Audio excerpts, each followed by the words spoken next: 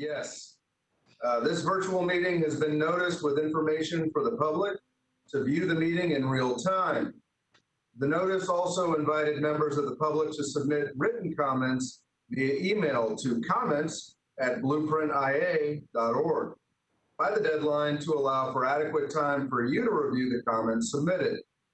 Commissioners, written comments were distributed to you in advance of this meeting for your consideration and prior to any action being taken by you today. All comments received will be included in the official record of this public meeting.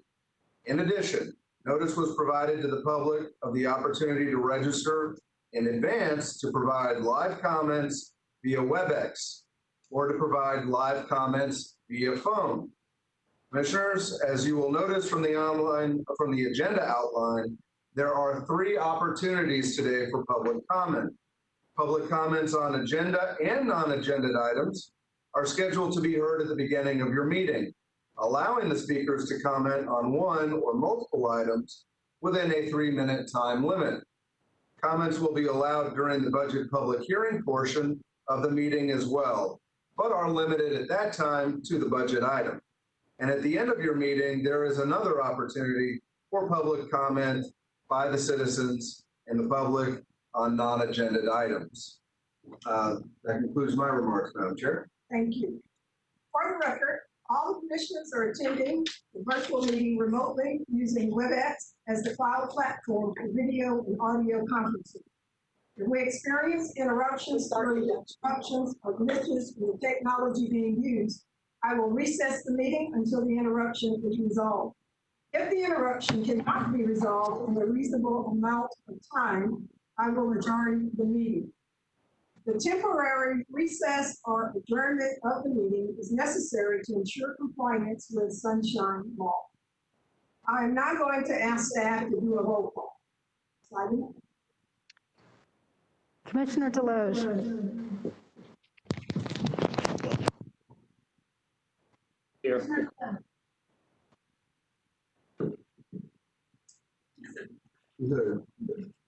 Commissioner Proctor? Here. Commissioner Jackson?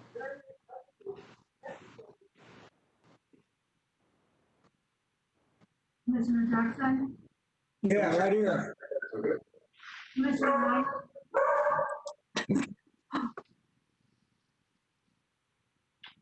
Commissioner Minor? Here. Commissioner Dozier? I'm here. Commissioner Lindley? Here. Commissioner Maddox?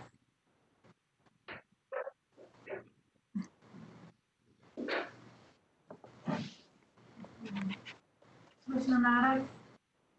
I'm here, and I also want to let you guys know it's really hard to hear in the conference room, but I'm here.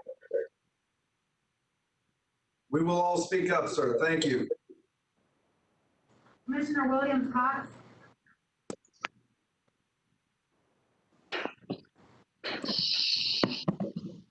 Commissioner Williams Cox? I'm here. Commissioner Richardson? Can you hear me? We can't see you. Commissioner Richardson? Here. Commissioner Matla? Here. Mayor Daley? Present. Your Brian? Here. We have a full quorum, Madam Chair. Thank you. Moving on to the agenda. Mr. Pingree, are there any agenda modifications?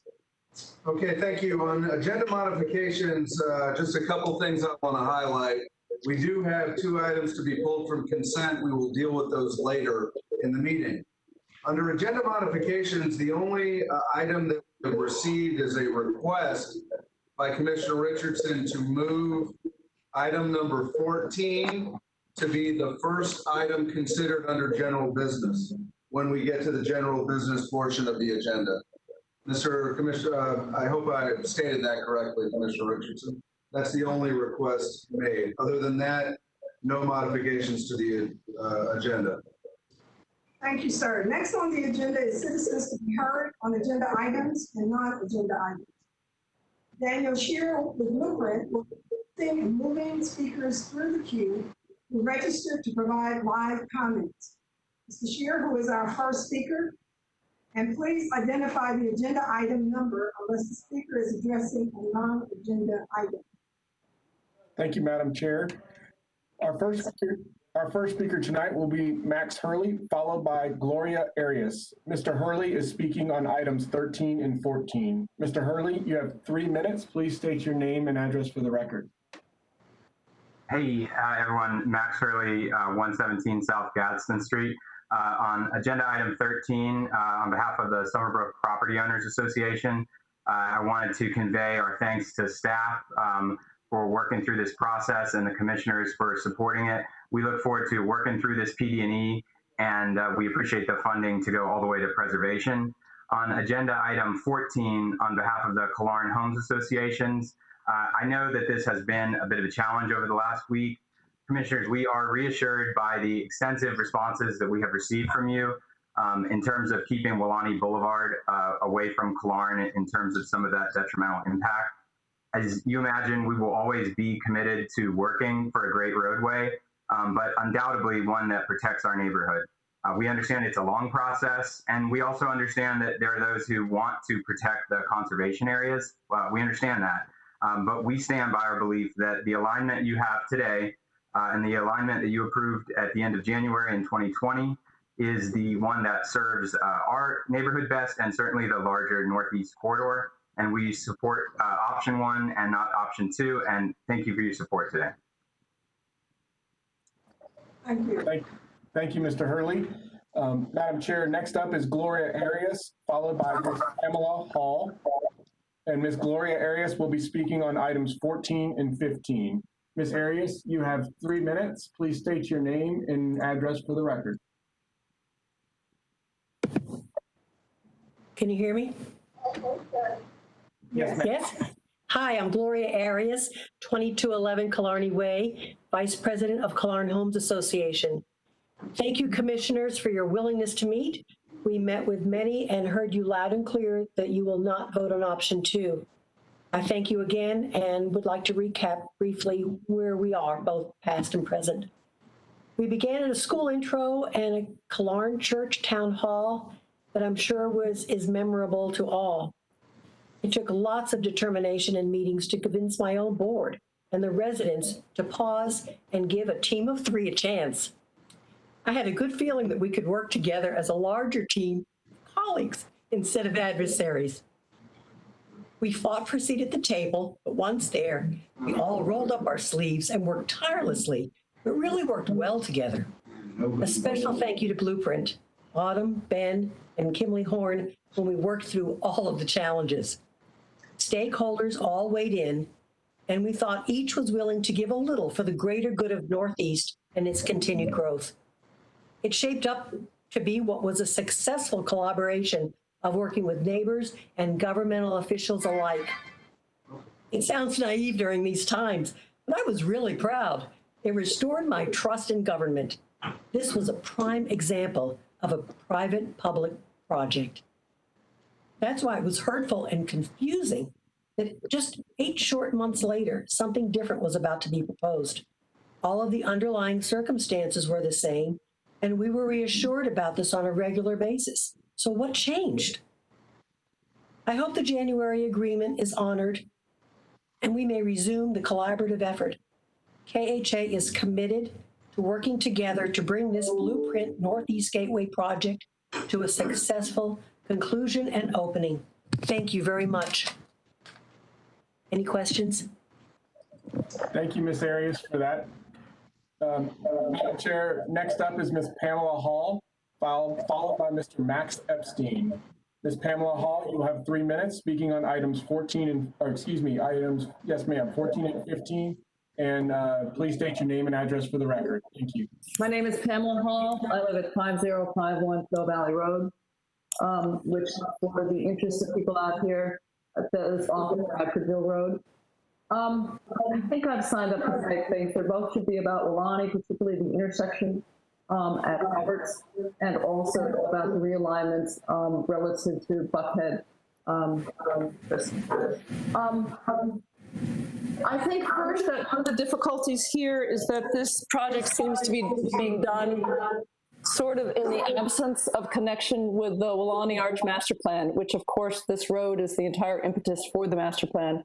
So I am concerned that this is being done as if there were two separate projects, when actually the master plan, the road and its alignments, and all the analyses that go into that, for instance, substantial environmental analyses, I think should be integrated with the Arch Master Plan. And since both are sort of going through the process, I don't see any reason why they can't be integrated, and perhaps we could get a conclusion to a good master plan much more rapidly if we did that.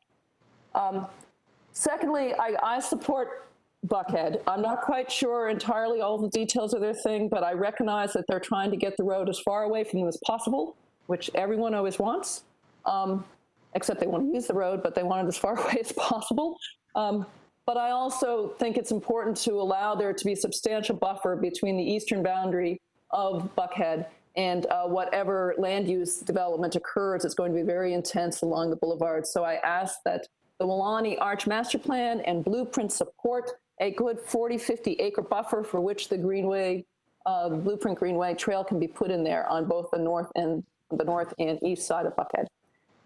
The last thing is about the Roberts intersection. I am a member of the board of CIRCA.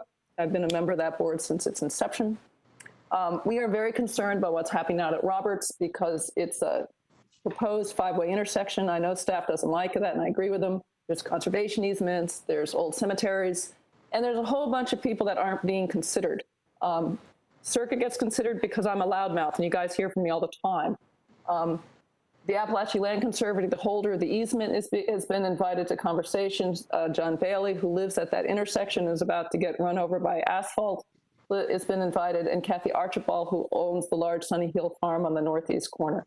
But I would say that one of the things that's happened in this entire process is there's been a great deal of discussion from Clarendon Homeowners Association because they are large and well organized. But those of us who live along Bradfordville Road, which includes everyone from single family homes of various conditions to trailers, and I mean, Bradfordville Road is a rural, chaotic landscape. And our interests have really not been considered. This entire construction of Wilani, yes, it does not, according to the traffic analyses, it does not increase traffic through Killearn a great deal over the no build, but it tremendously increases the traffic in Bradfordville, and no one has really reached. Ms. Hall, I think you've been muted because you're over your 3 minutes. Thank you. Next up, we'll have Mr. Max Epstein, followed by Mr. Robert Kaptar. Mr. Epstein will be speaking on items 3, 8, 9, and 16, Madam Chair. Mr. Epstein, please state your name and address for the record. You'll have 3 minutes. Hi, this is Max Epstein, 1001 San Luis Road. I'm here primarily to talk about the stormwater issue. You've gotten quite a few comments, I hope, public comments about the issue. I'm happy to see the Market District is going to be taking in a lot of our recommendations using low intensity development and created wetland.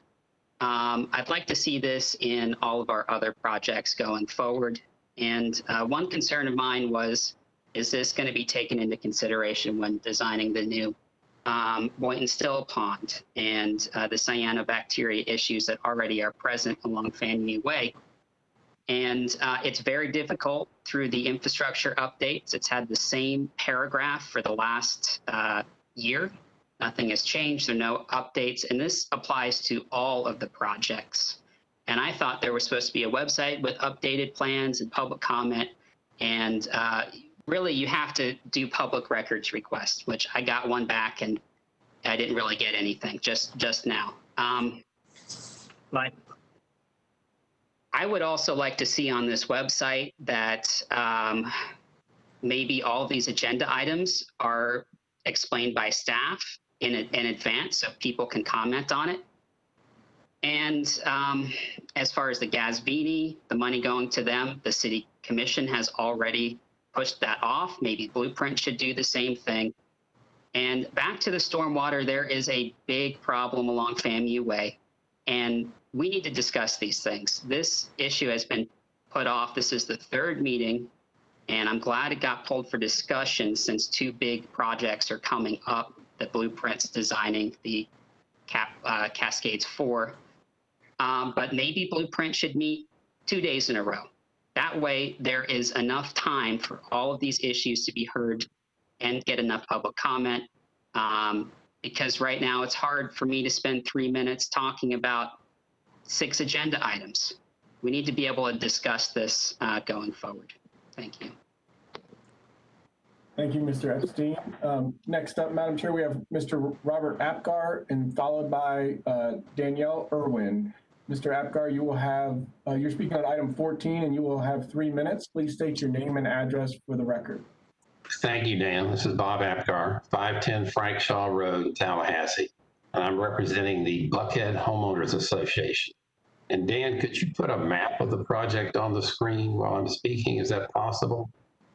Well, Commissioners, if you would look at page 519 of your agenda, you'll see a map of the project.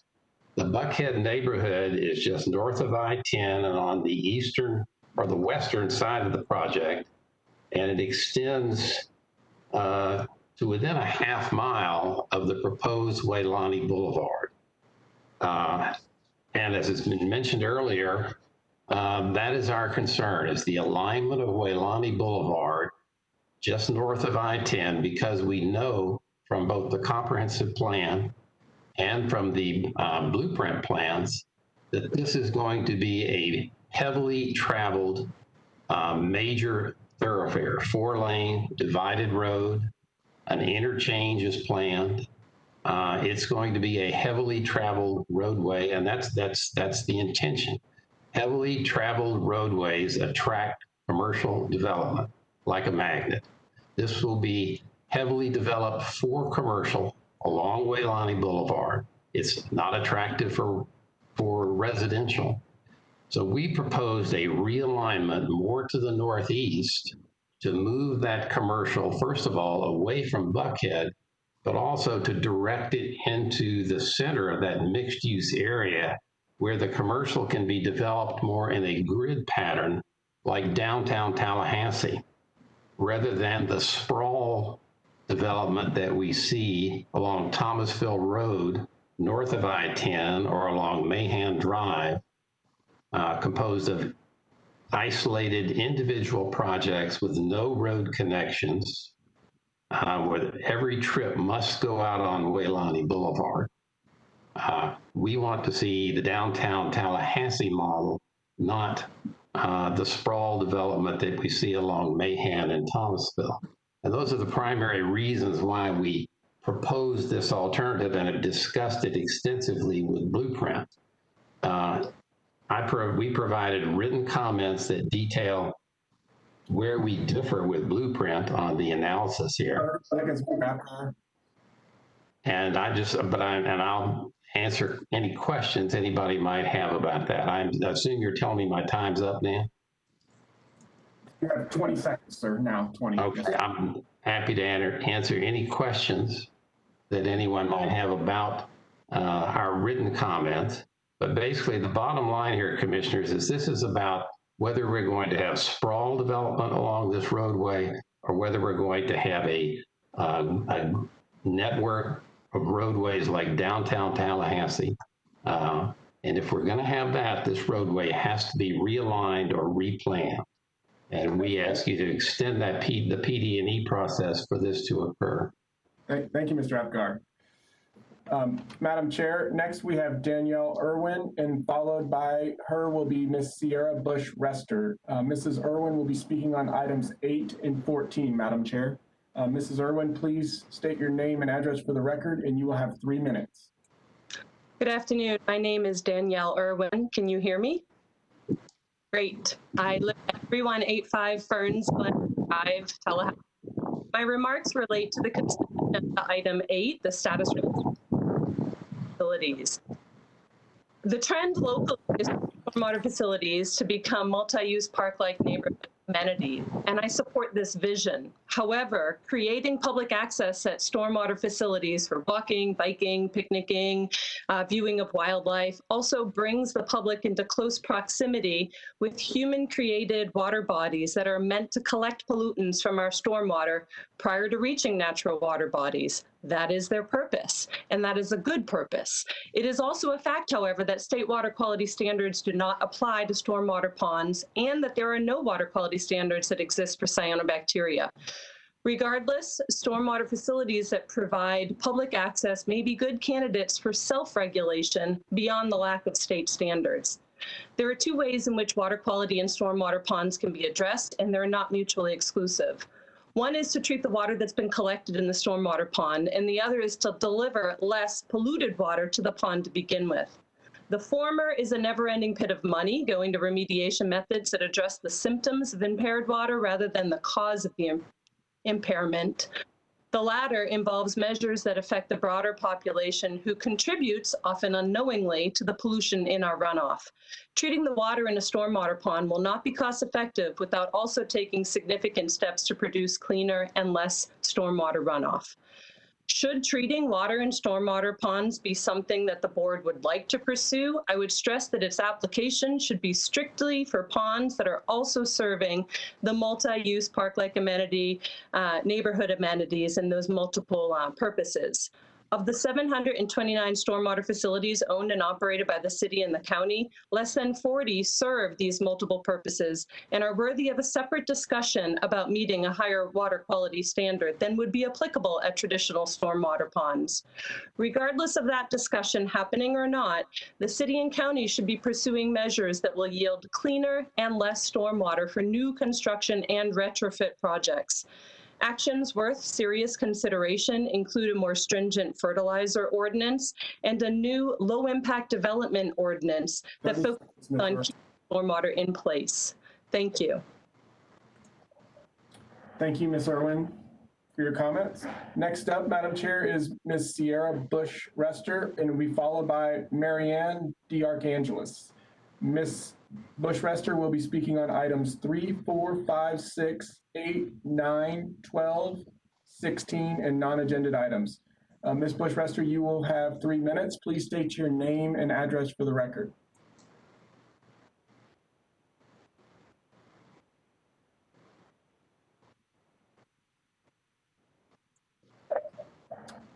Is Ms. Sierra Bush-Rester on the line?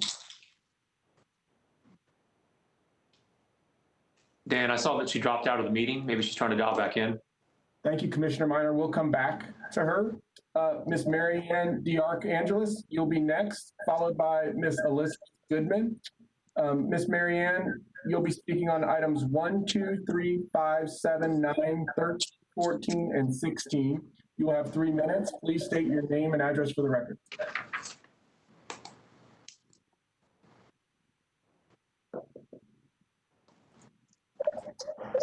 Ms. Marianne DeArchangelis, are you on the line? We'll try you back at the end. Next up is Ms. Elizabeth Goodman, Madam Chair, and followed by her will be Ms. Catherine Mears. Ms. Elizabeth Goodman will be speaking on items 14 and 15. Please state your name and address for the record, and you will have 3 minutes, Ms. Goodman.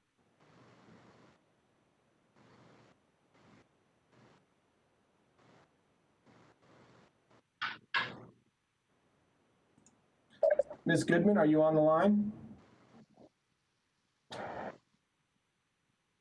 Not hearing her, Madam Chair, we'll move to Ms. Catherine Mears, and followed by her will be Ms. Michelle Riley. Ms. Catherine Mears, you will be speaking on items 8 and 16, and you will have 3 minutes. Please state your name and address for the record.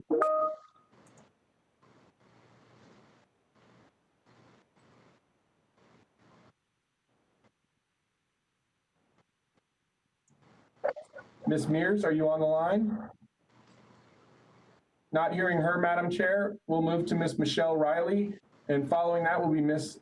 and Mrs., I'm not sure, Jerry C. Mrs. Riley, you'll be speaking on items 14. You will have 3 minutes. Please state your name and address for the record.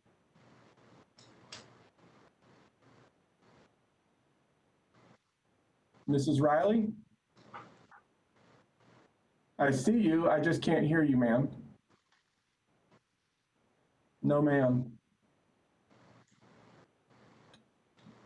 Ma'am, I'm gonna skip you and come back to you. Oh, I just heard you sigh right there. Try again. No, that was me. Oh, I'm sorry. Yes, ma'am. I'll come back to you, Mrs. Riley. Mr. and Mrs. C, Jerry C will be speaking on items 9 and 16, and Mr. Darrell Parks will follow Mr. and Mrs. C. You have 3 minutes. Please state your name and address for the record. Jerry C., 2014, Chuli-Nini.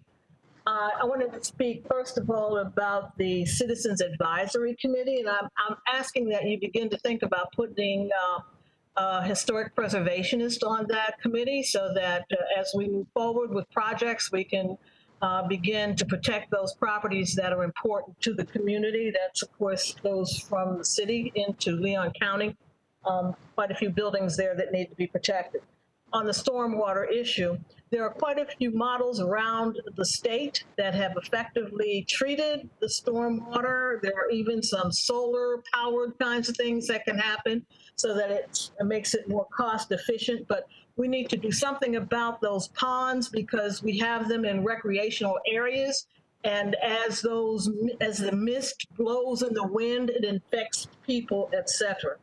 The other thing has to do with the Civic Center activity, and I'm going to probably speak again later if I have an opportunity, but we need to rethink that as soon as possible.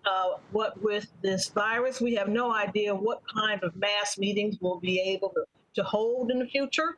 And since we are in the midst of this without any foreseeable end in Florida, we might want to hold that kind of investment in the face of this pandemic to which we have no answer. Thank you, sir. Thank you, ma'am. Appreciate that. Mr. Darrell Parks will be next, followed by Mr. Douglas Barkley. Madam Chair, Mr. Parks will be speaking on item 12. You have 3 minutes. Please state your name and address for the record.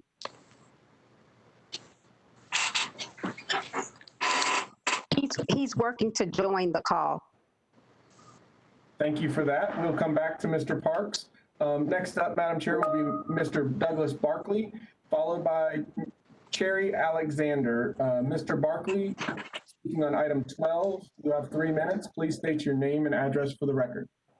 Just Doug Barkley, 2840 Remington Green Circle. I'm not here to talk. I'm just here to answer any questions on the Bragg Stadium.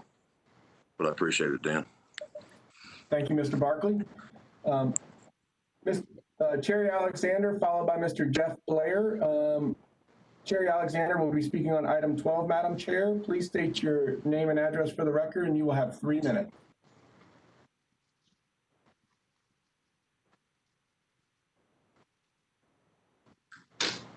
She's also working to join. Thank you.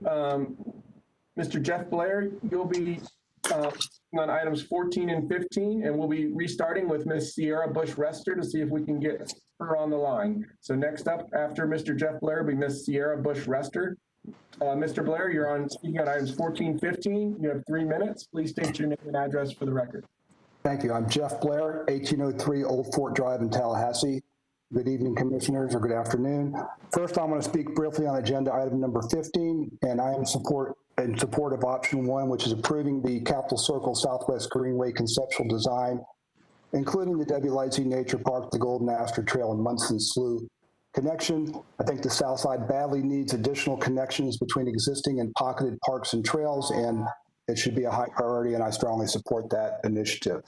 On agenda item number 14, I'm going to speak in support of option 2 regarding the a need to study further the alignment of Delaney Boulevard with Centerville, Roberts, and Bradfordville roads. I'm concerned for not only safety and environmental issues, but potentially impacting and destroying the rural characteristic of that area. It's a very complicated intersection, and I think that the plan is not ready for prime time. I'm also going to speak in support of option 3, which is to expand the PD&E evaluation to include a full independent review of the Buckhead Homeowner Association's alignment alternative. And then additionally, I want to tie the final alignment and design of the Northeast Gateway to the Wilani Olch Master Plan. That should be revised to include Keeper Rural's proposed Wilani Park system and the Stormwater Facilities Master Plan. And I'll tie this right directly to the Northeast Gateway. Our plan provides a cohesive, connected, integration of conservation and preservation features, wildlife corridors, protection of habitat and imperiled species, areas of aquifer recharge, and passive recreational facilities. It includes wetlands, floodplains, and upland buffers to protect the integrity of this regionally significant watershed. It has a large peripheral greenway that protects the canopy of both Centerville and Miccosukee Road, provides buffers for existing development, including a 90-acre buffer for Buckhead, and separation of rural lands from the Weelaunee development. It provides connections to the toe and heel and to all the park systems to the east and west that we have, so we have connection between our various parks and trails. The Weelaunee Arts Master Plan should include a comprehensive stormwater facilities master plan that is integrated into the park system and the Northeast Gateway project. All of this should be mapped out and included in the Weelaunee Arts Master Plan prior to final alignment and design of the Northeast Gateway project to ensure that the parkway complements and coordinates and does not fragment the park and trail system, along with water quality and supply protections, by unintentionally creating barriers to water flow, recharge, trail corridors, and wildlife corridors. The park system and the stormwater plan must be designed and planned and approved prior to final alignment and design of the Northeast Gateway Road, so that it does not become a barrier, as so often our roads do. I appreciate your time. Thank you. Thank you, Mr. Blair. That was a perfect 3 minutes. Thank you. Next up, we have Miss Sierra Bush-Rester, and then we'll be trying Miss Marianne DeArchangelis back. Miss Bush-Rester will be speaking on items 3, 4, 5, 6, 8, 9, 12, and 16, and non-agenda items, Madam Chair. Ms. Bush-Rester, you will have 3 minutes. Please state your name and address for the record.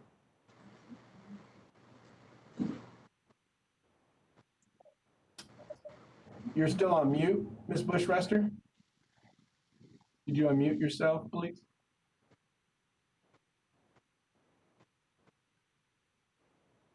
Chase, can we help unmute Ms. Bush-Rester? We're trying. Thank you.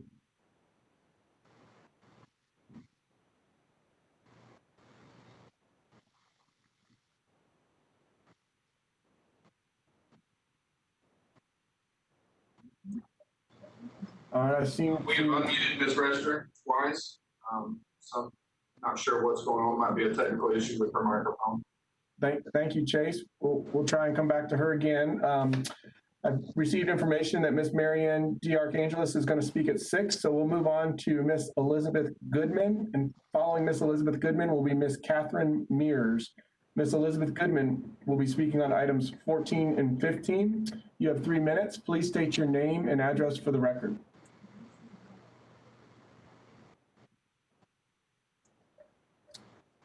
Ms. Goodman? Not hearing Ms. Goodman for a second time, Madam Chair. We'll move on to Ms. Catherine Mears. Following Ms. Catherine Mears will be Ms. Michelle Riley. Ms. Mears will be speaking on items 8 and 16. Ms. Mears, you have 3 minutes. Please state your name and address for the record.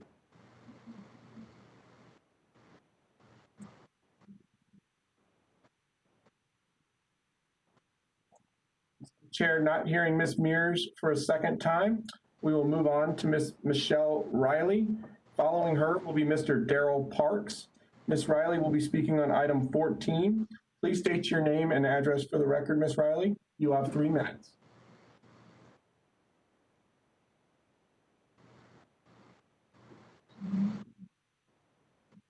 I can see you're moving, but I cannot hear you, ma'am. You're unmuted. I'm not getting anything.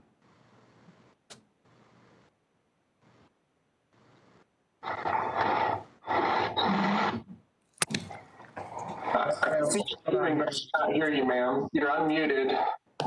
I'm not getting anything.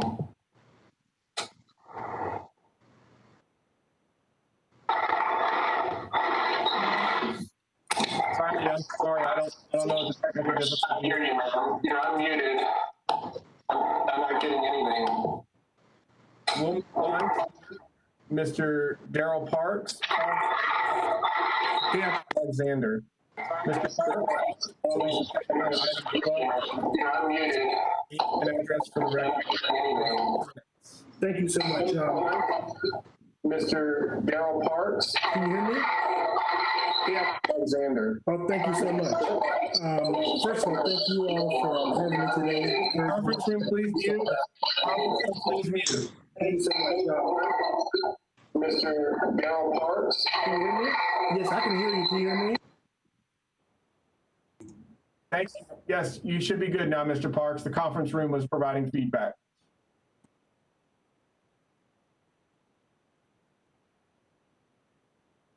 Mr. Parks, are you there? We seem to have lost Mr. Parks. You're on mute, Mr. Parks. Can you hear me now? Yes, sir. We can hear you. You will have 3 minutes. Are you there? Yes, thank you. Good afternoon, everyone. This is Darrell Parks. I live at 540 Avenue. Mr. Parks. You're on mute, Mr. Parks. It's saying that I'm not. Can you hear me now? I can hear Mr. Parks, but something else is going on. Mr. Parks. You're on. He has two mediums running. He has his phone and his computer. He needs to turn one off. Maybe that's it. Let me check. I can hear Mr. Parks, but something else is going on. Is that better? Got it. Okay. Thank y'all so much. Sorry about that. My name is Darrell Parks. I live at 540 Gore Avenue in Tallahassee, and wanted to come today to speak with you concerning the FAMU Bragg Stadium project. As many of you know, FAMU is an integral part of our community, and Bragg Stadium a big part. I think about right now, as we're all missing football season, think about the many Rattlers who would be in town as part of the FAMU football season. I think it's a very unique opportunity that we have here today to help FAMU on the stadium situation, realizing the important role that the stadium plays in our life in football, especially on the South Side. And I would hope that as each of you consider this project today as part of the Blueprint organization, that we support the $10 million allocation to FAMU for the renovation of Bragg Stadium. I think as we all think about the situation, I wouldn't want to imagine a fall in Tallahassee without Bragg Stadium, without FAMU football. With that, I urge you to support the allocation that's going to be before you today and vote yes on item number 12 on your agenda. Thank you so much. Thank you, Mr. Parks. Next, Madam Chair, we have Cherry Alexander, and followed by that, we will try and get back to Sierra Bush-Rester. Following Miss Cherry Alexander, we will go to Sierra Bush-Rester. Cherry Alexander will be speaking on item 12. Please state your name and address for the record. You will have 3 minutes.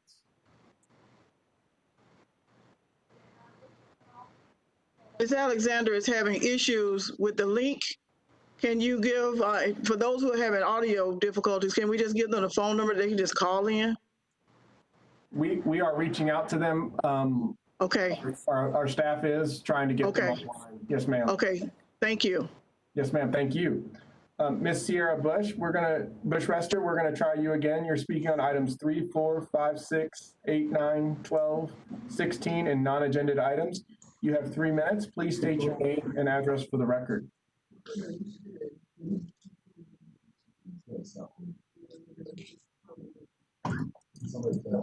Ms. Bush-Rester, are you there?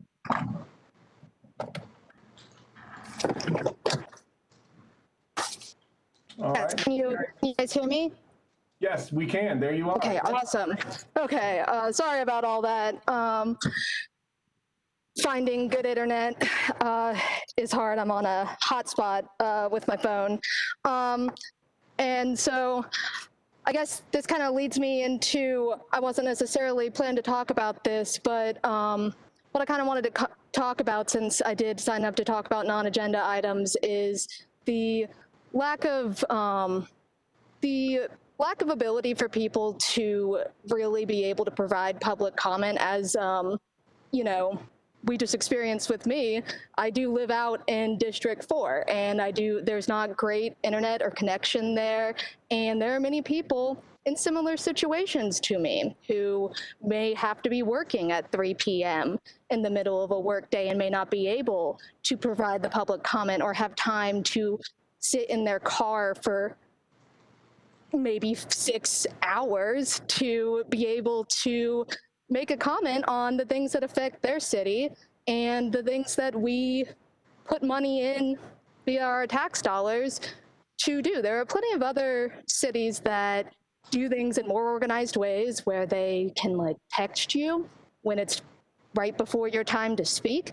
I also think it's problematic that we only get 3 minutes to speak on however many agenda items there are, instead of, as usual, you get 3 minutes for any agenda item, not just 3 minutes, period. And there just seems to be this theme where the commissions are not giving the people a chance to accurately speak on the things that concern us about our town and about Tallahassee in general. And I find that highly problematic. And I'm not going to do the research for you, but there are plenty of plans in plenty of cities that do this in a way that provides public comment for people who may be working, for people who don't have internet access, and for things to that nature. So I really would appreciate if this commission, both the county and the city, could work collaboratively together to come up with something that allows for the people of Tallahassee to truly be heard.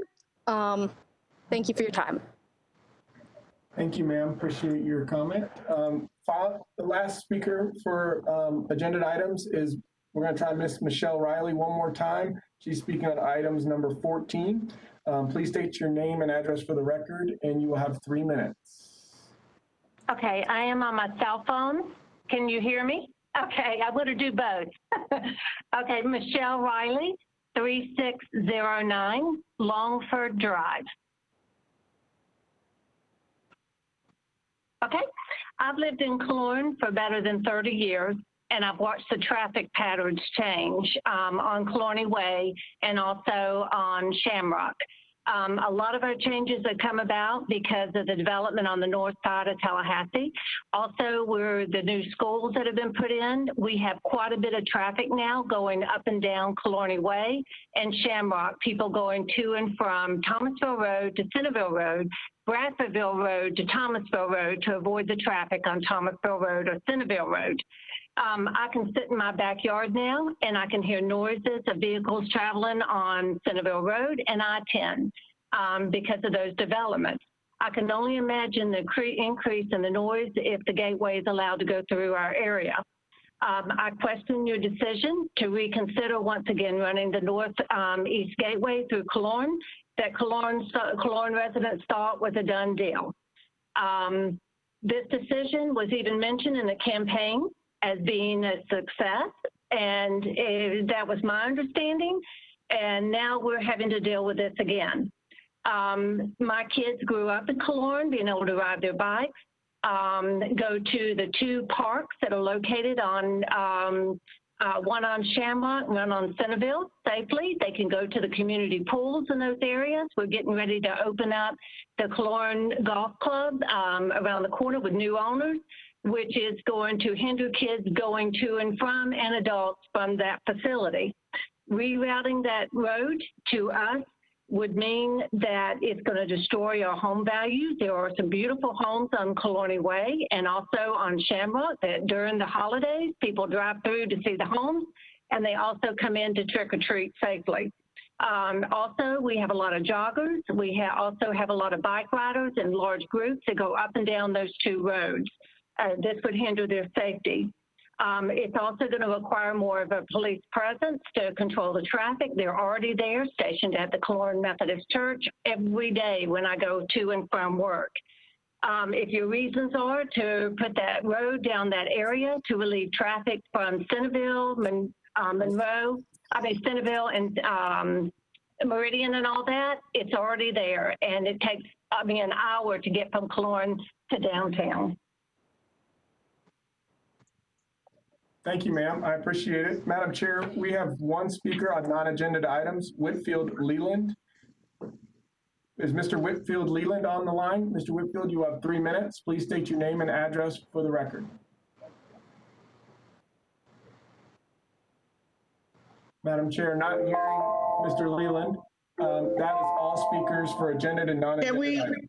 Can we try Cherry Alexander again? I tried sending her the phone number. So I don't know if she was able to dial in. Madam Chair, would you like to try Cherry Alexander again? Yes, please. And if she has not, if not, I have her phone number. Is Cherry Alexander on the line? For item 12, Cherry Alexander? Participating at 6. Not hearing her, Ms. Williams-Cox. Okay, I will send her number to BNP and Green. I'm not saying hold up, but we do want to give her an opportunity because she's tried to use what we provided her and she wasn't able to make it work. So I want to try to make it work. Thank you. Madam Chair, that is all the speakers for this morning, this afternoon. Thank you, sir. Madam Chair?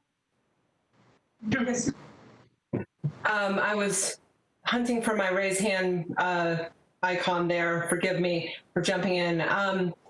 I have also heard from constituents like Commissioner Williams-Cox who had trouble connecting. And as we heard from someone just recently, they had been on the line for some time. So if those folks get back in queue, may they speak on agenda items as we get to that point, or how are we going to handle that? I think we should probably handle it at the end.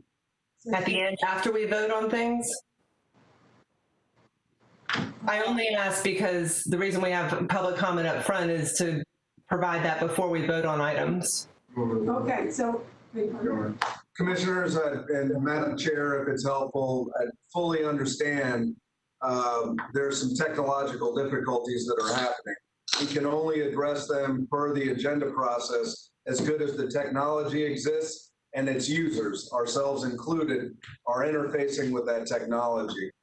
It's the discretion of the chair in terms of how to accept people who are lagging, but what was published was you must be present at the time and connect through the technology that exists, acknowledging fully it's an imperfect system. Just for what it's worth. I don't know how many people we're talking about here. By my counting, I thought we got everybody. And there certainly is another opportunity at the end of the meeting, but there was nothing published about being able to speak on individual items. Ben, I appreciate that explanation, and you're right. We're all trying to work through this technology, and let's acknowledge this is our first time with real-time public comment for a Blueprint meeting. I know the city had the exercise with WebEx at your last meeting, and we didn't have as many comments this week for the county. Forgive me, my dog is hearing the mailman. I'm sure you all are as well. I would just say that a lot of our speakers are correct. We have public comment typically on individual agenda items, and we just need to acknowledge that we got public comments just a few hours ago. I'm not sure all of us could have read through hundreds of pages, and we have technology issues, and I hope we'll keep that in mind as we're making decisions. We've got a lot more folks who wanted to speak who are able to. And if, Ms. Alexander or backup or any of the others, I would love to hear from them. Thank you. Thank you, Madam Chair. Thank you. Madam Chair, I have Ms. Alexander on my phone. Where is the microphone in this room? All right. Ms. Alexander, I'm going to hold you up to the screen. You've got 3 minutes to address the room, okay? Thank you so much. Cherry Alexander, 2606 Potsdamer Street. And my apology, I don't know what's happening with the technology, but something is going on. I wanted to speak on behalf of item number 12, funding for FAMU for renovation of Bragg Memorial Stadium. First of all, I see it as a critical need, and I hope that you will do so as well. Football programs are very important to the universities. They've been linked to overall increases in donations, student applications, enrollments, and student quality. It also leaves them with a memorable social experiences, and that gives our community a boost as far as the economy. So I see it as very, very vital. The project will create and integrate multimodal development for the South Side. But anything that's good for the South Side is good for our community because we know it helps with crime and all other kinds of issues that can take place if we don't have activities for young people to attend. And again, it's also beneficial for our community economically.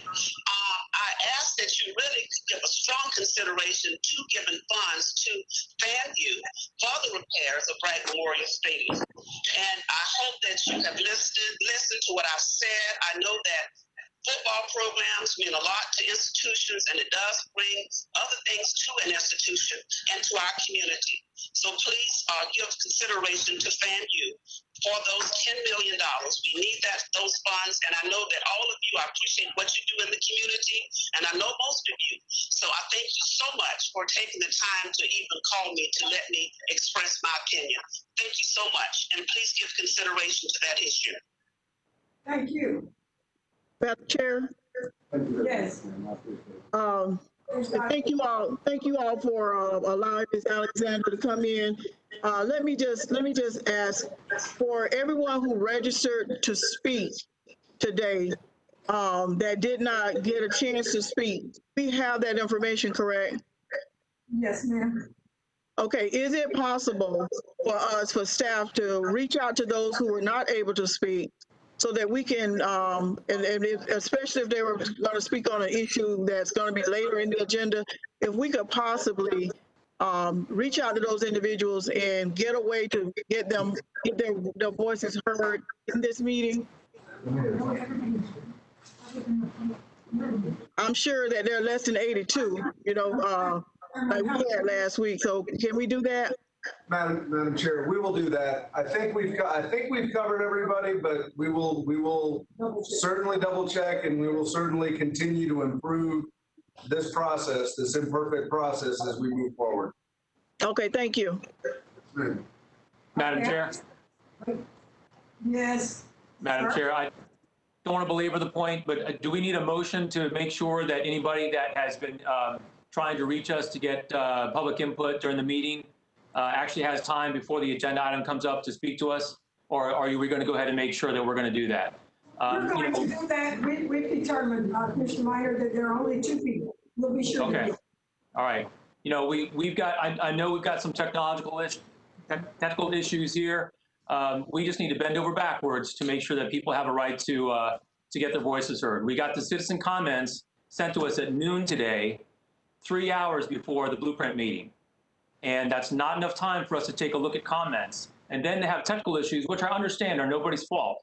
We need to do everything we can, bending backwards to make sure that people have a right to be heard, and that recognizing that people have a right to be heard, and making sure that we're doing everything we can so that they can do that. Thank you, Madam Chair. Thank you, sir. We are going to do that. Right now, that will conclude our public comments for this portion of the meeting. And we will absolutely reach out to the 2 people that did not get an opportunity to speak. Ms. Pingley, do we have presentations today? Yes, ma'am, we do. I believe the first one is Citizens Advisory Committee Chair Report, Elva Peppers. Okay, thank you very much. That was submitted in writing and distributed. Okay, so the first live presentation will be from the Economic Vitality Leadership Council and our chair, Steve Evans, who has a brief report. I'll ask the team to turn on his link. Very good. Can you hear me? Yes, sir. Okay, very good. Thank you, Ben, and thank you, commissioners.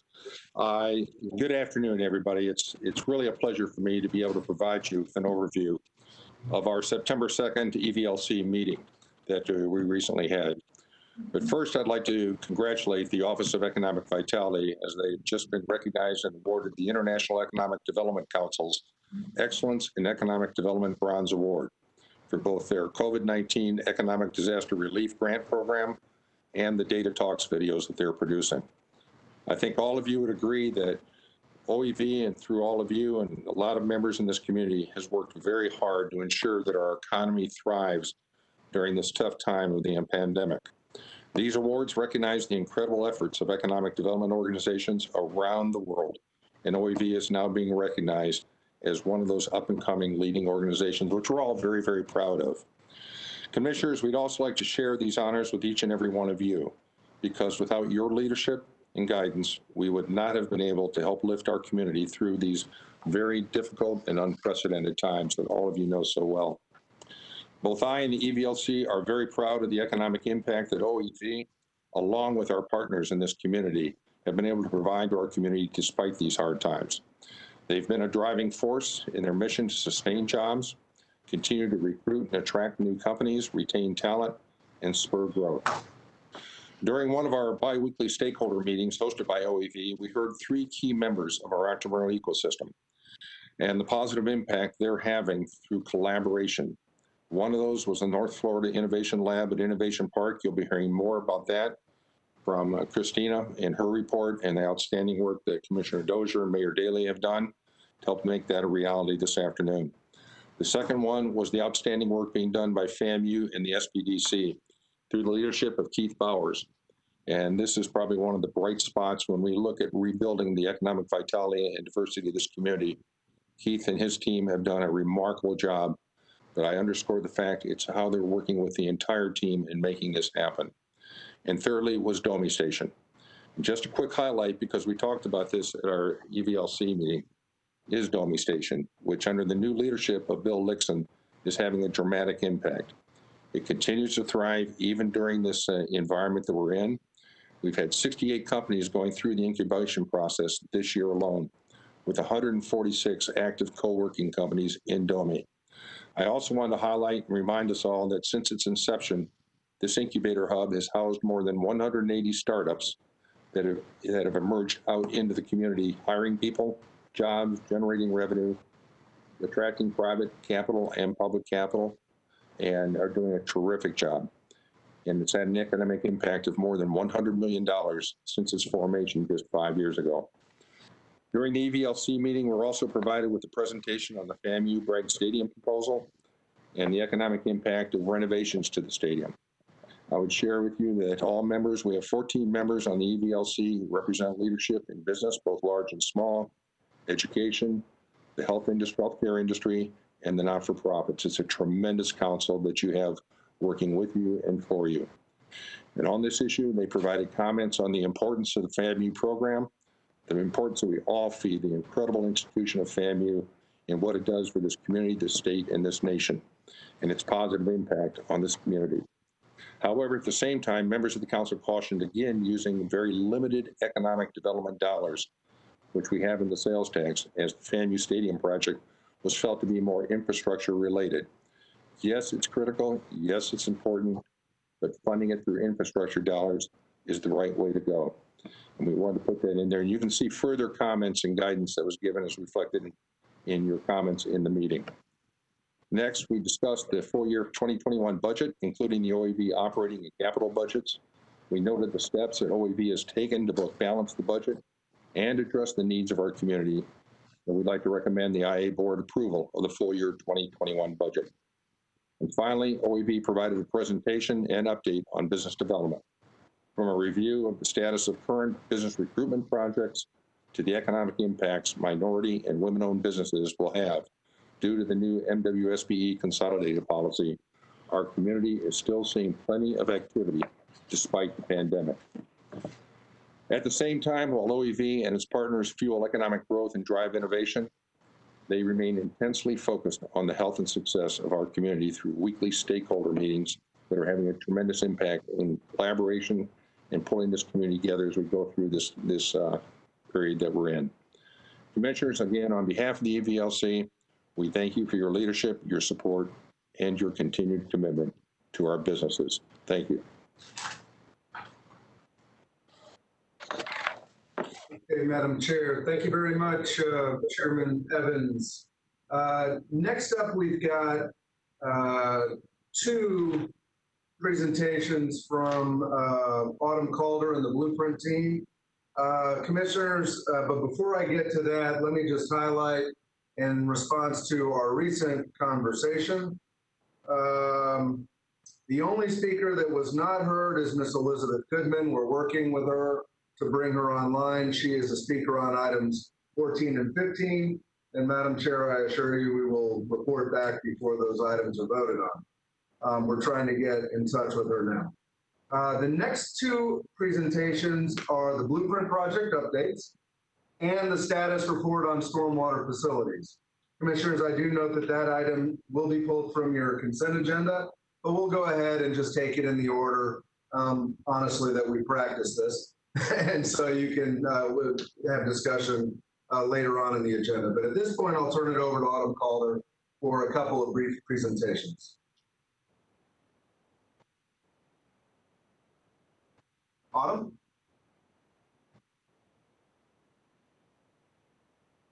Autumn, you're muted.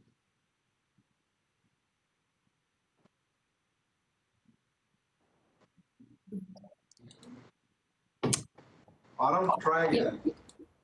I'm trying. Now we hear you. Now we hear you.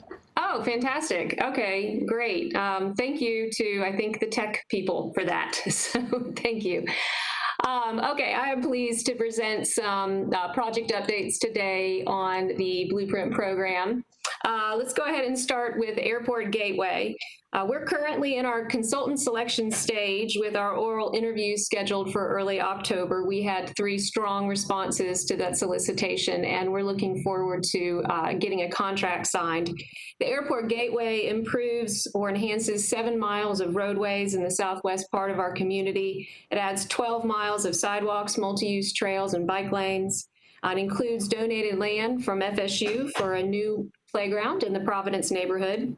And it opens up economic opportunities, particularly in Innovation Park, improves stormwater conveyance and storage, and of course, creates a beautiful gateway from our airport into our downtown. The project is on solicitation, and we're looking forward to getting a contract signed. The Airport Gateway improves or enhances 7 miles of roadways. Sure. All right, try again, Autumn. Okay, can you hear me? Yes. Okay, all right, that was background. Yeah. It's happened to some of the earlier speakers too, I noticed. All right, so anyhow, the project will be implemented in phases. With the very first step of this project is to really do planning and some feasibility studies on all of the roads that are in the network for the Airport Gateway.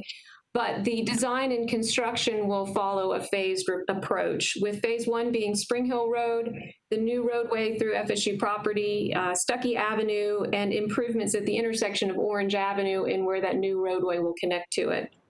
Phase 2 will be the North Lake Bradford Road going up to Stadium Drive and Gaines Street. And then phase 3, the final phase, will be the South Lake Bradford Road improvements, as well as the intersection improvements at Orange Avenue and South Lake Bradford. We've been coordinating with the area neighborhoods and stakeholders, and most recently been having some great communications with the Providence neighborhood, starting to look at increasing our collaboration with our area partners as well as the neighborhood on housing opportunities in that neighborhood. There we go. Okay, Fairgrounds project. The purpose of the project is to construct improvements to the fairgrounds, plain and simple. That's from our interlocal agreement. At the July meeting recently, budget workshop, the board indicated that they wanted to see funding to start that project. The first phase of funding would begin in fiscal year 21, which is updating the market study, but also looking at an evaluation of whether or not the fairgrounds could be relocated, understanding that a big part of that conversation is communication and collaboration with the Fairgrounds Association. So we've already started to have a lot of great conversations with Mark Harvey. The next step would be to retain a consultant, and this is actually requested in agenda item number 7 in your consent agenda to do that advertisement for consultants. The market study and the relocation evaluation would take about a year to complete. The budget materials that you have today for your consideration include the $100,000 for the study, but they also include the $12 million for the Fairgrounds project in the fiscal year 24 bond issuance. And we got a contract for our Skatable Art project. I'm so excited. This is a design build contract, which will help to bring it on board sooner. Getting into the public involvement for it, the group that is doing it is Team Payne.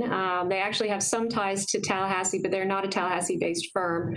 But they came up with this great idea of this, what they're calling a snake run, which I think was kind of part of the reason they were selected, because they were just embracing our local community and certainly the idea of having a skate park on FAMU Way.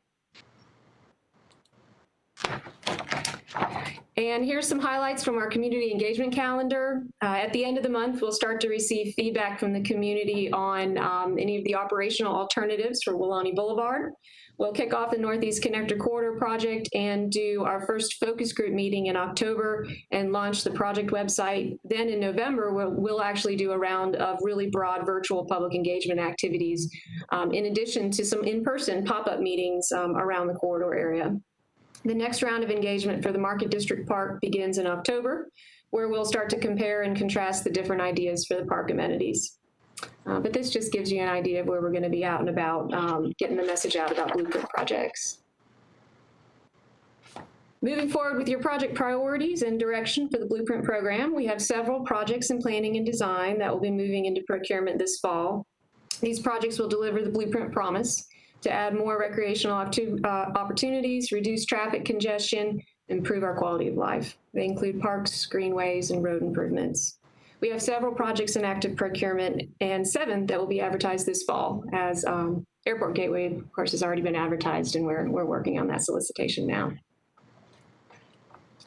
And that brings me to the stormwater. Does anybody have any questions about the project updates, or should I just go right into the stormwater presentation?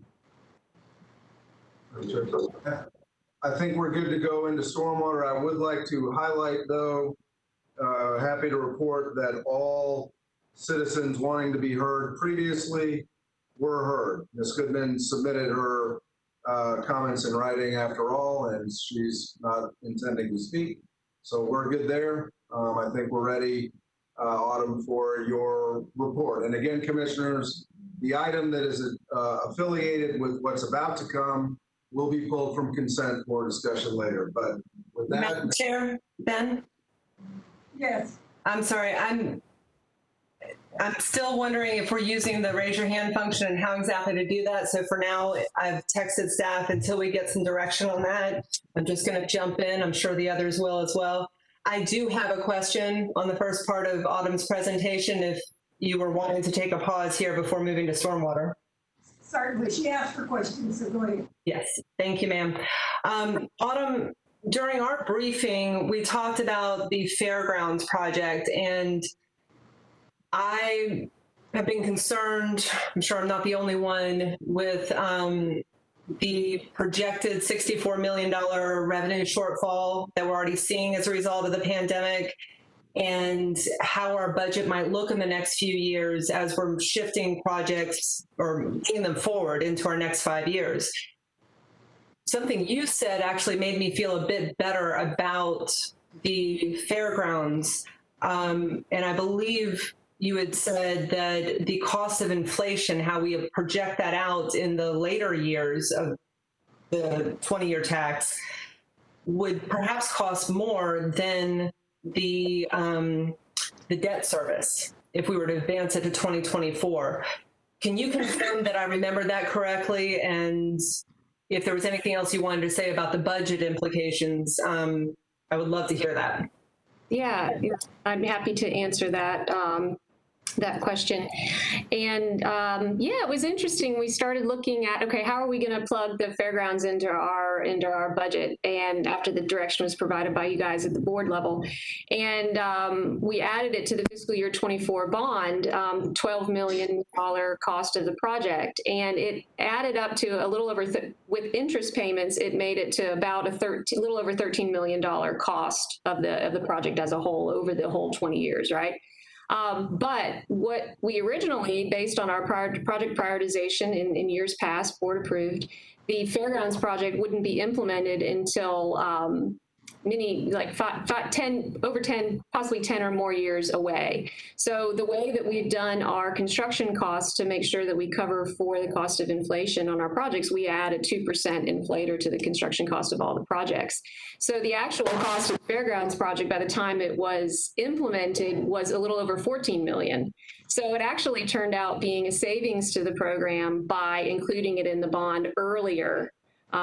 So that was an interesting play. And in addition to that, it stayed true to the IA board's approved prioritization list. with Midtown receiving funding this year. Midtown was the only project ahead of Fairgrounds that had not yet received any funding in our project prioritization. So Midtown gets funding this year for the first time, and Fairgrounds gets funding for the first year this time. So we were able to do it without changing the board's approved prioritization. Madam Chair. I'm sorry, Commissioner Richardson. I'm almost finished. Sure. Go ahead. Madam Chair, I was just going to close that out. Thank you, Adam, very much. And thank you for adding the comment about the prioritization. That was really important as well. We've talked about this one a lot, and the fairgrounds, that is, and I just wanted to reiterate that I felt a lot better about moving this forward because we didn't disrupt the prioritization and it saved money. That was good work on staff's part, and I appreciate the analysis. That's all, Madam Chair. Thank you. Thank you. Commissioner Minor? Okay. Madam Chair. Commissioner Richardson? Thank you, Madam Chair.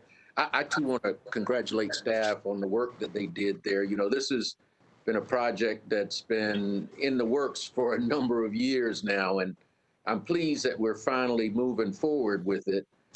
This was something that I advocated for as a member of the Sales Tax Committee. Henry Martin and I, who were both on the committee, advocated for this $12 million in funding. The question that I have is, what have the conversations been like with the Fair Authority and the possibility of maybe relocating the fairgrounds and giving the county or Blueprint the opportunity to purchase that property for future development? Commissioner, I'm going to take the first stab, Madam Chairman, at that. It is really very preliminary. I think, as Autumn has indicated, we have had communication with the authority, let them know about the potential action here today that you would take, which would really trigger those discussions in earnest as the new study really begins. But I wouldn't report out at this point in time any offers or findings or any deep negotiation. It's more of a willingness to begin the conversation in the process. Okay. Well, Madam Chair, I know at one point the director or president, we were taking actions or having conversations without them being involved. And I just wanted to make sure that at this point, they are involved and having input in how we're moving forward with this whole project. Thank you, Madam Chair. Thank you. Madam Chair, if I might? Yes. While we're talking about the fairgrounds project, I don't think we could let this opportunity pass. I know staff did some great work, but the dogmatic and determination that Bill Proctor had, Commissioner Proctor had, on making sure that we put this up front and bonded this worked out in all of our favors. I really do think we should recognize the fact that in the face of doubt sometimes, that he fought hard, really hard, for us to continue to look at this thing and push forward that funding for it to even be considered in the funding. And so staff did a heck of a job. Yes, I want to give them the credit due there, but I can't let this opportunity pass up without saying Bill Proctor told us so. And that's something that you never really want to say a whole bunch of, but Bill Proctor told us so, and it worked out in all of our favors. So congratulations to the Southside District 1 and Commissioner Proctor on moving this ball down the floor and down the field. And thank you to all the commissioners for their support along the way. Thank you, Madam Chair. Thank you, Commissioner Maddox. Okay, yes, Madam Chairman, and just to sort of as an interlude here, as is covered in your later agenda item, as you may recall, the IA Board of Directors had asked Blueprint staff to work closely with the city management down through city stormwater, the county administrator down through public works and county stormwater, and come back with a comprehensive report of stormwater here in Florida's capital community. We're happy to present that to you here today. We do have a brief presentation, and we acknowledge, as I said before, that there will be opportunities for discussion on this matter during the consent portion of the agenda as this has been pulled. Director Calder, floor is yours, I believe, ma'am. Okay, thank you. So yes, a big thank you to the City of Tallahassee and Leon County stormwater experts who collaborated with our staff to put this report together. Many of those experts are on the phone at this meeting, and at the end, if we have any questions that go into the city or county areas, they're ready to assist and answer. The stormwater report in its totality is included as attachment 1 to the agenda item. The presentation that I have today is a shortened version of that report. The focus of the report is on the potential health hazards to humans and pets from interaction with stormwater management facilities. Water quality standards for recreational use water bodies versus stormwater standards have changed through the years, as well as how staff continually evolves their approach to incorporate new science discoveries, new technologies, and lessons learned from within this community, as well as other communities, state, nation, and even worldwide. The agenda item includes links to water quality monitoring in selected water bodies in our community. But first, I'd like to share a phrase that best captures the everyday purpose of a stormwater facility. Stormwater management facilities are the first line of defense for our lakes, rivers, and ultimately our drinking water. And they can be yucky. They're receiving oils and gasoline, fertilizers, animal and human waste, amongst other things like old styrofoam cups and plates. These facilities are the first stop for many of the pollutants that contribute to cloudy spring water and fish that should not be eaten. Retaining these pollutants in the stormwater management facility keeps them from going downstream to our natural water bodies, which we want to keep clean for swimming, fishing, and plants and wildlife. Often these facilities hide in plain sight. They could be right in front of a store on a busy road or part of a shopping center and we don't even notice it. Or they could be designed like parks, such as Cascades Park or Lake Henrietta, and even backyard amenities like up in Killarn Estates. As you'll see in the presentation, the city and county maintain over 700 stormwater ponds, and there are likely over 1,000 when you include the privately owned and maintained ponds. And since 2000, Blueprint has constructed 24, with many of them being designed as park amenities. And we'll be designing and constructing many more as we move into the 2020 program of projects. The primary purpose of a stormwater management facility is to provide flood protection and water quality treatment. Many of these facilities have become integrated into our community as park assets, like Lake Ella and Martha Wellman Park and Carter Howell Strong Park. Although Blueprint has built many park-like stormwater facilities, it's not always suitable to include park-like amenities. Stormwater facilities, often referred to as stormwater ponds, are designed to capture stormwater and then release cleaner water. This treatment process occurs through a combination of physical and chemical processes, depending on the type of stormwater facility and its specific design. In Tallahassee, there are generally 2 types of stormwater treatment facilities: detention facilities that capture and treat and release stormwater to surface water or back into the stormwater management system, or retention facilities, or those that capture, treat, and allow stormwater to infiltrate into the bottom layer of soils. The City of Tallahassee, Leon County, and Blueprint have focused on improving the quality of water through our capital improvement projects, innovative technologies, development regulations, and through public education campaigns. Much of our community was developed prior to the Clean Water Act. Therefore, local government stormwater focus is often on retrofit, which is treating previously untreated stormwater. The stormwater facilities along Capitol Cascades Trail are primarily retrofit facilities. There are a total of 729 stormwater facilities operated and maintained by local government in Leon County. There are many private stormwater facilities not on this map that were built and maintained by private entities like apartment complexes or commercial developments. Blueprint is responsible for designing, permitting, and constructing the stormwater facilities. Since 2000, we've built 24. Once built, the land and operations of the facility are then turned over to the entity that's responsible for the maintenance. All in all, 5 facilities have been turned over to Leon County, 4 to the City of Tallahassee, and 15 to the Florida Department of Transportation. Regulations and standards are different for natural lakes and water bodies than they are for stormwater facilities. They're inherently different. Stormwater facilities are inherently different than recreational waters. In fact, they're designed to capture and treat the runoff prior to entering our recreational waters. Stormwater regulations for new development are necessary to ensure that the impacts from the development are mitigated. But surface water criteria does not apply to stormwater facilities as it does to recreational facilities. In Leon County, the countywide minimum stormwater standards take precedent over and exceed the state of Florida Environmental Resource Permitting Program. Additional, more stringent standards exist for other more environmentally sensitive areas in the county, such as in our lake protection areas. Wildlife, health, and safety hazards may exist both in and around stormwater facilities, and some care must be taken by the people and the public and their pets when they're visiting. They receive runoff from our landscape, which includes streets, parking lots.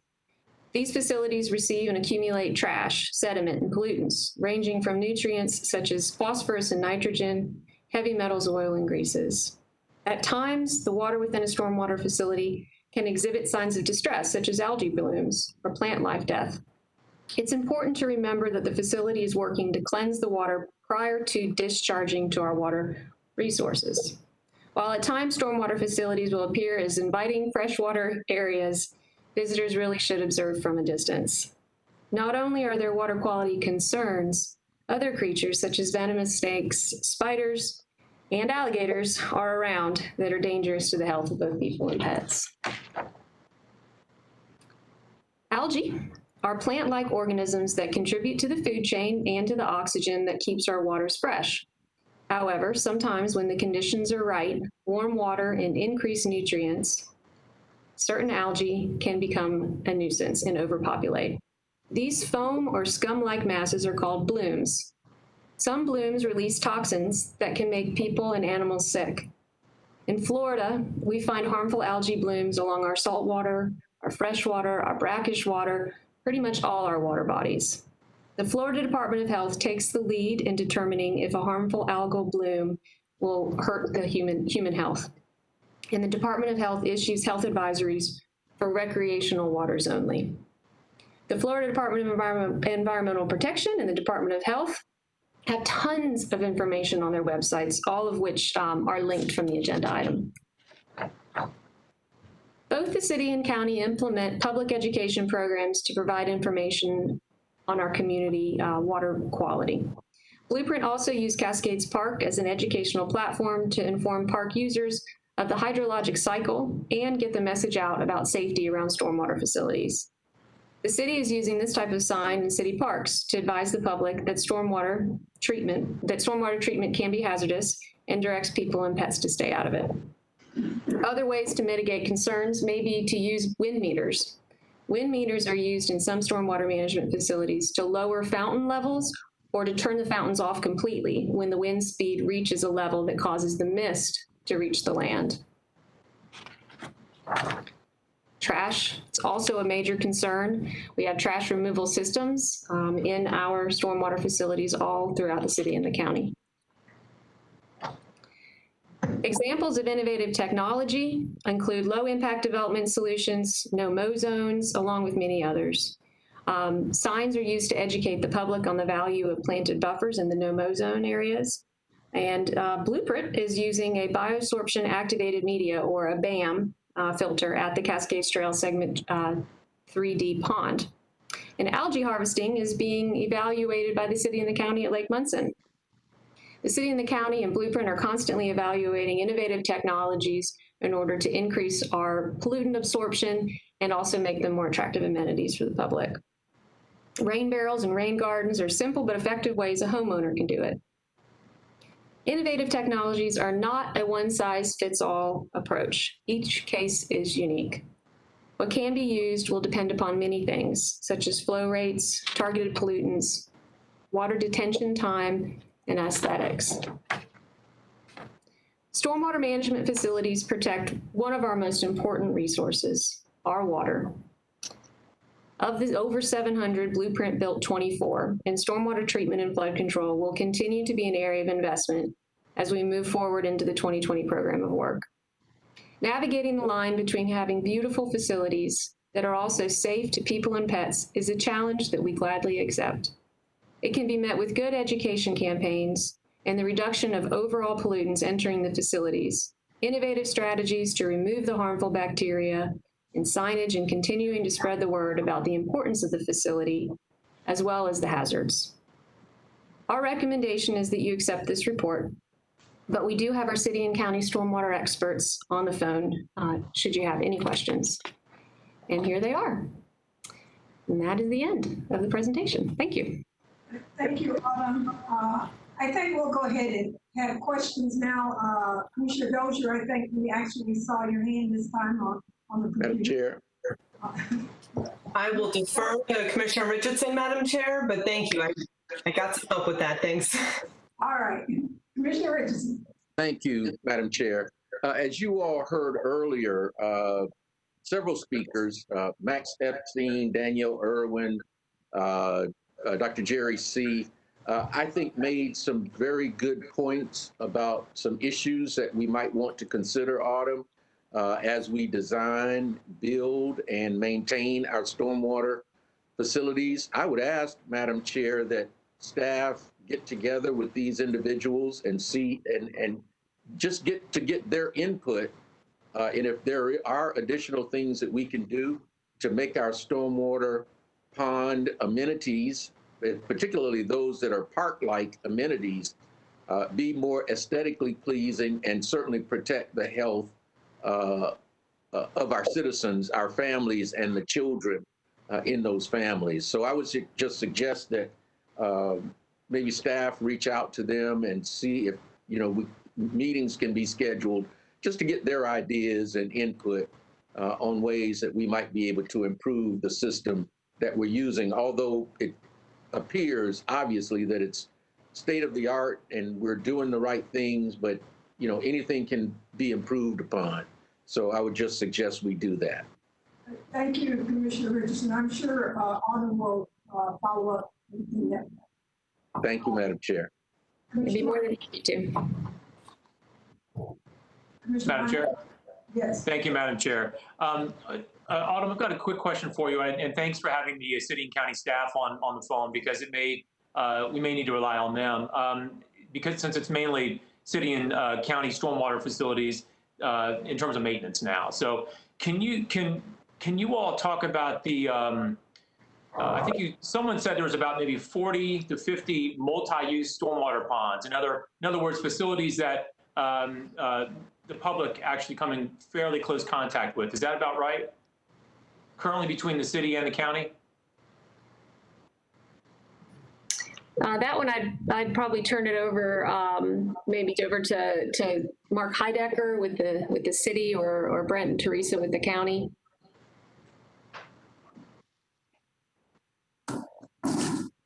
Yes, this is Mark Heidecker. We have approximately, it's in the low 20s. City-wise, and I'll let Teresa weigh in on hers.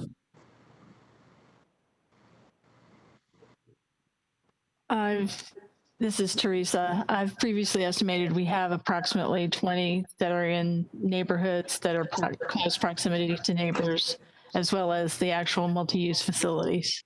Okay, great. Thank you so much. So that means, there are 729 stormwater ponds within Leon County in the city of Tallahassee, but of those, roughly about 40, maybe a little bit more, are ones that the public would normally come into contact with.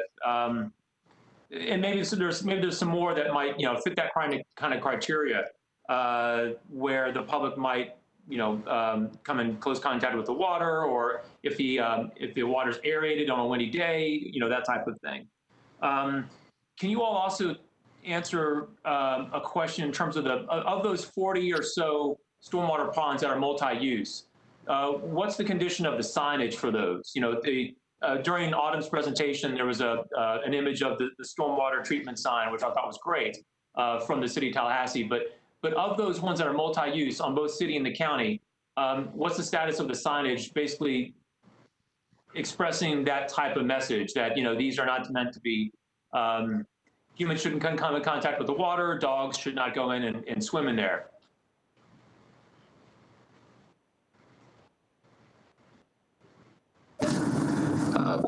For the city, we have signs at each of those facilities now.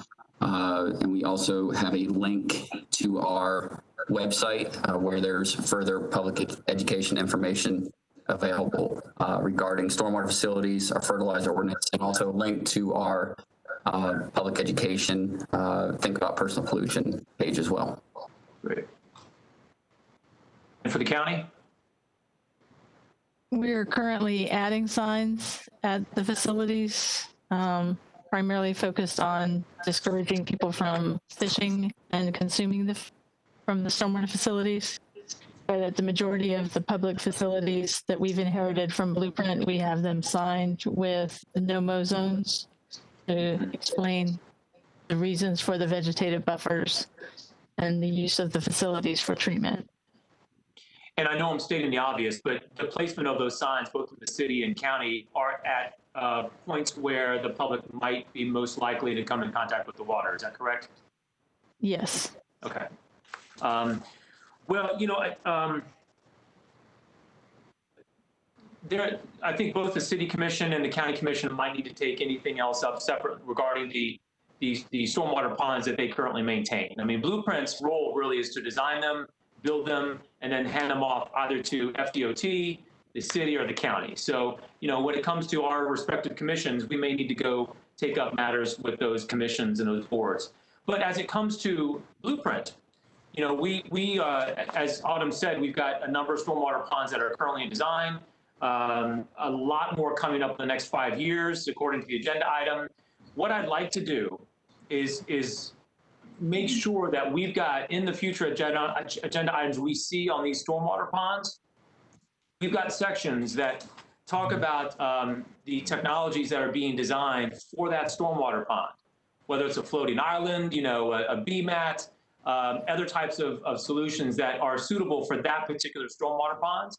And then also, I'd like to have a standard section in each of these design documents that come to us as agenda items, making sure that if it is multi-use, if it is something that the public comes into contact with or could, that we've got appropriate signage. I don't know that we need a motion for that, so long as if we get assurance from Blueprint staff that that's something that, as we go forward on these, that we've got those items addressed. Madam Chair, Commissioner Minor, thank you very much. Yes, this is absolutely something as has been stated here, will continue to be stated through the construction of all these projects. We are always looking to engage, improve, and evolve. And so when we talk about communication and signage, we want to make sure it's the most impactful and conveys the best message about the facilities and citizens' protection. Thanks. And I want to reiterate what Commissioner Richardson said. You know, Max Epstein, Alan Stewart, we've got some people in this town that have spent a lot of time studying this. I'd encourage staff, if they haven't already, to talk with them and work with them. I'm going to continue to talk with those folks. I want to make sure that their voices are listened here. I think we all do, right? I mean, I want to make sure that no one can look at what Blueprint is doing, or the city, or the county, with regard to stormwater ponds, and have it look like we're trying to cover something up, that we're trying to whitewash whatever possible hazards there might be.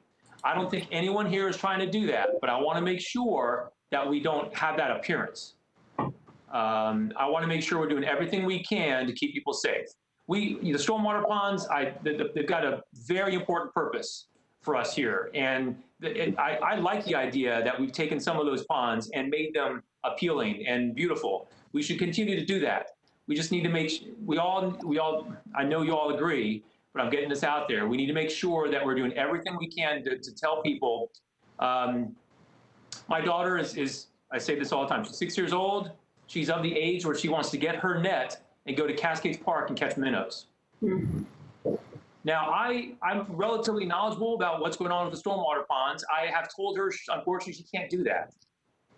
But not every parent in Leon County knows what I know about the stormwater pond water. We need to make sure that every parent in this town, every pet owner that has a dog that sees a body of water and wants to jump in, doesn't suffer from having cyanobacteria toxicity. That the chances of that happening are very small, but we have an obligation to the public to make sure that they are aware of those potential risks and dangers. So I think I imagine we're all on the same page. We do not want to whitewash this, check this off as an agenda item discussed and move on. I want us to make sure we're doing everything we can to keep people safe and warning people about the potential risks. And so this is something that, for as long as I'm a county commissioner, as we review these stormwater ponds coming back to us, I, for one, am going to be asking people, staff, that we're making sure we're letting people know about the potential risks, and that we're doing everything to keep people safe. I know staff wants the same thing, but I want that to be a regular part of our discussion. Thank you very much, Madam Chair. Thank you, Commissioner Minor. Commissioner Dozier. Thank you, Madam Chair. Great comments. I appreciate the discussion. And I'll be honest and say I thought we were going to have such an incredibly long meeting today that I wasn't sure we were going to get that much time to discuss this item. So on Tuesday night at our commission meeting, I asked for an agenda item to come back to look at any innovative technologies, anything we could do in that environmental minimum code for Leon County, which governs city and county. We work together well. And I think, Autumn, you have said this in the past, Blueprint does build the ponds. We don't necessarily maintain the ponds. So this is a more holistic issue. We need to look countywide, citywide, both, to look at public health when it's close to a neighborhood or a multi-use area, but I would argue public health in general, even those ponds that are privately owned, the ones that may not have public access, may be fenced off, that water may or may not be percolating. It may or may not be filtering out a lot of, or the ponds just may or may not be maintained. Now, I want to give credit to our stormwater teams at both city and county. And Autumn, thank you for your kind comments for Mark and Teresa's shop earlier. I agree with you. I'm not saying we haven't done anything. We've actually gone above and beyond what a lot of communities have done. But we are in a place where we are seeing new technology, we're seeing new options, and we need to make sure we're always keeping on the forefront of that. I'm hearing about this a lot on the statewide boards that I'm on. There are folks north of Lake Okeechobee and other places that are really dealing with these issues, and it is tied in with fertilizer. We heard that from some of the folks who commented, Danielle and others. I think Commissioner Richardson, you might have mentioned it. So we've also got an item coming back on the county agenda to look at our fertilizer ordinance. There's some different things that have happened since we last amended that ordinance. So I wanted to mention those two parts because, as always, the more we can collaborate, city, county, and through our joining agency of Blueprint, it could benefit the entire community. Solving a problem on one pond or one new pond is not going to address the legacy issues we're all dealing with about how to clean up old and new contaminants. So I really appreciate this item, and I appreciate the citizens who've been keeping this on the forefront. The last thing I wanted to say is we did develop, county staff launched a website last year, leonwater.org, I believe, and it has an incredible amount of information about all things water quality throughout our community. This is one of the most critical issues for the whole state. And again, I'm not trying to get outside of our Blueprint agenda, but we're talking about stormwater. Blueprint is the means to address a lot of the flooding problems and other issues that we've had that have affected places, areas of our community forever. We're still talking about how Cascades Park eliminated that flooding on Franklin and South Monroe. That was huge. We need to keep making progress, but we need to keep doing it in the right way. So thank you, Adam, for the presentation. I am glad we got to talk about this. And I do hope for my city colleagues and county that we can look at this from our respective boards as well as Blueprint in the near future. Thank you. Thank you. Madam Chair? Yes.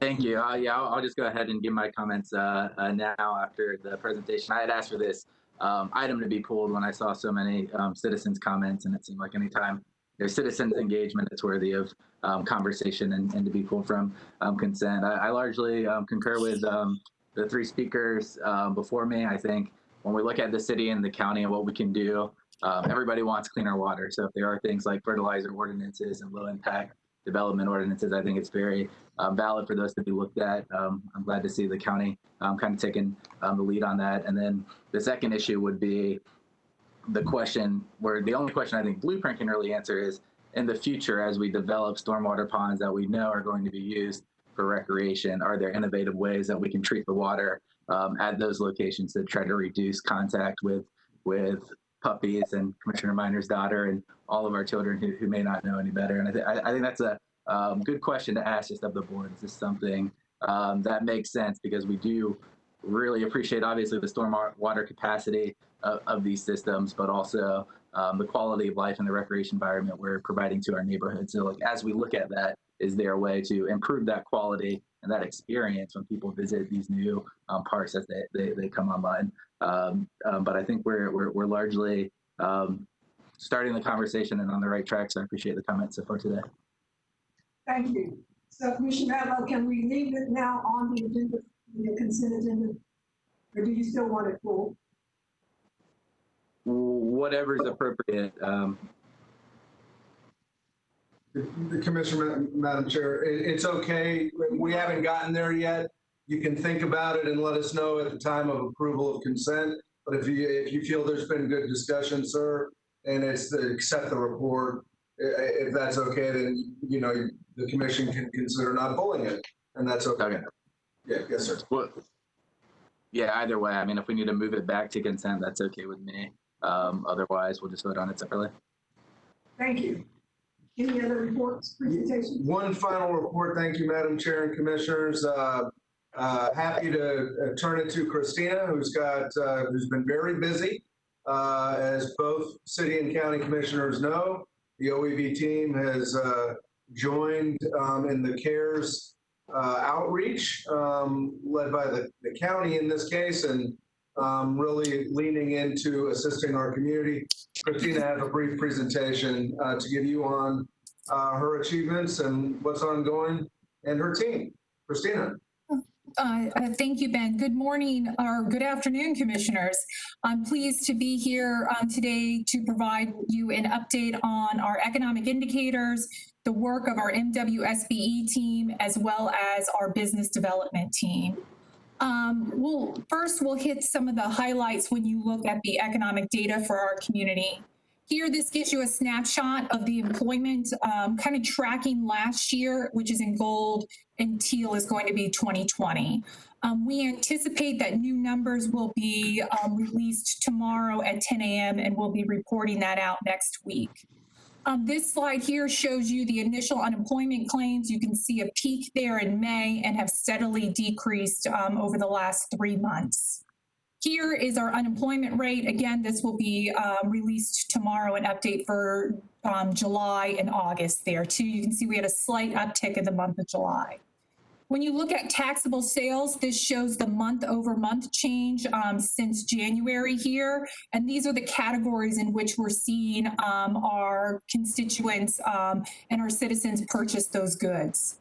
When you look at our family construction permits here in Leon County, those continued to rise over the last couple of months here, kind of staying steady in that around 70 permits. Here, this also shows an uptick in the passengers coming in at TLH, which is good news for our friends over at tourism.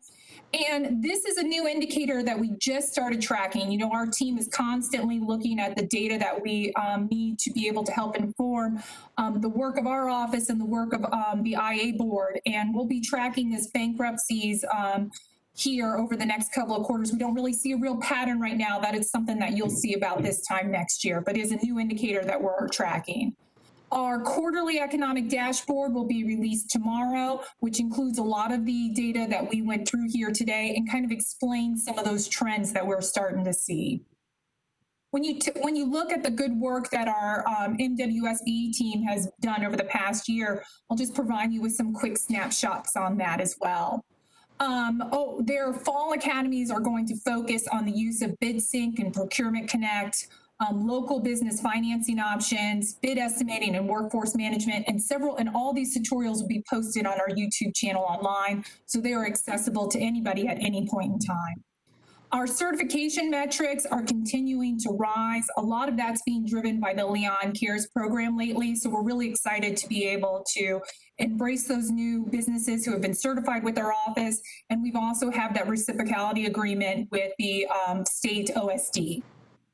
Here, these are some of the upcoming major projects that Daryl and his team are working on. These are just some of the larger ones that a quick snapshot for you here as well. And then over the summer, we've been engaging with the Capital City Chamber and the Big Bend Minority Chamber regarding their questions on aspirational targets, P-card expenditures, and microloans as well.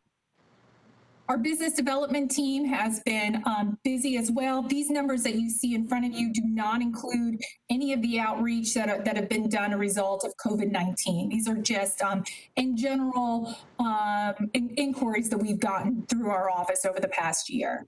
When you look at our COVID-19 response, commissioners, I just wanted to take an opportunity to highlight that with you. I know we had a full meeting last time and just wanted to kind of highlight some of those key work that we continue to do in response. And that's making sure that we are there for our local businesses and are able to help them find workforce opportunities, even expansion opportunities, and assistance that they may need to.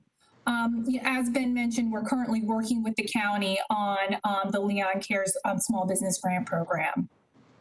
When you look at current projects, we have 4 that are probably the most active, and these range from manufacturing to biotech. We're also working to provide retail shopping centers analysis to be able to show kind of if activity is going back into those areas.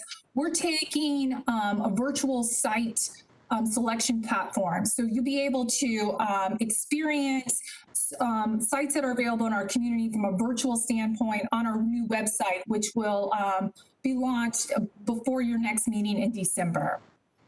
And here we've been continuing to have regional partnerships. We are very proud to announce that last year, the IA board had approved the allocation of $200,000 from OEV funding to create a $1 million revolving loan fund. Now, all this was done prior to COVID-19, and we're very excited to announce that the EDA has given the match money of $800,000 to make that $1 million revolving loan fund possible. This targets businesses, mostly minority and women businesses who cannot receive financing through traditional means.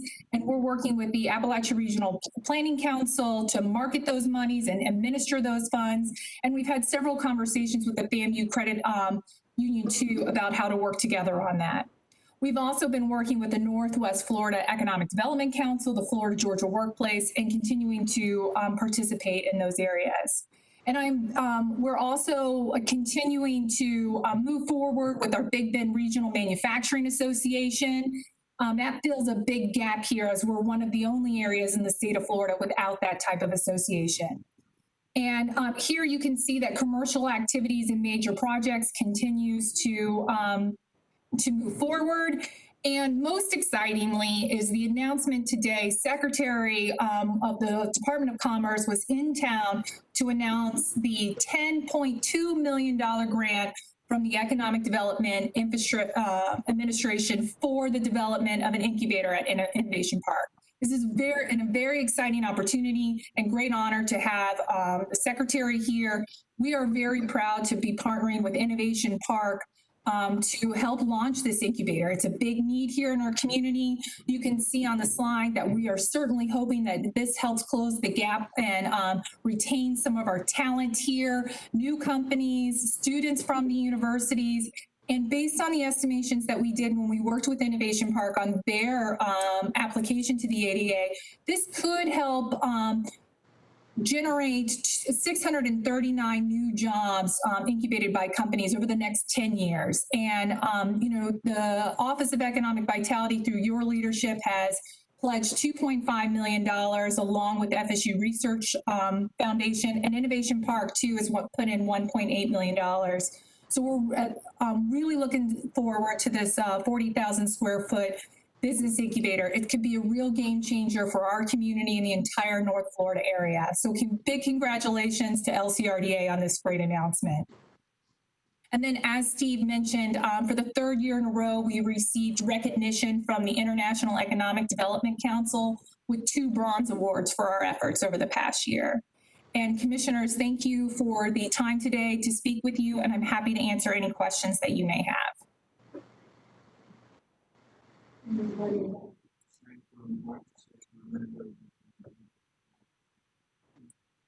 Commissioner Dozier, Commissioner Minor, your hands are still up from the last discussion. Is there discussion for this item? Any questions? Madam Chair. Yes, Commissioner Richardson. Commissioner Richardson, thank you. Very briefly, I want to commend Christina and her staff for the tremendous work that they're doing. That's absolutely what we envisioned for the Office of Economic Vitality when we were considering what we were going to do in terms of economic growth in our community. And so, Christina, you all are doing a fantastic job. Keep up the good work. The one question that I had in that regard, especially when it comes to minority and women-owned businesses, I know that when we did the disparity study, it identified some goals for the use of minority and women-owned businesses in contracting, construction, and the like. But you mentioned the aspirational goals, and I think what has kind of put in my mind this whole notion of aspirational goals is what we were able to do in the negotiations with the development of SOMO walls.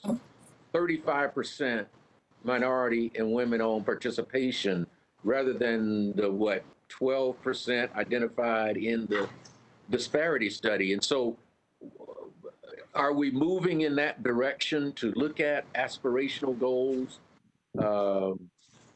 in terms of what you mentioned earlier?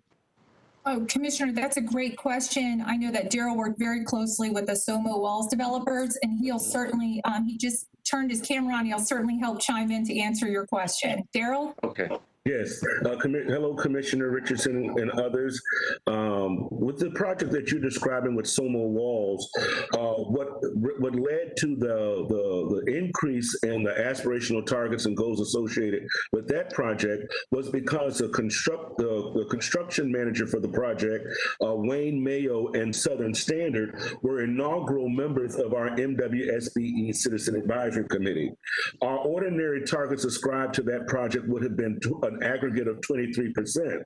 However, he realized that there was greater potential to increase that goal because we had already heard that same type of language in another public-private partnership development, and that was the Tallahassee Housing Authority, who had set their goal at 40%. So it was, and Brenda Williams also is an inaugural member of our consolidated MWSBE Citizen Advisory Committee. So our office will work in tandem, and although there is public investment, both developers made the application of their aspirational targets on the entire project and on all of its finances. So the opportunity for greater utilization is certainly there, and we're going to work with both of them to help recruit and identify firms. And now that we have now that we no longer are just using OEV firms to meet those supplier diversity needs, we also have OSD firms as well. Daryl, do you find that that business owners in the community are amenable to entertaining those aspirational goals? Are they working with us in that regard? Well, one of the things that helps us, particularly with projects like this, and you'll see the same thing is occurring with the police station project, who also has an application of the 23% consolidated aspirational target. If developers and contractors make that same application of that supplier diversity goal on the subcontractors, not just the overall project, but then those prime subs that come in that are not non-MWSBE and require that they have that utilization. It seems as if it rolls downhill, which provides even greater access and opportunity for our firms. But Christina, in her report, has also identified the fact that we're able to work in collaboration with business development partners like FAMU, SPDC, and CareerSource. We're doing more to provide greater capacity building for our firms that they can then work on these jobs simultaneously. Okay. All right. Thank you, Madam Chair. Thank you, Darrell. Thank you, Madam Chair. Thank you, sir. Yes, sir. Commissioner Dozier. Thank you, Madam Chair. Beginning with Commissioner Richardson's good line of questions, and Darrell, thank you for your update there, and Christina, fabulous report. Commissioner, I completely agree with you. It was a great way to open that this is a fantastic annual report, and OEV in our first year of actual receiving revenues has accomplished a tremendous amount of work, and that's because we planned ahead. We funded through the city and county OEV to allow this amazing team to get started in the last few years. So we're really seeing an incredible work product and results of that. I've been reflecting the last week on how so many of our discussions in the last few years have been about programs, about concepts. We need to focus on workforce. We need to focus on entrepreneurs. We need to focus on creating and supporting more minority and women-owned businesses. Now we've got the numbers. We're starting to see the results of those programs, and that is just phenomenal. The number of certified businesses that are coming in, or the increase in that, is just amazing. So I'm going to start there and say, you have done an amazing job certifying businesses. Would I be correct in thinking, and this could go to Darrell or Christina, helping entrepreneurs or growing businesses to have more equipment, to have the means to grow their business, and by that I mean access to capital, would be another way to increase the number of minority and women businesses that are certified and can get into this pipeline. Is that fair? Yes, sir. Christina, you want me to get it? Absolutely, Darrell. Okay. Well, one of the things one of the requirements that we have since added to our program so that we can ensure that type of capacity building engagement, one of the things that we require now for all of our firms that certify with us is that they have to provide documentation that they've scheduled appointments to be engaged with the FAMU Small Business Development Center. When you talk about things like estimating, access to capital, the FAMU Small Business Development Center is a critical resource for our businesses so that they can build capacity. We make either when they certify with us or they recertify with us, it gives them opportunity to take advantage of that critical resource to their business retention and for business retention, but also business expansion.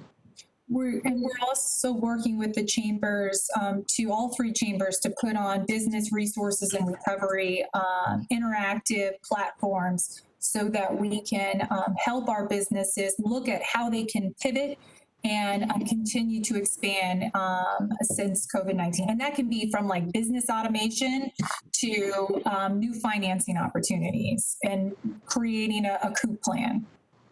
I got one addition as well here, just in the same line. And this is the first time I think we've reported about it in your written material. On pages 98 and 99, which is actually an attachment, which is Darrell's report to you on the work of this division, there's reference to a Black business loan program that was created over a decade ago by the state. Commissioners, it's managed by the Department of Economic Opportunity. There are only two financial institutions you can go to get it. One of them is here, the FAMU Credit Union. And so you see evidence of us utilizing that as another resource for our certified firms. I think this is big. If you look at the state's report, you will see that they usually do not expend all their funds. So we are definitely helping them spread the word and we've got one of those good resources here right at home. Thank you. Well, as ever, that is more, more than I ever expected on not only what we're doing now, but where we're going. And you all are always looking at all these angles. Ben, just discovering a loan program that had been on the books for a long time that we didn't know about, that is extraordinary. And I want to say that that's something that I hope the public knows is happening all the time under the new structure of OEV, that we are building these partnerships and identifying programs that we didn't know existed before. So really appreciate that.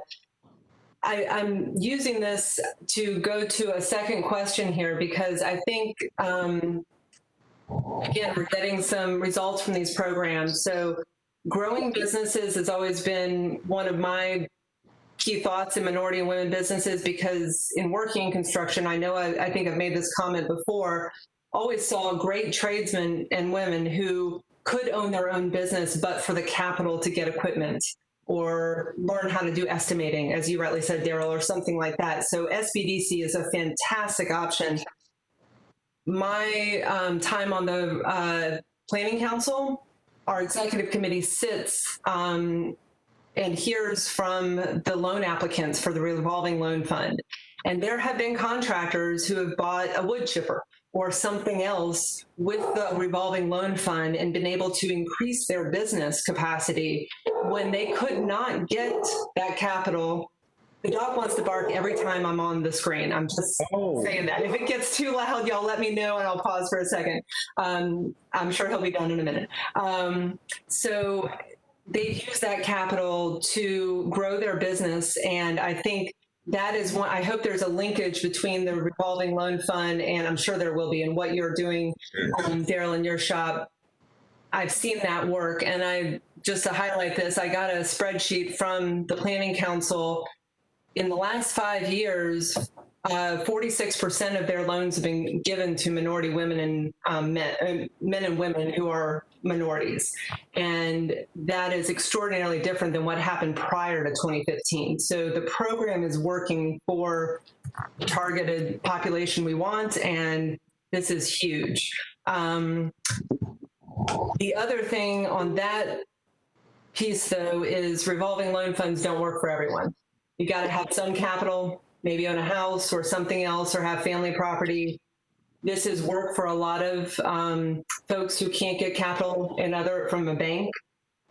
I think it will work for our community, but we need to focus on the workforce programs and creating jobs.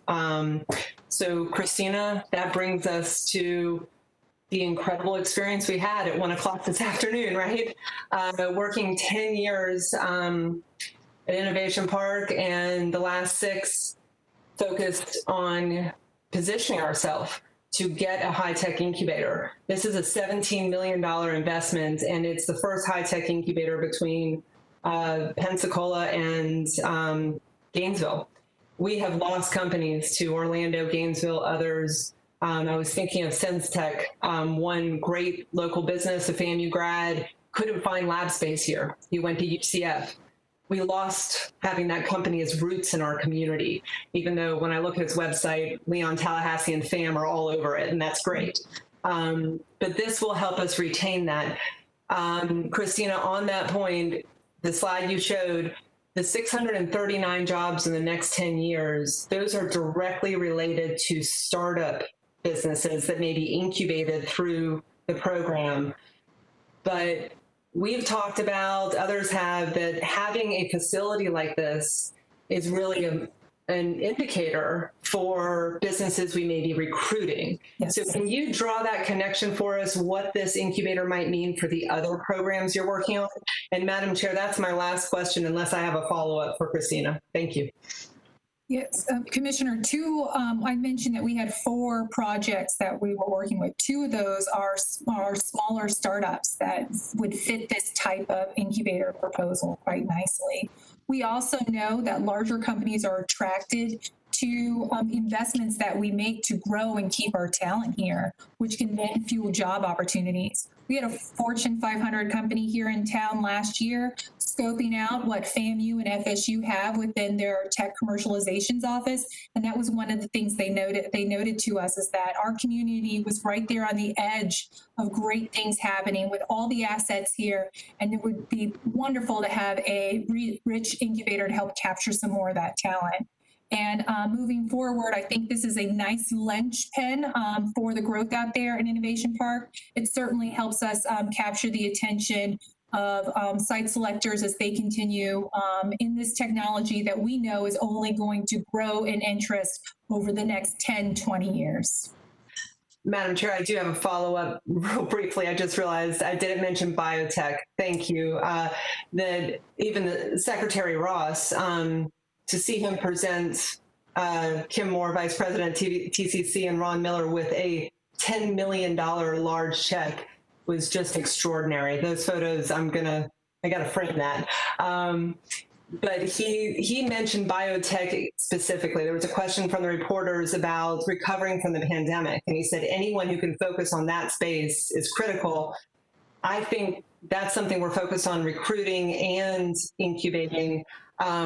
And I'll end with this. Perhaps we need an agenda item to really flesh out these connections.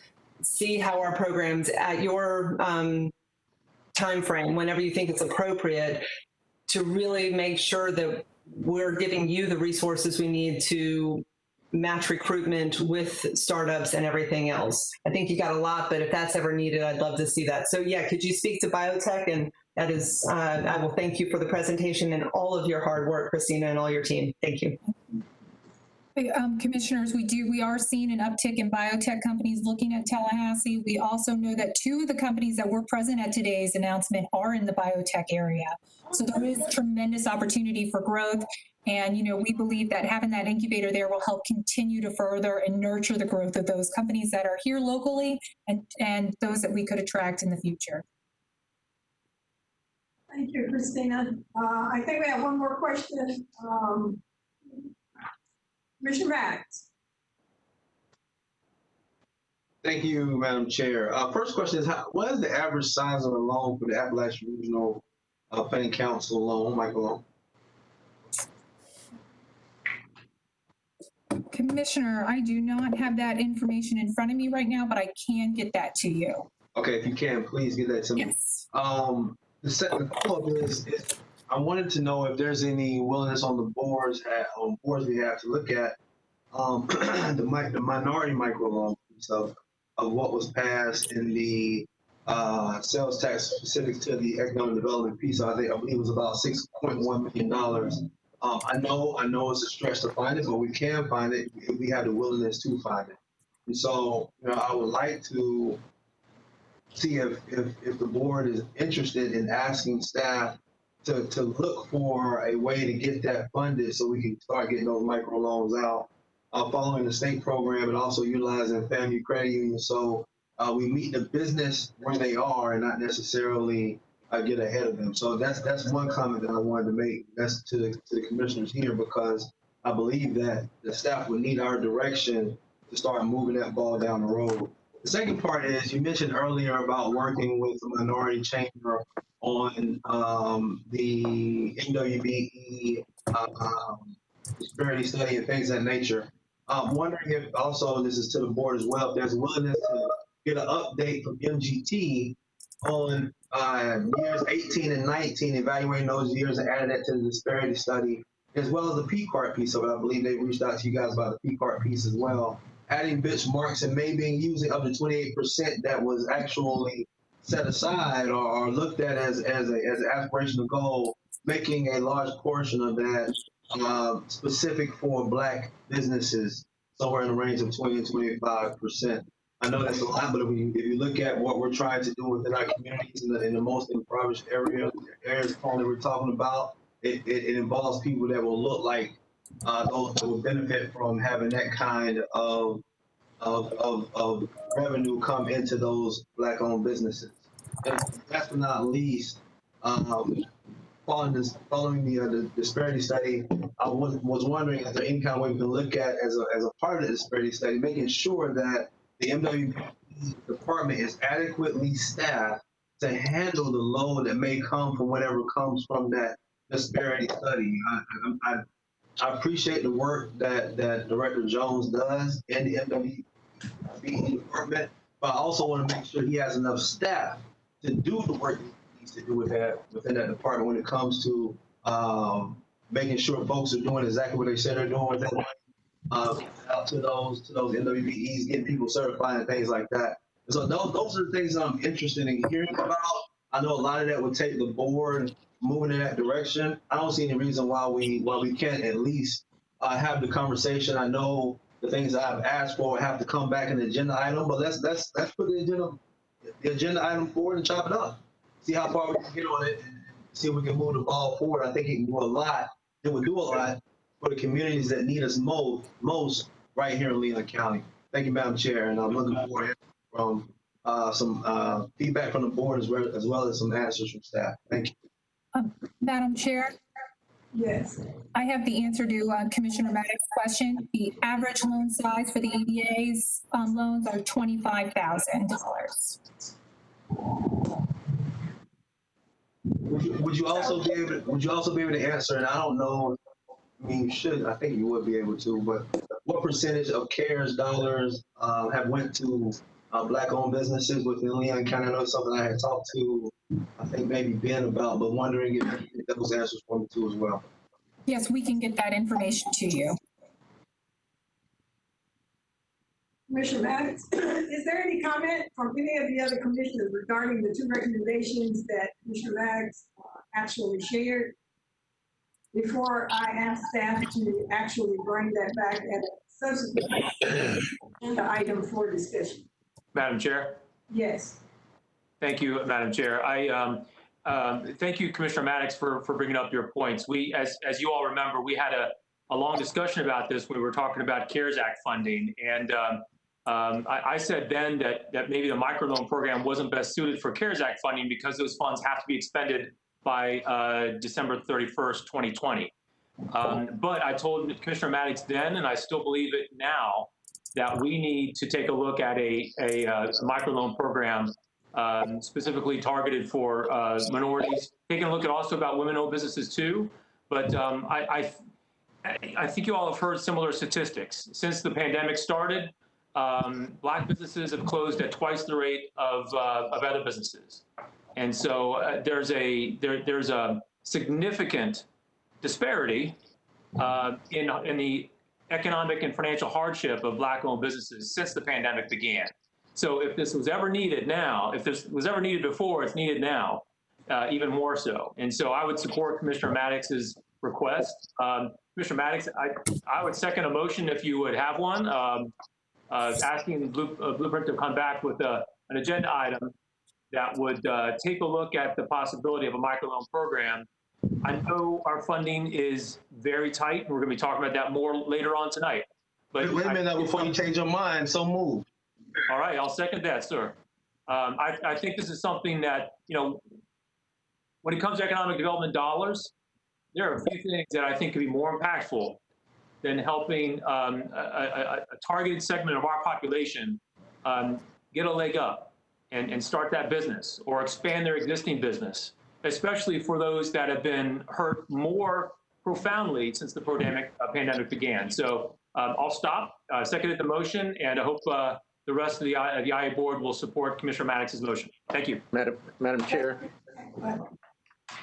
Let me first do this, Commissioner Richardson, and then we will come to comments because we do have a motion on the floor in a second, and we're now ready for any comments. And I think in line first, Dozier, Commissioner Dozier, are your comments germane to the motion? Yes, they are, ma'am, but I would be happy to hear the other comments first. So I see a couple hands up that may have gone up before I raised my electronic hand. Okay, Commissioner Williams-Cox, and then to you, Commissioner Richardson. And if you'll circle back to me, ma'am, after that, that'd be great. Thank you. All right. Okay, thank you, Madam Chair. Ben, this question is to you. You know that about maybe a month ago, I called a meeting with both of the minority chambers, and there were several issues and requests raised, and you correctly pinned those issues and you sent those to me. I want, in light of what Commissioner Maddox he's said a lot of stuff in a bundle, but some of those things were a part of that discussion of that meeting that I had with the minority chambers. And I kind of want to know, I guess, where are we on responding to those issues and being ready to share? Well, we're continuing the short version. Thank you, Madam Chair. Thank you, Commissioner. No, you're absolutely correct. We did. We had a very productive meeting with all the minority chambers of both minority chambers of commerce. A number of issues were identified, including those that Commissioner Maddox, I think, included in his statement. I'm not sure if they were all included in the motion.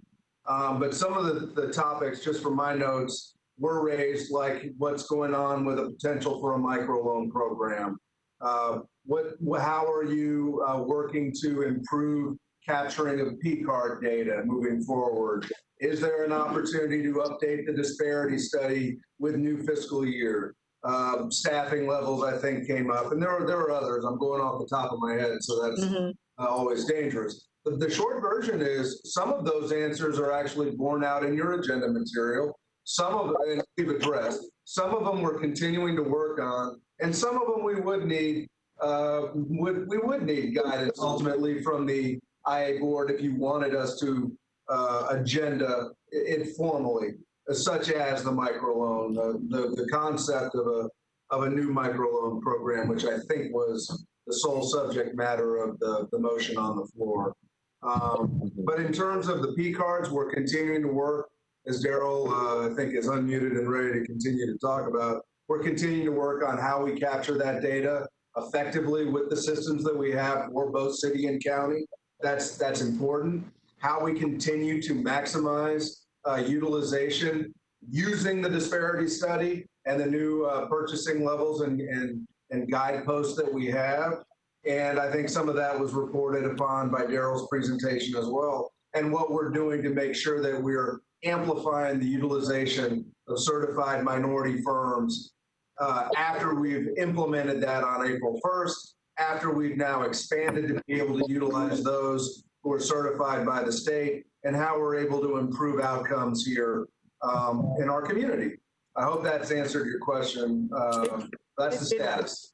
It did, and I can support the motion on the floor, but that is just a piece of the overall request. And so we can piecemeal it if that's how we're going to get there, or we can take a holistic approach and take that information that you all are developing from that meeting and put it in such a way that we can all share it and digest it, and then determine how to go forward to provide many of the things that were asked for there. And I think also it was discussed the fact that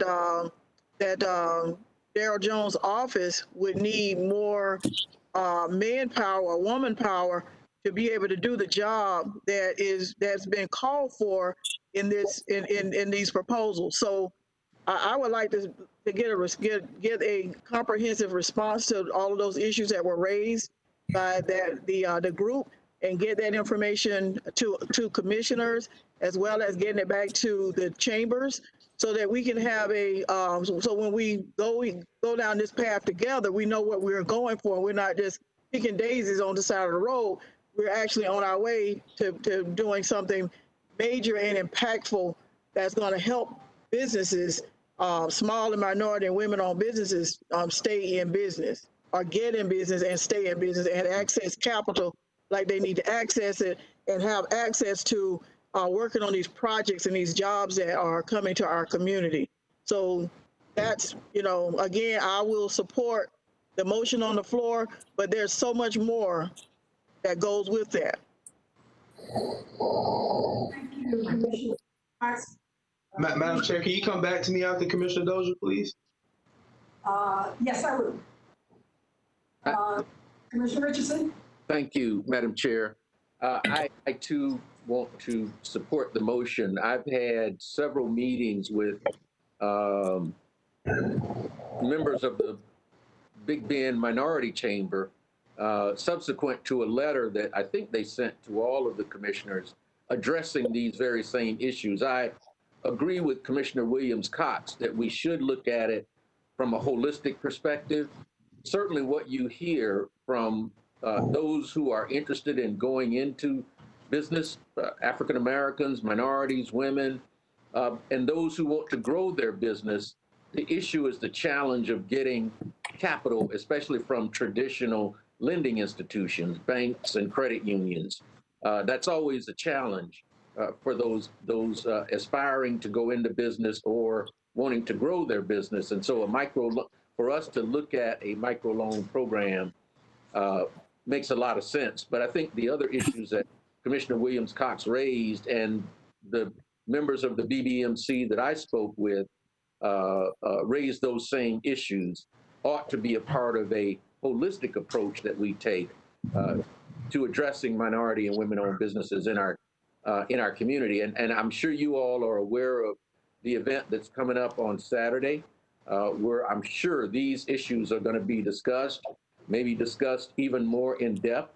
And that could be information that we use as we move forward in fashioning policies for the Office of Economic Vitality in helping our minority and women-owned businesses going forward.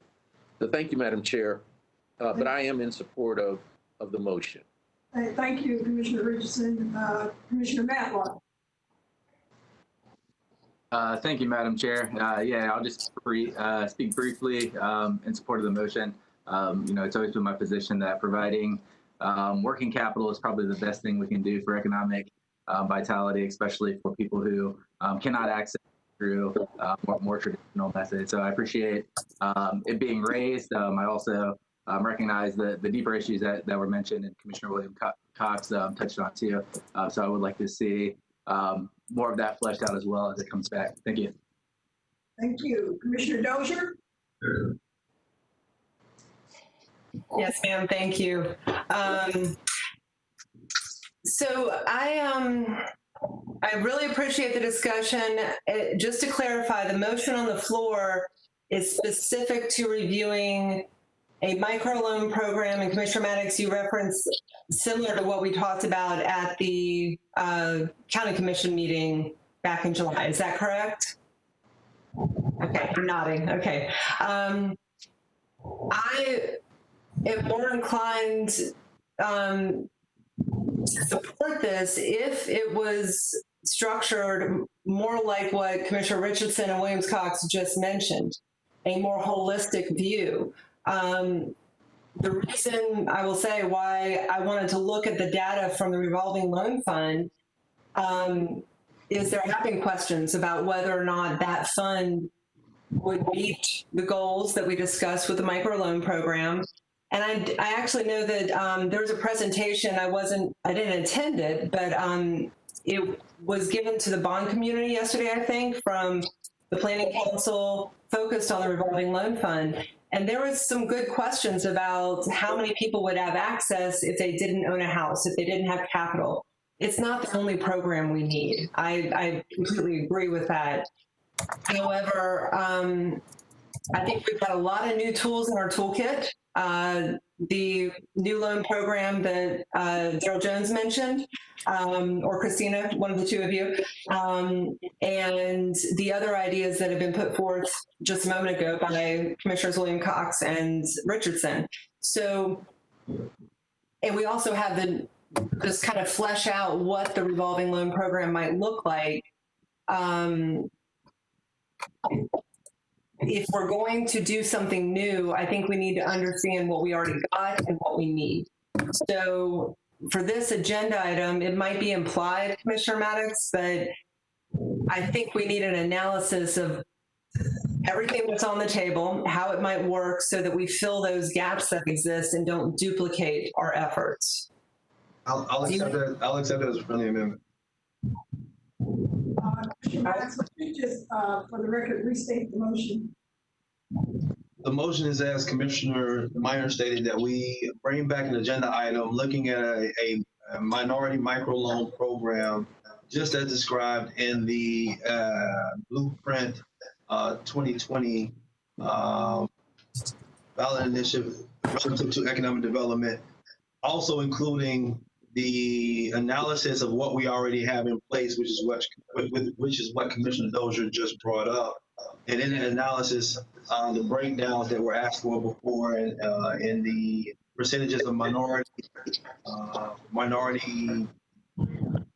participants, minority grantees or loanees and all that kind of stuff that Commissioner Dozier just brought up. So I want all that to come back in the agenda item. That's the motion on the floor.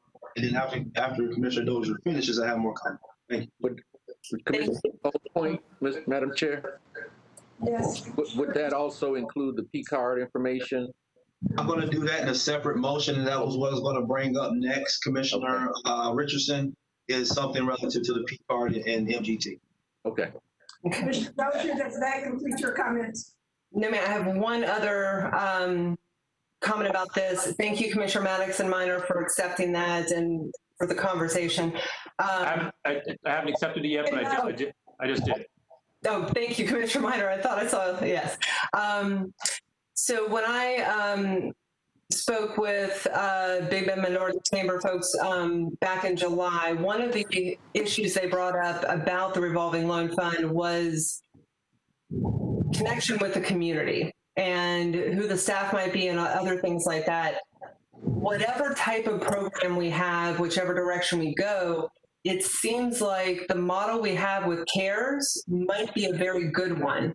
We're working directly with our chambers to promote these different programs and make sure that we bring people into the programs through a wide range of communication options. So I'm wondering if that piece is successful, could we analyze whether these would be programs managed outside of OEV contract programs, or if they are partnership programs? Daryl, this came back to mind when you mentioned requiring businesses to go and work with the SBDC. That's exactly the type of ecosystem that we've built, and those partnerships are so critical for us.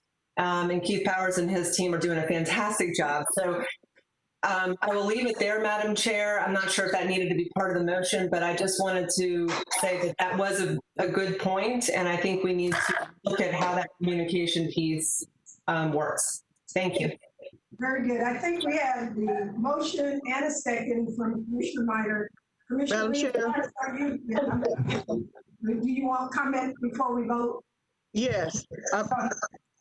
Madam Chair, I'm sorry I raised my hand. Something that Commissioner Dozier mentioned that I thought we need to recognize that the Leon CARES Act, the monies from the Leon CARES Act is more stringent than I think we really thought it was going to be. So a lot of businesses are not qualifying or not being eligible to get this. In fact, I'm told that only 8% of those who've applied are getting it. So I would say that if you want to model it after that, we need to look at what the barriers are that's preventing more people from being eligible for it. I don't pretend Madam Chair, if I can clarify real quick. I'm sorry, Commissioner Williams-Cox, thank you for the question. That's not what I meant. We gave CARES Act money to the chambers to work with us to promote the programs. That is the only piece, not modeling the other programs. You're right, it's short-term. There are rules set by the feds. It was just that relationship piece to work directly with our chambers and how we might do that, because it resonated with me that we got to go to where people are to let them know what programs exist and what opportunities are there. So that was it, was just using that as a model. Thanks for the clarification. Yes, to look at ways we can work with our chambers. Thank you. All right. Commissioner Maddox, I'm going to come back if you have a separate motion. Let us complete this motion. We have a motion and a second. Are you ready for the question? All those in favor, please say no. Roll call. Roll call. Aye. Roll call. Roll call. Go ahead. Commissioner Deloge. Aye. Commissioner Fox. Aye. Commissioner Jackson. Aye. Commissioner Mine. Aye. I'm sorry, Commissioner Dozier. Aye. Commissioner Lindley. Aye. And Adams. Aye. Commissioner Williams Cox. Aye. Commissioner Richardson. Aye. Commissioner Matlow. Aye. Mayor Daley. Yes. Chair Bryant. Yes. Unanimous vote. Thank you for that. Commissioner Maddox, I'm back to you. Thank you, Madam Chair. Now, the second piece of that, I would like for a agenda item to come back to look at engaging MGT to bring back the added years of 2018 and 19 as an evaluation as a part of the disparity study, adding the P-card program to the study to see if 30% of those dollars can be spent with minority and Black businesses, add benchmarks to the study so we can see what is going on around us, as well as analysis using analysis to see if a portion of the 28% can be spent specifically on Black businesses, upwards of 20 to 25%, and also looking at the MWBE department to see what level of staffing needs to be in order to adequately run the MWBE program that we're trying to run here, so as to be sure that Director Jones has the staffing he needs to get the job done. That is my second motion. I will second that motion for discussion. Moved in second, we're now ready for discussion. Okay, Madam Chair, if there's anything that was on that list that I discussed previously that has been left out of Commissioner Maddox's motion, we'd like to offer that it be added so that we bring back all of the concerns that were expressed by both of the minority chambers.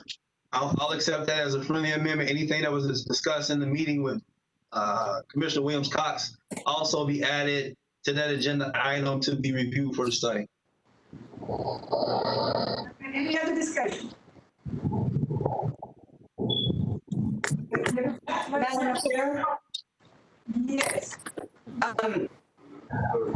I'm sorry, I would like a little more to add to a motion everything that was discussed in a meeting with one of the 12 of us. That I don't know what that is. So could we articulate? It's the same thing they discussed with you.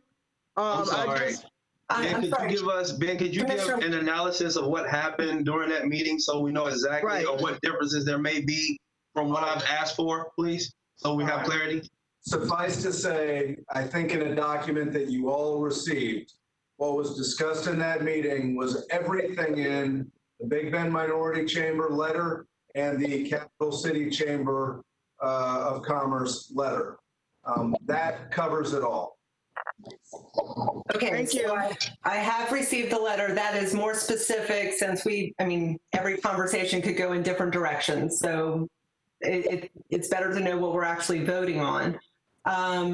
So this could be a rather expansive agenda item. I'm just questioning the details with it. I mean, the P card, that's got a lot of details with it. I'm willing to go forward if, Ben, you and staff feel like we can do an agenda item that covers all of those different things, but that's just Madam Chair. Yeah, expansive. I'm sorry, Commissioner Williams Cox. Can I have Ben's response, please? Just very quickly, and I don't want to impact the motion whatsoever. If you want two agendas on a meeting that covers all of this, we will plan the meeting hours accordingly. Conversely, if you want to morph them into one and do it all in a workshop, we can do that as well. Either way, whatever is the will of the board, we will find a way to make it happen. Any other comments? Madam Chair, I just want to note that I did not meet by myself with the minority chambers. The Office of Economic Vitality was there as well. Ben Pingree, Darrell Jones, I think Christina, you were there as well. So the staff is already well versed in what the discussion was. And as I mentioned when I said this earlier, Ben provided me with a summary of the points that were raised during that meeting. So I didn't meet with them by myself. Staff was there, so they are aware. Madam Chair, if I might, again, to clarify, whether you met with them by yourself or with staff was not the issue. We are a Sunshine Board. So normally we know what the full content of a motion is before we vote on it. That was all I was asking. As soon as Ben, no problem. As soon as you reference the letter, if it is what is contained in the letter, then we all had access to that. But because staff, follows Sunshine as well, they're not going to provide us a summary from a meeting, that you all had. So no problem, Commissioner Dozier. This is how we should work these things. And that's, the more clarity on our motions helps us going forward. So thank you. No problem. I think we're clear on the motion. There is Madam Chair. Comment from Commissioner Matlow. Thank you. Yeah, just briefly, I think between the two motions, it is very expansive things to look at, and I would recommend maybe this be more of a workshop and a longer setting rather than just crammed into 2 agenda items with other information to discuss. So if there's available workshop that we could put it on or schedule an additional meeting next year, I would make myself available to be a part of that. Thank you. Thank you. Madam Chair, if I might, I want to understand what exactly I'm asking for here. What I'm asking for is for MGT as an agenda item to evaluate engaging MGT to come back with information regarding these things that I'm asking for. All these things that I said below, or I said as a part of my motion, will be a part of the study. If staff gives their own analysis of everything that I'm asking for, it's not going to be to the detail that MGT would be able to do. I'm just asking for us to give MGT, to allocate the funds for MGT to do the study, or at least give staff the direction to go ahead and engage MGT to do the study. So the thought that it's got to be a long workshop, I don't know that it's a long workshop to figure out if we want to spend, let's say, I would imagine wouldn't cost more than $100 grand. I would imagine so, but I don't think it's a long workshop to figure out if we want to spend that amount of money to engage MGT to come in and give us answers to all of the questions that I just asked. So I didn't want everybody to think that I'm looking for us to make a decision that we're going to move our stuff in that direction on that day, because that's not even possible. In order for us to move in that direction, we would have to have a study that says that we can move in that direction. And the only people that can give us that study is MGT. So no matter what work the staff does, it's not going to make a difference because we can't move into that direction until MGT gives us a study. But this motion right now is just about the study and nothing else. It's not about changing anything. It's just about getting the information on whether or not an update in the study to see if these things that I'm asking for are even possible. I just want to give clarity, Madam Chair. Thank you, Mr. Matt. Go ahead. If it's helping just sort of framing it, I understand that the motion that already passed was for a lengthy subject matter, but it's a single subject and would be certainly an agenda item. That is, what's the background of doing a microloan program? Has a lot of different components to it, but that's an agenda item.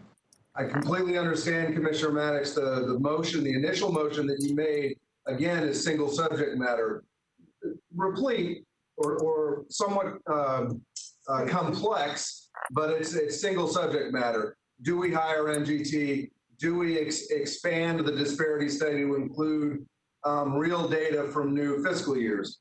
However, to clarify, my understanding of the expanded motion, the one on the table, was to include not just that, but then everything that was discussed by the chambers of commerce in their various letters.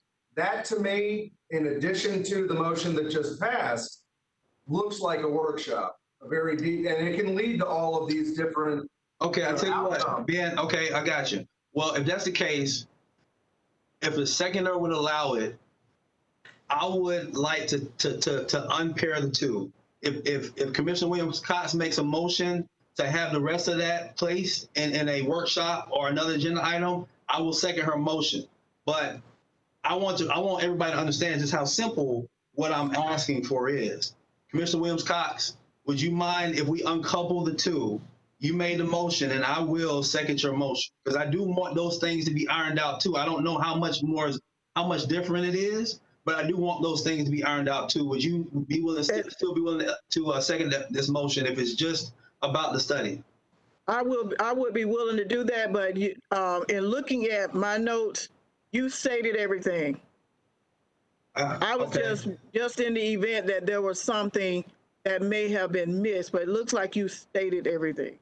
So I'm holding on my second on your motion. Thank you, ma'am. All right. Chairman. Any other discussion? If not, we're going Madam Chairman, I'd like to discuss something. It's amazing that, if I may, Madam Chair. Yes, sir. Go ahead.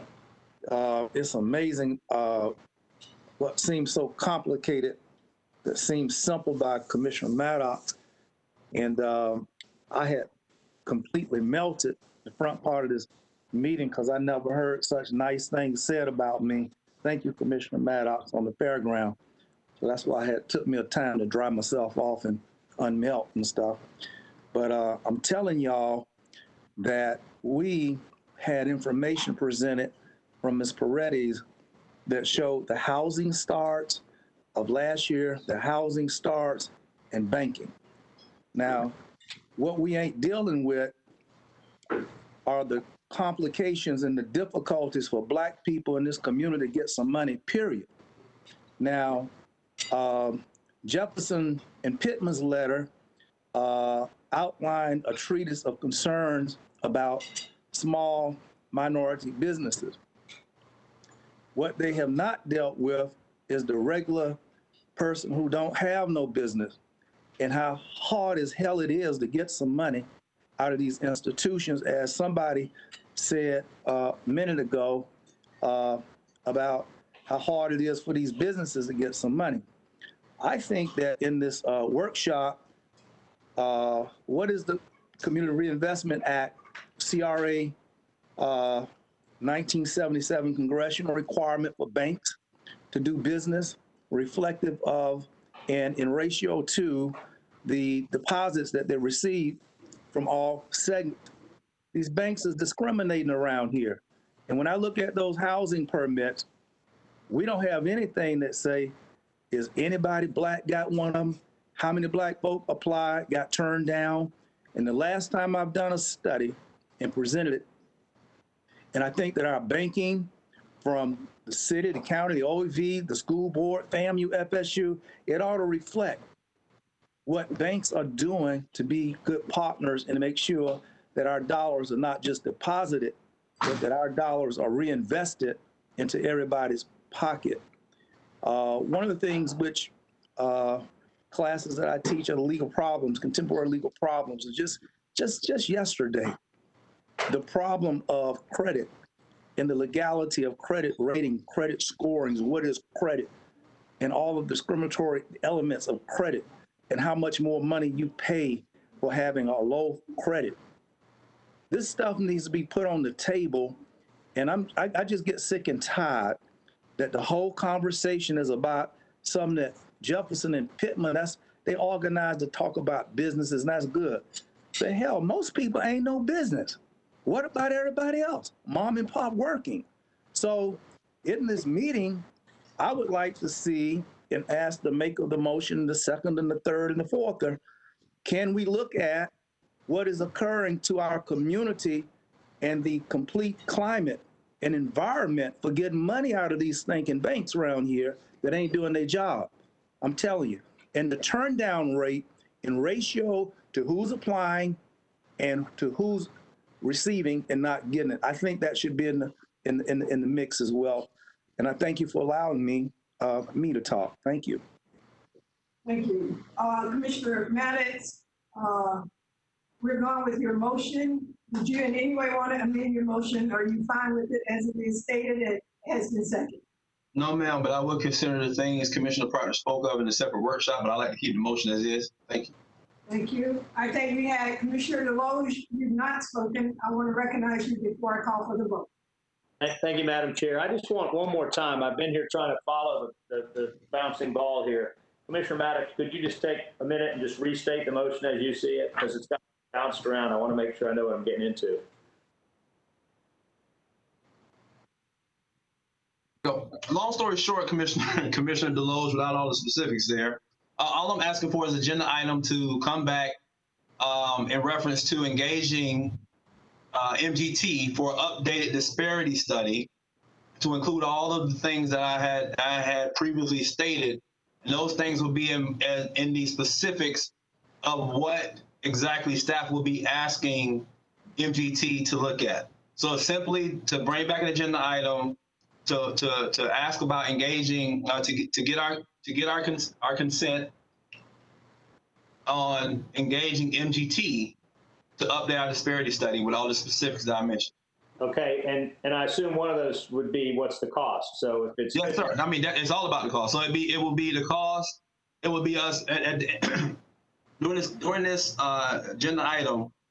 It would be everything, the approximate cost of it, or if not, engaging MGT to find out what the cost is. So then staff can come back to us, tell us the cost, so we can then at that point either approve that expenditure or deny that expenditure. I would imagine they would have to go to MGT. They would have to get consent to go to MGT, but that is the motion on the floor. The cost will be approved by us.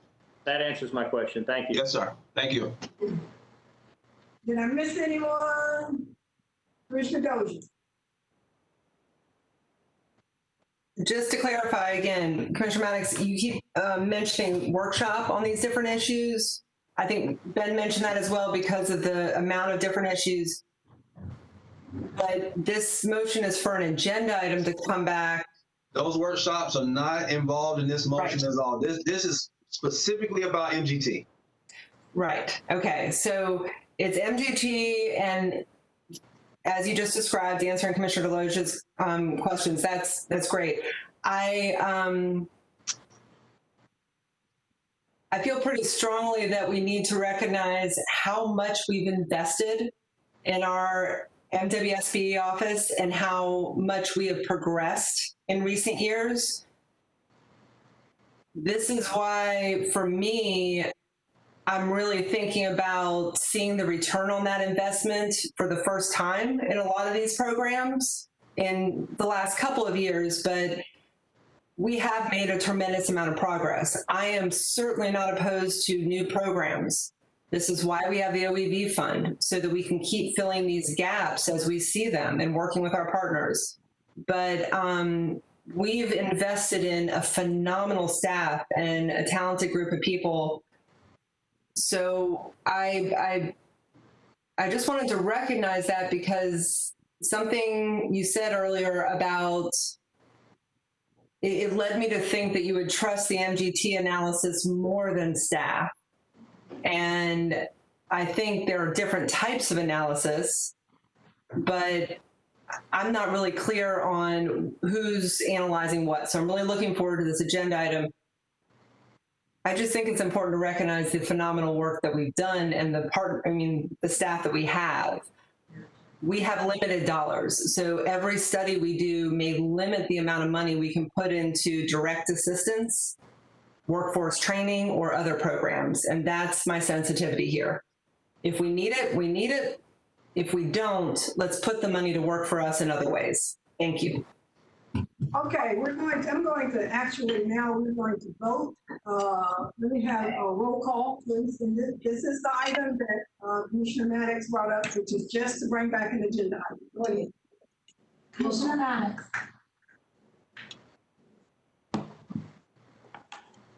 Aye. Commissioner Lindley. Aye. Commissioner Dozier. Aye. Commissioner Minor. Aye. Commissioner Johnson. Aye. Commissioner Proctor, Aye. Commissioner Deloge, Aye. Commissioner Williams Cox, Aye. Commissioner Richardson, Aye. Commissioner Matlow, Aye. Mayor Daley, Aye. Chair Bryant. Aye. Does that conclude the reports? Madam Chair, that concludes your presentations. Very good. I'm going to- One additional item, and then we need to break for our public hearing, and that is, Madam Chair, did we decide if we were going to put item number 8 back into consent? we're going to the consent agenda right now, and then we'll make that decision. Okay. Madam Chair, if it helps, if I understand correctly, and I'm looking at Jeremy, Commissioner Matlow, beg your pardon, sir. I believe we have one item pulled now from consent. That item would be item number 9. To be discussed after a motion for consent. So I'll entertain now a motion for the consent agenda. So moved. So moved. Second. Is there a second? Did someone second the motion? Yes, I think I saw. Oh, okay, this is was it. We have to. Yeah. Or any opposed. Okay, I've been given this permission. Does anyone oppose? All right, motion carries unanimously. Okay. Madam Chair, the one item that has been pulled from consent is the item number 9, amendment to the Canopy Development District Tri-Party Agreement. Commissioner Matlow pulled the item. I believe staff recommendation is approval. We're here happy to answer any questions that you may have. Commissioner Matlow? Yeah, thank you, Madam Chair. I just pulled this item because I just wanted to vote against it. So I didn't want it to be included in consent. I voted against this at the city as well. I just don't, as we get into the city financing, kind of providing working capital for all these streets moving forward, I just don't agree with that platform. So I just wanted to pull it so I could register my opposition. Thank you. Very good. So is there a motion to? I'd move approval, Madam Chair. Second. It's been properly moved in second. We'll now do roll call, please. Commissioner Deloge, Aye. Commissioner Proctor,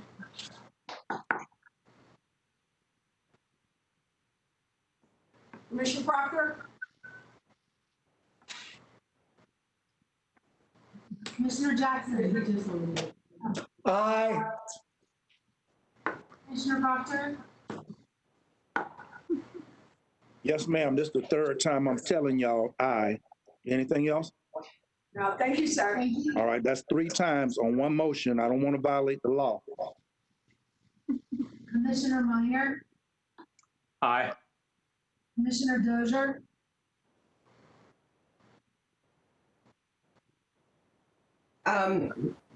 Nay. And Madam Chair, will you come back to me in a second? Yes. Thank you. Commissioner Lindley, Yes. Commissioner Maddox, Aye. Commissioner Williams Cox, Aye. Commissioner Richardson, Aye. Commissioner Matlow, Nay. Mayor Daley, Aye. Chair Bryant. Aye. Motion carries. Commissioner Dozier. Thank you, Madam Chair. I'd actually wanted to ask a question about this one before the vote. So the only reason why I voted against it was because I do have a couple of questions about the longer term implications. We're getting rid of the reimbursement schedule, the funding schedule. Autumn shared some information that made me confident that Blueprint would be held or not held responsible for any cost overruns. We've got 5.8 million in, and that's the entire amount that Blueprint will reimburse. But for this first contract, if my memory serves, it was a $1.3 million increase in the budgeted or the assumed amount. And I think it's worth a conversation later just to refresh our memories to understand what happens if costs continue to increase, because they are with construction, and if Canopy, Ox Bottom, those party to this agreement are responsible for completing the road. I'm still a little bit unclear about that. It says it in this agreement that they are responsible for any cost override, but then there's also clauses where the agreement may come to an end if terms are not met. Again, Madam Chair, I know we got a long meeting. We got to go to public hearing right now, so we can circle back to this another time. I might have been okay with the item. That's mostly what I wanted to say here, but it is very complicated, and I'm not sure I fully understand what the longer term implications are. So I'll leave it there, and thank you for giving me a moment. Very good. We are at 5 minutes till 6, and we need to start the hearing at 6 o'clock. So if you want to stretch and run quickly to the restroom. Madam Chair, if I could, just to let folks know, just a point of clarification for what is forthcoming before us. I know that the board earlier during your agenda modification asked that item number 14 from your general business, which is where you're now at on your agenda technically, and noting, as the chairman said, at 6 o'clock you have your budget. I know that item number 14 was asked to be the first item to be considered. I also just want to highlight for you that item number 14 will not have an impact on your budget. Item number 12, however, will. Yes. So it is possible that you may wish to at least begin the conversation on the brag item, which is item number 12, because ultimately we will need to either, I believe, resolve that matter as part of the budget item, or honestly, I'm not quite sure what, but I think we need to resolve, I'll put it this way, if the I board would like to increase funds or include funds in the budget for brag with corresponding supposed reductions, our hope was to get to that item before your public hearing and then incorporate it into the public hearing and whatever you would approve therein. So you just note that you may wish to start that item now. Okay. Madam Chair, I have a question. Yes. Thank you. Since Ben brought it up, are you going to allow the conversation to start, Madam Chair? Yes, let's go ahead and start it. We have Ben, quick question. In the options you gave us, it was either or on a deduction from, or taking that money from infrastructure, or taking that money from the economic development pot. Yeah. Is that the only way it could be done? Is it either or could it be mixed? I believe that could it be mixed. I would imagine it's more complex if you mix the two. In other words. Okay. I got that part. All right. Well, Madam Chairman, in the effort to get this thing moving and see what happens, I'll make a motion for option number 1, which would be utilizing economic development funds for $10 million to go towards the family project. I second that. Okay. Madam Chair. Yes. We have a motion and a second, and now we're ready for discussion. Commissioner Diamond. Madam Chair, I have a substitute motion. Madam Chair, I have a substitute motion. Well, I think Commissioner Diane Williams-Cox was on before. Let her give her comment. All right, I'm glad we're eager to get this handled, but Commissioner Maddox, would you restate where your motion so I'm clear on what I'm about to say?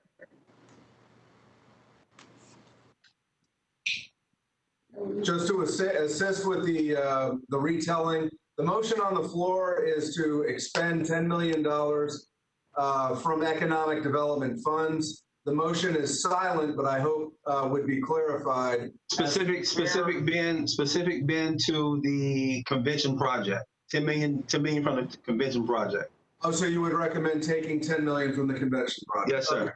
Okay, now that I can support. I second that. If the seconder did want to do it, that I wanted to be clear where we were saying it would be coming from in economic development. Okay, we have a motion and a second. If I may. Yes. Commissioners, in order to go back and change something that you previously adopted, someone under Robert's rules, you would have to amend something previously adopted. You have to use those specific words to do that. I think we have a slide of exactly what you adopted back in March of this year regarding the convention center. So the motion, Madam Attorney, would be I make a motion to amend the previously adopted item of $40 million to Florida State for a convention center to be 30 million with 10 million going towards the FAMU BRAC project. Is that correct? Is that a correct motion, Madam Attorney? Second.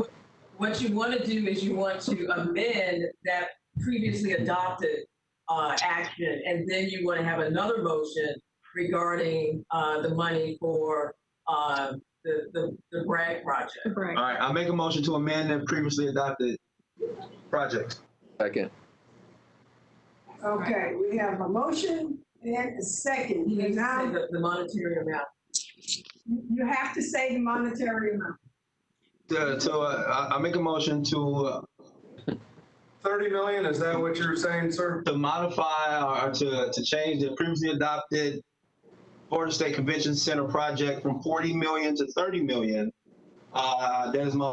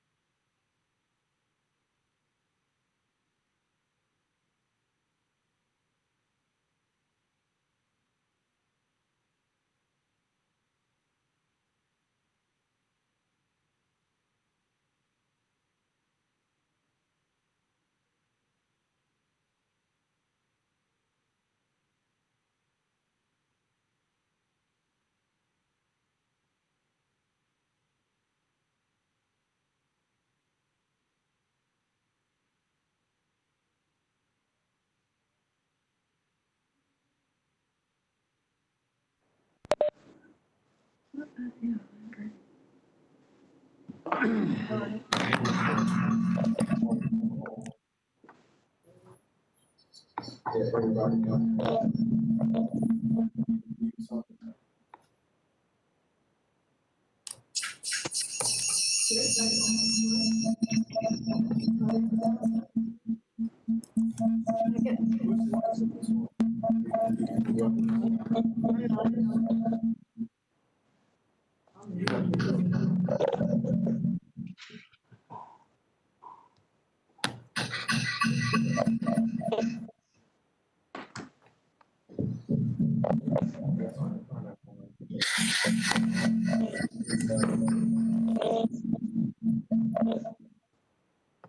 with me.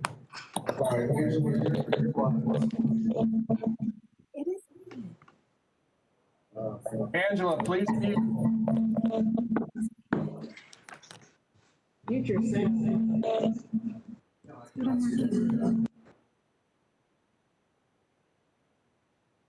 Ms. Ivy, could you please mute your mic? You seem to be, there you go. Thanks a lot.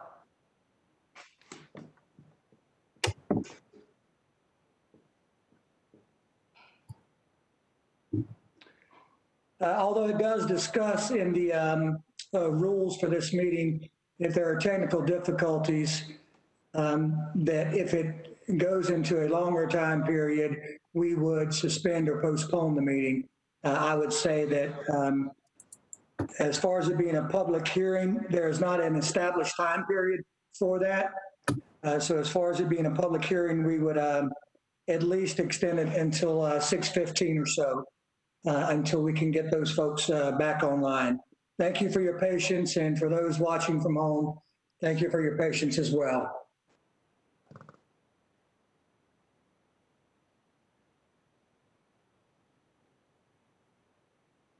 They appear to be back on, Commissioner Jackson. All right, Can everybody hear us now? Yes, yes, Ben. Okay. It was a little real in here. Sorry. Like poltergeist on the screen for a hot minute, but I guess we're working out the IT in the IT conference room. So it'll happen. Madam Chair. Yes, sir. In the interest of time, I went ahead and asked that we would reserve comment until you came back on board. At this time, I would turn back over the meeting to you as chairperson. Thank you. Thank you. Thank you, Mr. Vice Chair. Okay, so I'll tell you where we last left off. We went blind here right after the maker of the motion was clarifying his motion in accordance with the attorney's guidance to reconsider a prior motion from 40 million to 30 million. The seconder of the motion, I think it just clarified it. And at that point, I believe, Madam Chair, Commissioner Lindley was in line to speak next. That's correct. Commissioner Lindley. Thank you, Madam Chairman. I'd like to make a substitute motion that we more or less go into what the staff proposed as next steps, which is direct the staff to look in infrastructure funds in general and not be so specific about conference center or wherever, to see how we could find the 10 million. If you all will look at the next step suggestion, they were much better than the options, quite honestly. Second. Okay. It would identify ways we could do this in a sensible way. I don't want to take it from OEV. I think infrastructure is a thing. It's infrastructure for infrastructure. And give us a timeline how we can do this. This is my sub. So thanks, Commissioner Bryan. On point. Are we in right? I think we're supposed to do a public hearing. If we are, then I would be willing to rescind my motion so we could go ahead and be in right order and do the public hearing. Because I think right now we're not even in right order to do this. I was just saying, was there any willingness by the board to go ahead and move forward with the economic development pot? There's not, and it's going to be a longer conversation. But I think we should be moving towards the public hearing, which is Commissioner Maddox, would you consider my substitute just a friendly adjustment to yours? It would not be it would be giving staff direction to look at infrastructure funds, could be part conference center, but could give them. Before I answer your question, can I get the attorney to answer mine if we can actually do that right now? If so, then I'm willing to have a conversation. But Madam Attorney, are we in right? Are we okay right now? Commissioner, you have a motion to amend something previously adopted under Robert's rules. That can be moved when no other motion is pending. So I believe this board needs to resolve that issue before we go into the public hearing, because apparently the public hearing information that staff may be able to present to you is based on what funds will be available, and that will be determined by the outcome of this motion. Okay, so for the purposes of that, Commissioner Lindley, let's go ahead and take the motion. If it fails, then we can't. I mean, we can't amend it. So I mean, let's take the motion, and then from that point, we'll kind of know where we are on it. Either that, or I can rescind my motion, but I don't think I can rescind it without giving staff any kind of indication of what we're doing budget-wise for this fiscal year. So as I'm understanding it, Madam Attorney, if we went with what Commissioner Lindley said, then there would be no, this motion would need to be made, correct? Well, you're not giving staff the information they need to free up money to be applied for the ultimate question, which is the grant project. Okay, I'll tell you what I'd like to do is keep the motion on the floor. If it passes, at least we know we have two pots of one. If it doesn't, then we'll have a bigger discussion after this agenda, after we finish the public hearing. So are you wishing for a no vote? I'm just wishing for a vote at this point.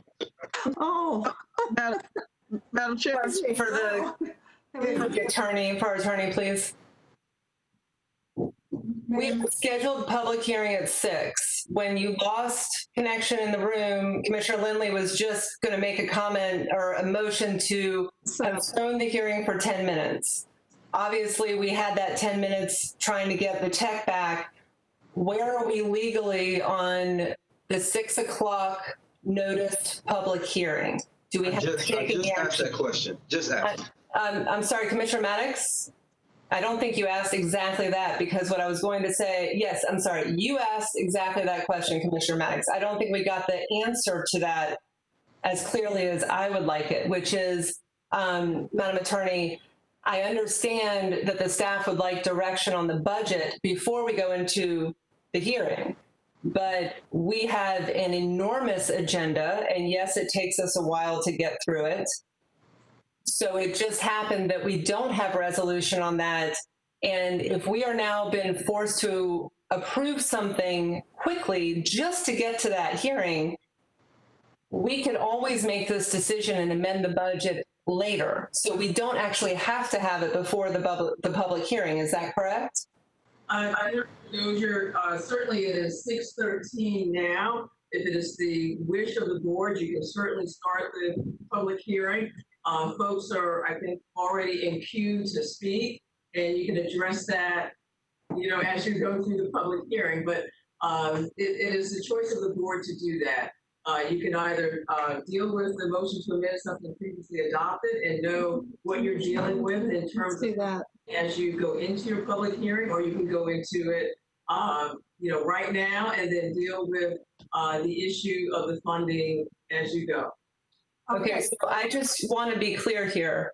You are suggesting that we take a motion quickly to substantially change a decision we made in March without any discussion and move forward. So this is a form of calling the question by staff. Is that what I'm hearing? Madam Chair. Madam Chair. That is, one moment, that's not what you said. So we have some choices. Number one, we have a motion on the floor with a second. I have a substitute motion on the floor. I need either the substitute motion. Is there a second? First of all, I did not hear a second. I had a second. Good. So we can either, if you want to proceed, Commissioner Lindley, with that. I do. Okay, then we will vote on the substitute motion, and then we will go to the primary motion, and then we will go to the public hearing. Thank you. Okay? Chairman, with no discussion, Madam Chair. I just want to be clear. Call the question. No, We've discussed this we have not discussed this a long time. in previous meetings. And we have We a ton discussed of this. information. We are. Madam Chair, call the question. Commissioners, look, we have, I think I've stated, we have a substitute motion and a second. I would like for now for us to vote on the substitute motion. Commissioner Lindley, would you just restate the motion so that everyone will be clear on what we're voting on? We're directing the staff to secure the $10 million from infrastructure projects that we already have in line. Madam Chair, Is- to be helpful, I know you're referring, Commissioner Lindley, to the next steps. Honestly, I believe option number 2 is the motion you are making. I understand your motion correctly. It guides the $10 million to come from the infrastructure side and gives the authority to move forward with the creation process for a new project to achieve $10 million timely for that purpose. That's what I was trying to say. Perfect. So Go ahead. Thank you.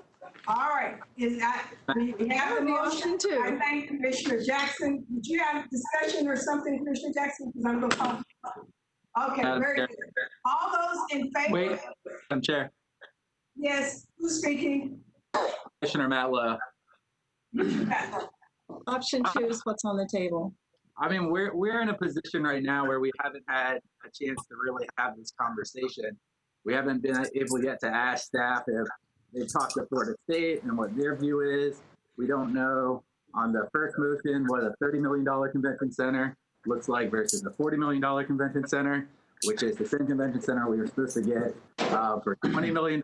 I think a lot of us maybe have the same end goal, but the CMU Bragg Stadium and the convention center are both worthy of conversations, and they're two separate conversations that we need to be having. So I would hope we'd be able to get some questions answered about the implications of where the funding comes from, what it would look like, what infrastructure money are we talking about? Are we talking about taking money away from the airport gateway? Are we talking about money coming away from the Northeast Gateway? Are we talking about there's been $10 million in infrastructure money in a side pod that nobody knew about? I mean, there's very big questions that need to be answered before we move forward. I'd like to have that conversation. And I don't know if that needs to be part of the budget conversation in a minute or just kind of postpone the budget conversation later, but I can't vote on any of these items without more information. All right, Madam Chairman and Go ahead. Madam Chairman and Commissioners, let me just sort of lay some calm to this. I think the first thing I'd like to say is that you are we have duly noticed a 6 p.m. public hearing. You do have time to dispense with this issue before then. I believe we're in good legal standing to do that. And that should include having some discussion if that's the will of the board and the will of the chair. So I want to let you know you do have time to have a discussion. I would like to give a very abbreviated presentation to you just off the cuff, and I think I can answer a number of the questions that a lot of you I know have had in briefing of what you've said, Commissioner Matlow, in your comments a moment ago. And hopefully this will just help frame out and answer some of the questions that exist in the room. First and foremost, I'd like to thank all of the FAMU representatives who are on the line. Immediately after your last meeting, when you gave us the direction to investigate this, we began meeting in earnest with representatives from the president himself to the athletic director and all sorts of other folks about what the benefit potentially of a Bragg Stadium, whether it's economic development funded or infrastructure funded or bluntly IA funded or not. What is the benefit to the community of doing that?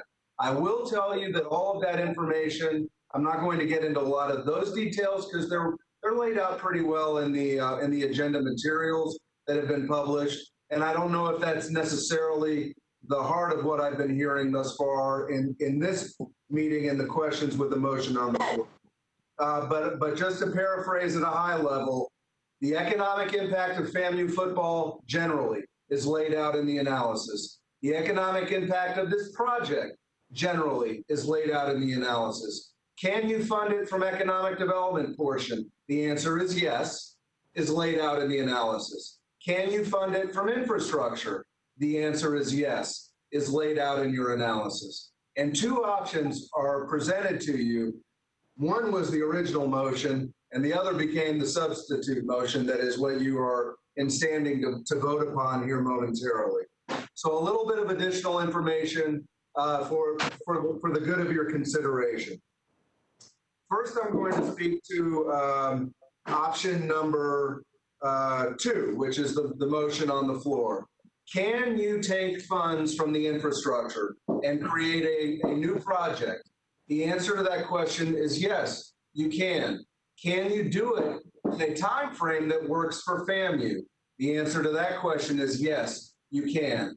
What it would require at a high level, and keep in mind, FAMU has been very clear that if you are going to assist them in fixing Bragg Stadium, they need the money in the spring. Both options 1 and 2 can get you there. There are 2 different paths to doing it. Option number 2, which is what you're preparing to vote on, we actually have cash on hand within Blueprint Infrastructure that could be loaned without having to take a loan. But to get to the point that you raised, Commissioner Matlow, of what would be the impact over 20 years to the program, the entire program of work, and is there one? The answer to that question is yes, there is an impact. If you are to insert a new $10 million project, just to be very clear, the impact is likely going to hit the last, you've already ranked those projects. So what's towards the end of the fundability cycle within 20 years, and what would fall off the ledge if you insert a FAMU project here? The answer to that question is 2 projects. All of this is laid out in your agenda item. The first project is actually the FAMU Way entry points. Would likely not, based on current revenue estimates, it would not get funded by the time we're done with 20 years. The second one is College Avenue placemaking, which is separate and distinct from the convention center. Geographically, it's in the same area, I do note. So it's not like this agency, based on your current direction, is not investing in what has been called the Arena District. But that project, which is largely to be defined in specifics, would likely fall off the end of the 20-year funding cycle. That is the specific answer to the question of what is the impact if we take this action today. How does that happen if you vote yes on this motion? Well, as is laid out in your agenda item, we will come back in accordance with our bylaws and rules, with the creation of a new project. As we say in the agenda material, we believe we can get that done in time for your next meeting. So you would take care of it in the budget item today, but you would actually create, that would be based on creating the project in December. So you would see it again, and that's where you would see it. Commensurate, we would work on either of these motions with FAMU on an MOU that ensures that whatever dollars you dedicate to this project, we know what we're going to get specifically, when we're going to get it, who's going to manage it, and with protections to the taxpayer and to the agency, as we would do for anything. So that is the long and the short, I believe, on option number 2. Question was asked about option number 1. Can you do that? The economic development. The answer to that is yes. It is a smaller pot of money that it would come from. The key thing there is for the motion that's on the floor, it has you rescinding a prior vote for $40 million and moving that down to $30 million. Okay. The issue that it creates, and just to be very plain on this, is $40 million was the baseline estimate that we have for what it would take to build a convention center that creates something in this community that we know we need, because that's what the study said, and it doesn't already exist somewhere else. What is the impact of going from 40 million to 30 million? I don't know. We won't know the answer to that question if tasked with it today for likely 6 to 8 months. That's the truth of the matter, because we still have standing direction to do an MOU with FSU. And once the MOU is approved, if you approve the budget here momentarily, we then have $500,000 to work with FSU to flesh out what that facility would look like. If we're given that direction with 40 million, it looks a lot different than 30 million. What's the impact? I don't know. But what I do want to be clear to, if we go down that path, is if it comes to fruition that we have that direction and we go down that path and we see what $30 million would build for us. If it comes to pass that $30 million does not construct a facility that is the de minimis that was recommended by the consultants, then likely staff would have a different recommendation for you at that future point in time, simply stated because we need to make sure that we're creating a facility that doesn't exist so that we can create the traffic that doesn't exist for the economic benefit that doesn't yet exist in the marketplace. So I think I've touched on all of the various moving parts. Oh, one more. FSU, you did ask Commissioner Matlow about where FSU is at. FSU has stated verbally to me that they are understanding of what's before the board and the decisions that are going to be before you here today. They understand that one of the options is to reduce it to 30 million. What they have verbally said is they're willing to continue to work with that. They're willing to continue to stand by.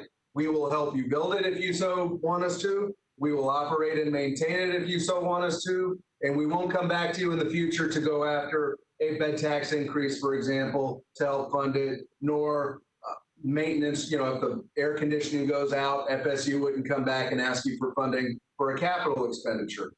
What has not yet been answered, though, is the point that I just made, which is it's great that FSU is willing to, it's great that they're willing to stand by the project and the commitment for something smaller, but it doesn't necessarily answer successfully the value proposition that will always be before this board, which is what do you get for the money invested? And that's the baseline trigger that we'll always look at on that separate project, which is the convention center. I appreciate, Madam Chair, the opportunity to just spend 5 minutes to cover what I think are some of the key points. I hope it's helped answer your questions, and we're here to answer any questions that you may have, Madam Chair. Madam Chair, as a follow-up. Go ahead. First off, thank you, Mr. Penegry. I think that answers so many questions for so many people as we get on this. And I think you raised some important points. And one is if we went the infrastructure route, the FAMU Way entry and the College Avenue placemaking plan.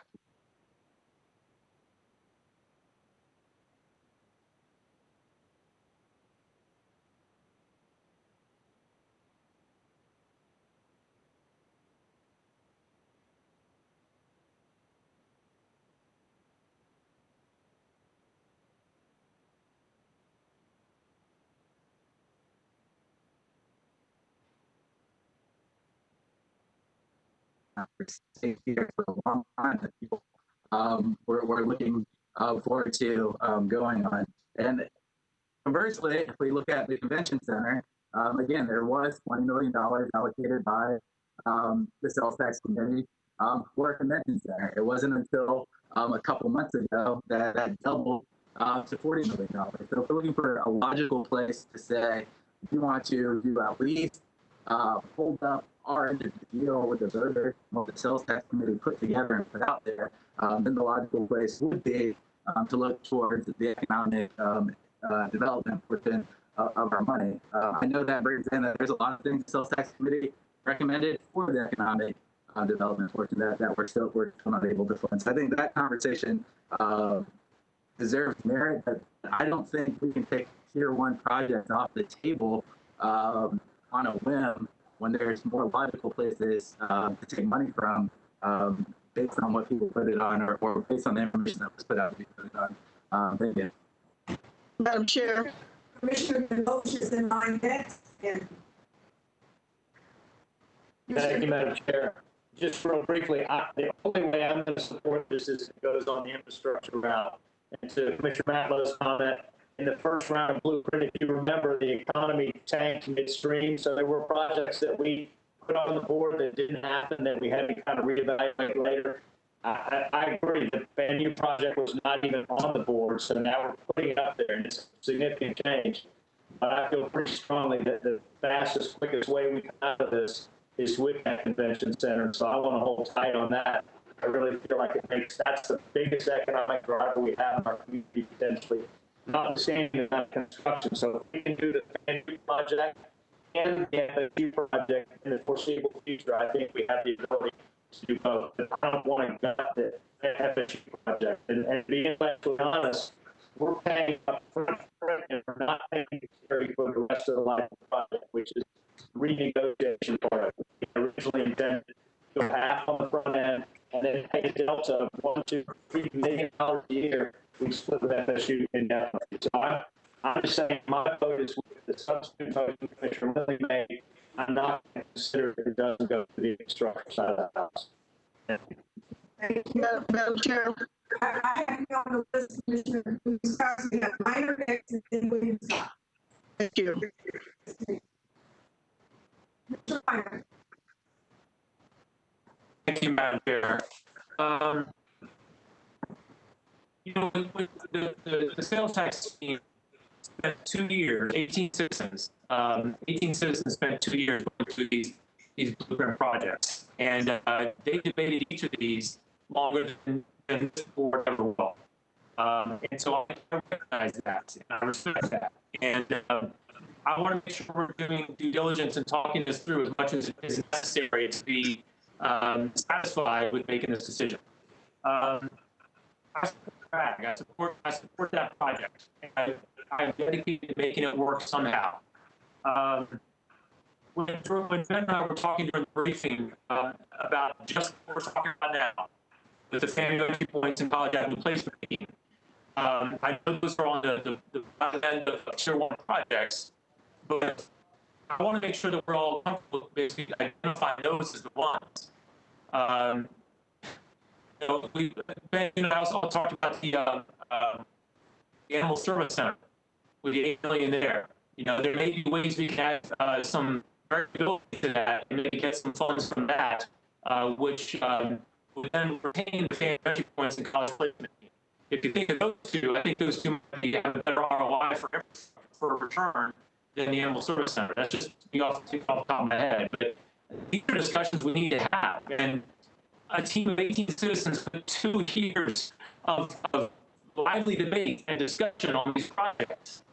Let's just spend 15 minutes on a whim and start chipping away at 2 of those projects because it's listed as a part of agenda item project 2. I think it's doing a disservice to all the work that's been done up to this point.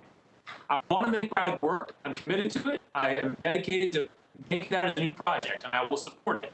But let me put it this way. Ben, do you and your team have any more insight on the Animal Service Center? You know, as I look through the project list, and I'm trying to think about where we might be able to take something to have it as little impact as possible on the projects as a whole, that to me seems like a decent prospect. Madam Chair, just a couple of thoughts. So again, as I think I had mentioned before, one of the good things about blueprint infrastructure, and we talk about this a lot, just about every meeting, because what you see meeting after meeting are a whole handful of projects, and you're going to see it in your budget material, a whole handful of projects moving forward already in year 1. How did that happen? How it happened is because you all leaned in years ago, soon after the vote to create 2020, effectively, start prioritizing and ranking and getting them in line and starting to do some of the planning for them. The good news of all of this, just to start this conversation, and it's germane, I think, to the option on the floor, is you already have it lined up. And does that mean that you cannot come back and make modifications? It does not mean that. Part of what Blueprint has historically done is always look at leveraging opportunities, cost-saving opportunities, things that will arise over time. It could be a legislative appropriation at the state or the federal level that would help bump an item further up. It could be a grant that comes in. It could be reconfiguration in the case of the Animal Service Center to do it a different way that was far more cost effective. When those things arise in time, then we can consider them in real time. And I do believe that is the most direct answer to your question, Commissioner Minor. At this point in time, that particular project is the last in the prioritization list.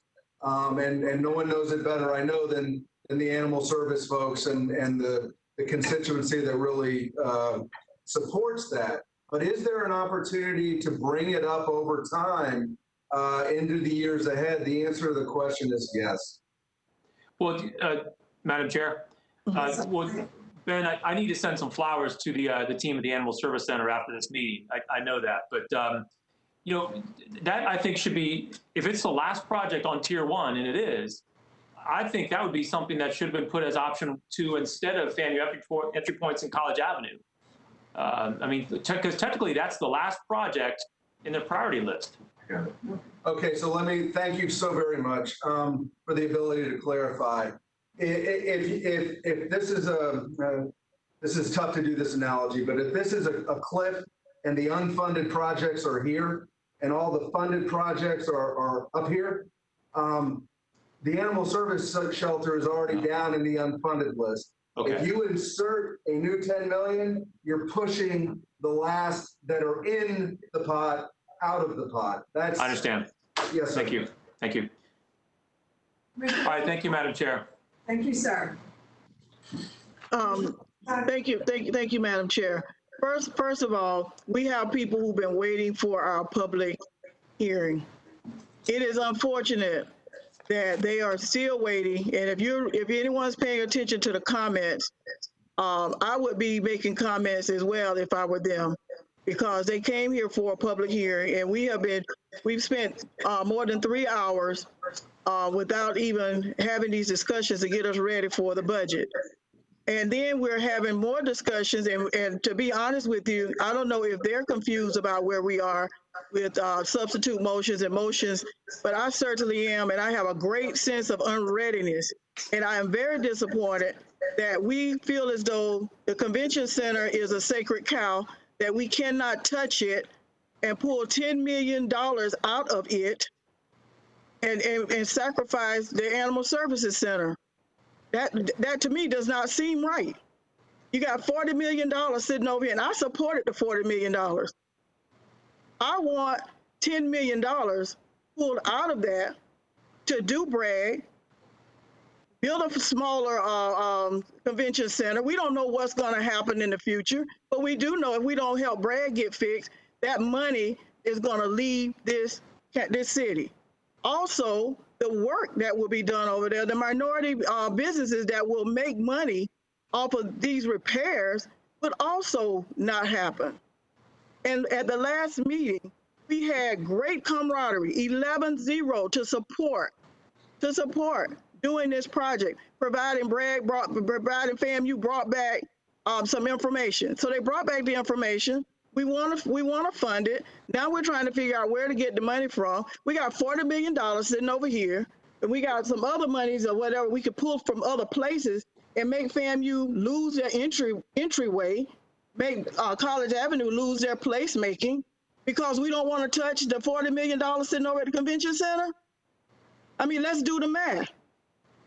A $30 million convention center compared to a $40 million convention center in Tallahassee. Right now, we have no convention center.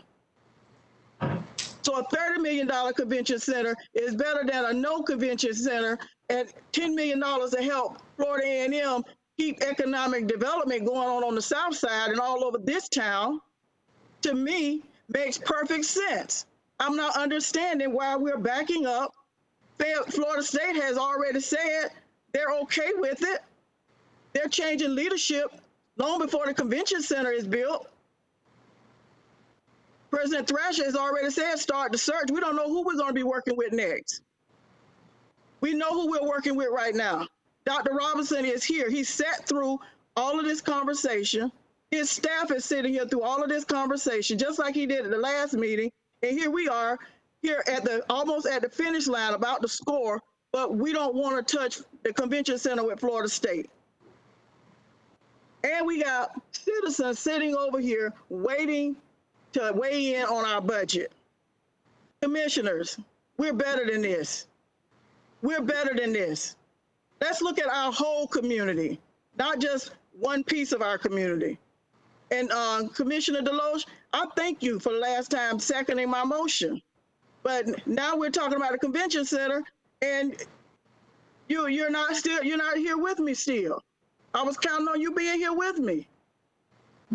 So what do we do? We're in a great quandary, but we've got to figure this out. That's why people sent us here, to figure this out. And I'm standing, I'll just tell you where I am.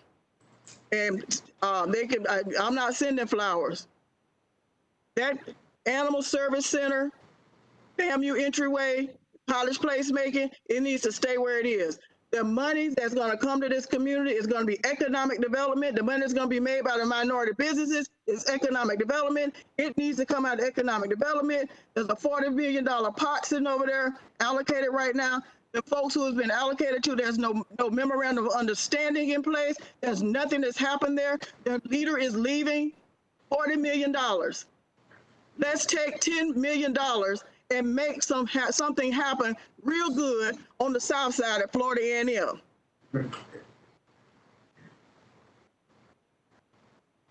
Thank you, Mr. Williams-Cox.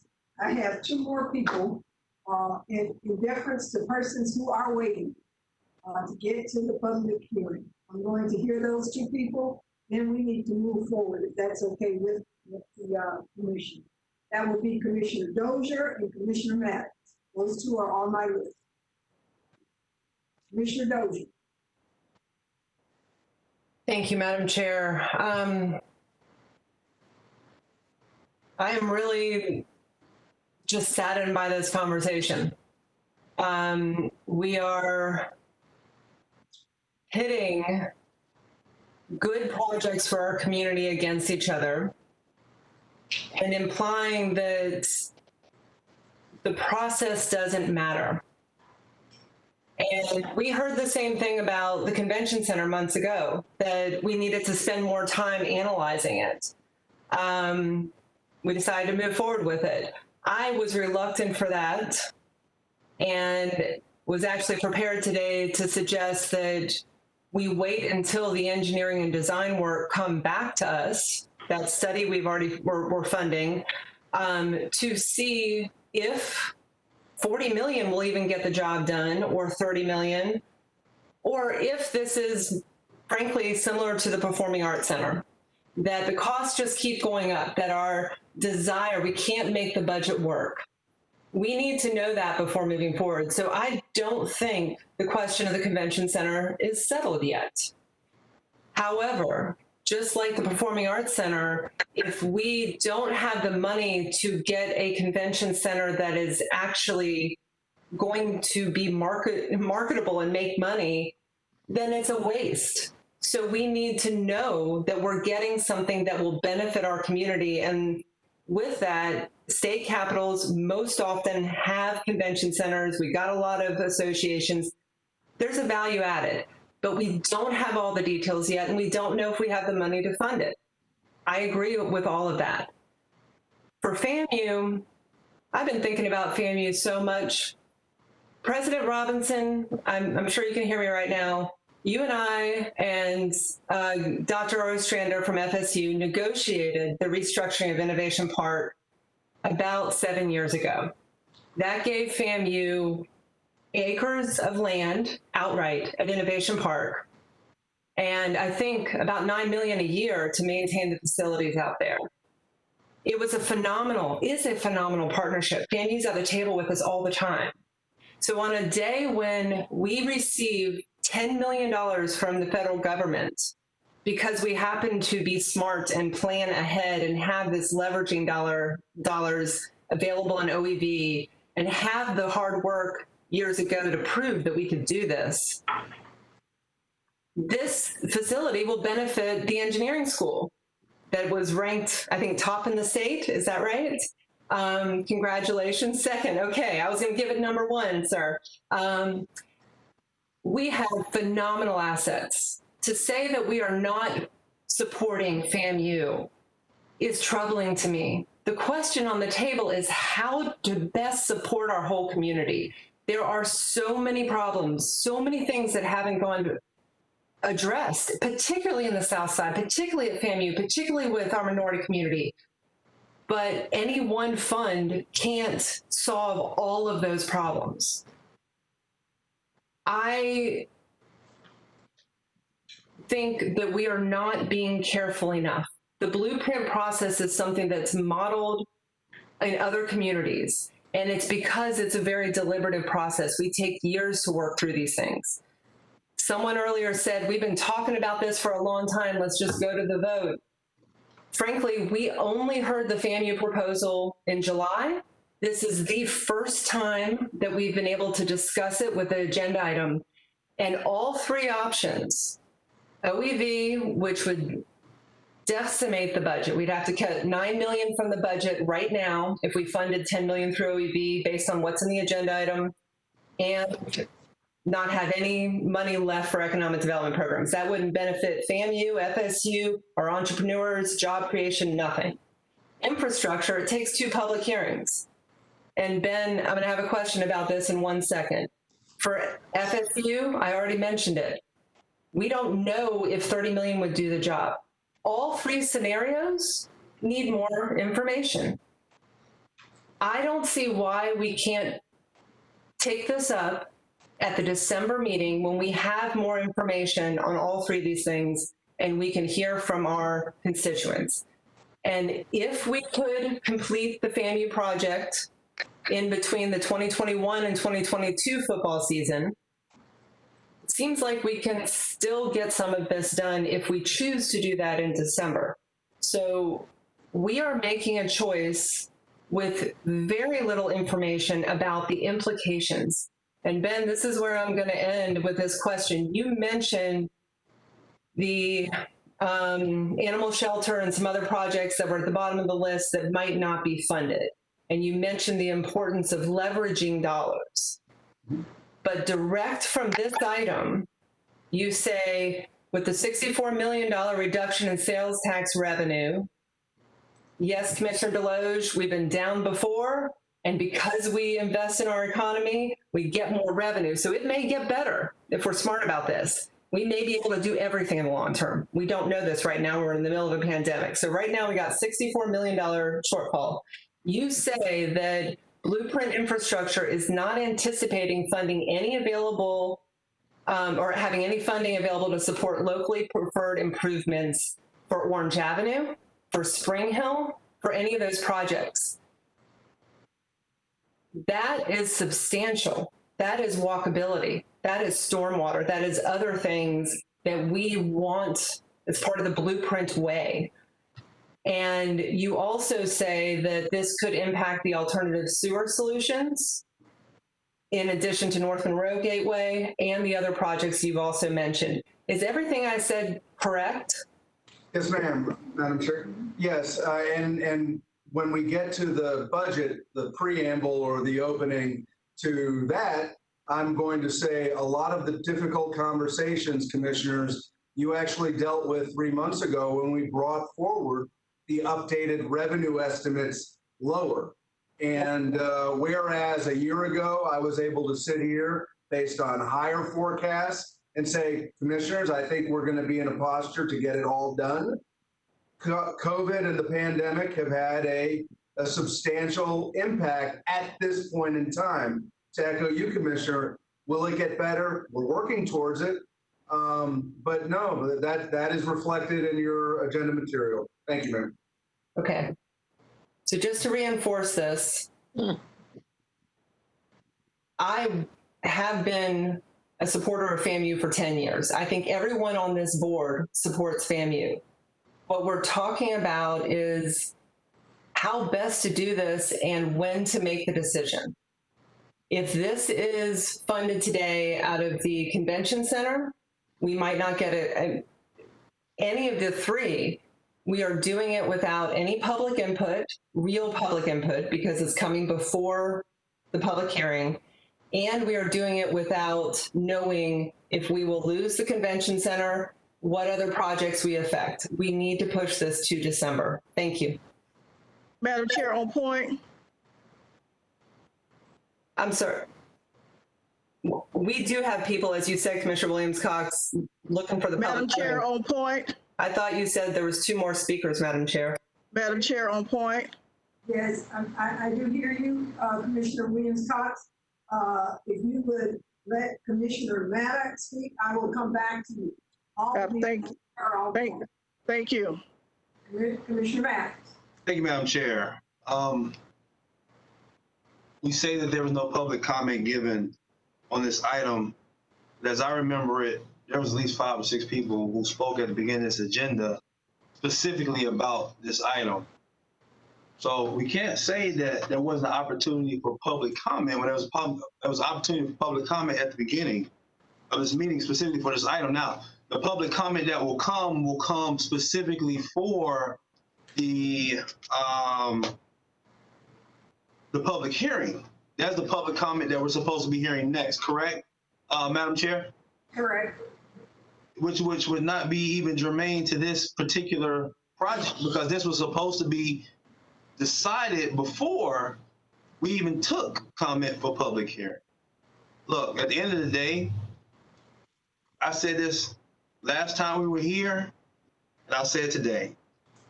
In order for us to make this happen for Florida A&M University, sacrifices have to be made. And I said during that meeting that I'm willing to make what sacrifices have to be made in order for this to happen for this university. Understanding that they're in dire need. This is not just something that they don't just want 10 million. It's like they just come here asking, hey, I just want y'all to give me 10 million. I ain't got nothing to spend, don't just give it to me. They need these stadium renovations or they will not be able to play next season. So what I'm gonna do is I'm gonna vote in favor of Commissioner Lindley's motion. And if it fails, I'm gonna vote in favor of the second of the substitute motion, because either way it goes, I want Florida A&M University to be able to get this money so they can fix their stadium and they can continue to be a community asset that they have been for how many years now? Too many. For us to sit here and say, well, I know y'all need this 10 million, but nah, we ain't gonna give it to you. So I'm here. I'm here on either side of it. Commissioner Lindley, I appreciate your motion. But if I get a no, guess what? I'm going to support my motion. And I'm going to ask everybody to come with me. Give me as many chances to get this money as I can. Because I need it. Thank you, Madam Chair. Yes. Commissioner Williams-Cox. Thank you, Madam Chair. I'm having some deja vu because it was just a few months ago when we were here, we said, if you do this, then we'll support this.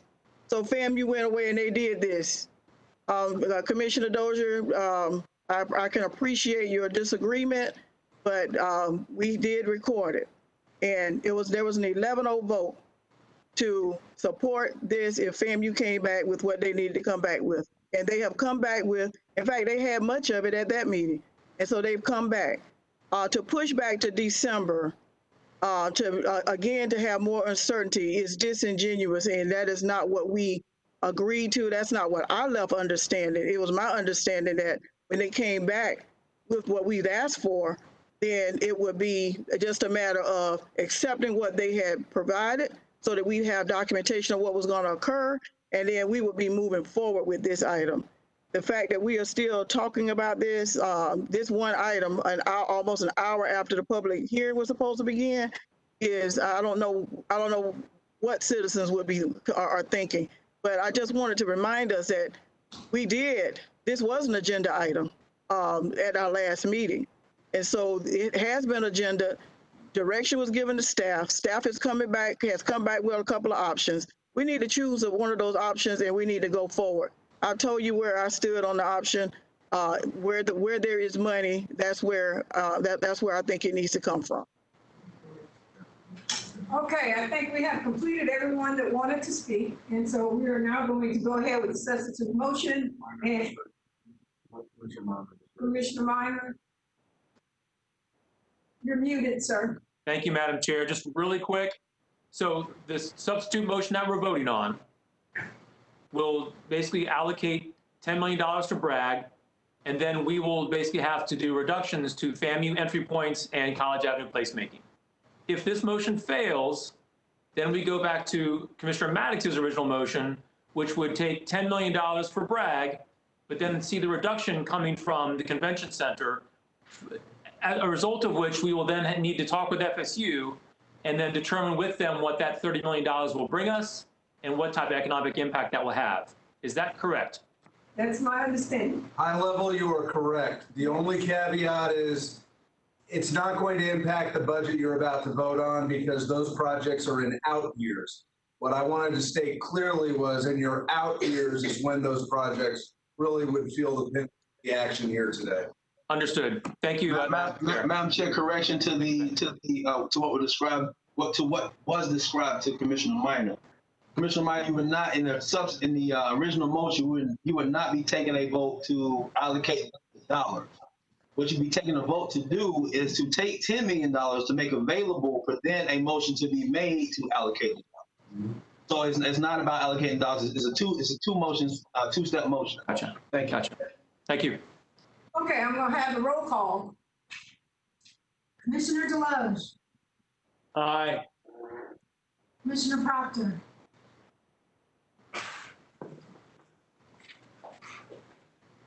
What's Commissioner Proctor? Commissioner Proctor, No. Commissioner Jackson, Aye. Commissioner Minor, No. Commissioner Dozier, No. Commissioner Lindley, Yes. Commissioner Maddox, Aye. Commissioner Williams Cox, Aye. Commissioner Richardson, No. Commissioner Matlow, No. Mayor Daley, No. Chair Bryan. The motion fails. So I'm going back now to the original motion that was made by Commissioner Maddox, which has to do with taking, Madam Chair, the original motion is that we take $10 million, that we amend the previous amendment to the FSU project of $40 million to be $30 million. That is the motion on the floor. okay, very good. Second. Roll call. Commissioner Deloge, Is that me? yes, sir. No. Commissioner Proctor, Yes. Commissioner Jackson, No. Commissioner Minor, Yes. Commissioner Dozier, excuse me. I'm sorry, that was me? No. Commissioner Lindley, Yes. Commissioner Maddox, Yes. Commissioner Williams Cox, Yes. Commissioner Richardson, Yes. Commissioner Matlow, Yes. Mayor Daley, Yes. Chair Bryan. Yes.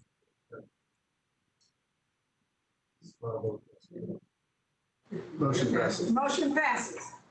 Point of information, Yes. point of information, Madam Chair. Yes, sir. Go ahead. Madam Chair, newspaper article said that this was going to be a loan. Is this a loan or a grant?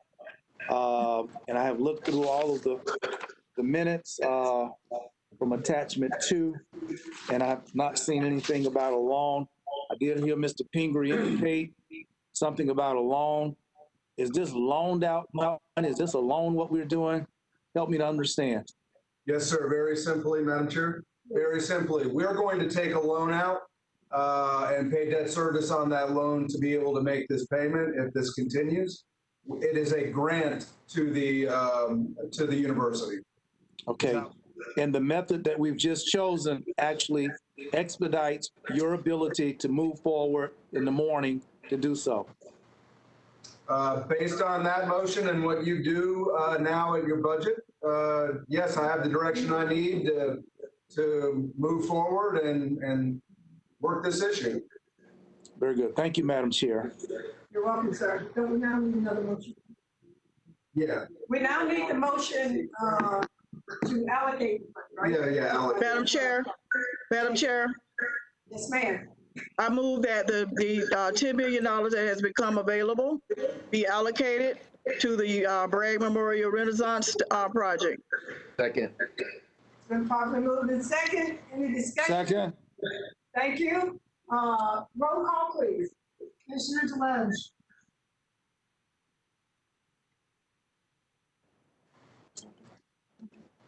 Commissioner Deloge. No, sorry. Commissioner Proctor. Yes. Commissioner Jackson. It's no, I think it's important I include that we can be more ingenious as it relates to the infrastructure funding. So I want that to be a part of the record, please. Thank you. Yes, sir. Commissioner Minor. Yes. Commissioner Dozier. No. What is it? Could you repeat that? I'm sorry. This is still the same motion. Commissioner Maddox? Yes, I voted no. Commissioner Lindley. Yes. Commissioner Maddox. Yes, ma'am. Commissioner Williams Cox. Yes. Commissioner Richardson. Yes. Commissioner Matlow. Yes. Mayor Daley. Yes. Chair Brown. Yes. Motion passes. So we are now going straight into the public hearing portion of the meeting. It is now 7 o'clock and we will officially convene the public hearing on the proposed fiscal year 2021 operating budget and the 5-year capital improvement program budget for the Blueprint Intergovernmental Agency. This is item number 16 on the agenda. Mr. Finger. Yes, thank you, Madam Chair. Commissioners, we are at the section of the agenda where we are to consider the fiscal year 2021 operating and 5-year capital improvement program budgets at a public hearing. This is the second and final public hearing on the budget. The first public hearing was held during the Citizens Advisory Committee meeting on September 3rd, 2020. I will be making a brief presentation, and we are required to take public comments. Thereafter, close the public testimony portion of the hearing and engage in board discussion, ultimately to a vote. I will start the brief presentation now. Hopefully someone, I think Megan is going to share her screen, or Autumn, or Susan. Susan Emanuel, great. Okay. So we'll do this the old-fashioned way. I think we got that one covered. Next.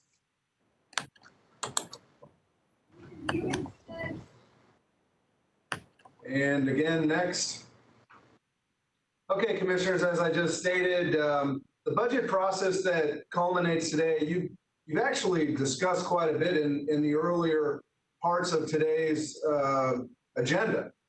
As we discussed earlier, you've been working on this budget for a long period of time, particularly during a difficult year and time when you've been navigating COVID and the pandemic and the impact on the funding stream, which is really highly susceptible to short-term economic impacts, that being the local option sales tax.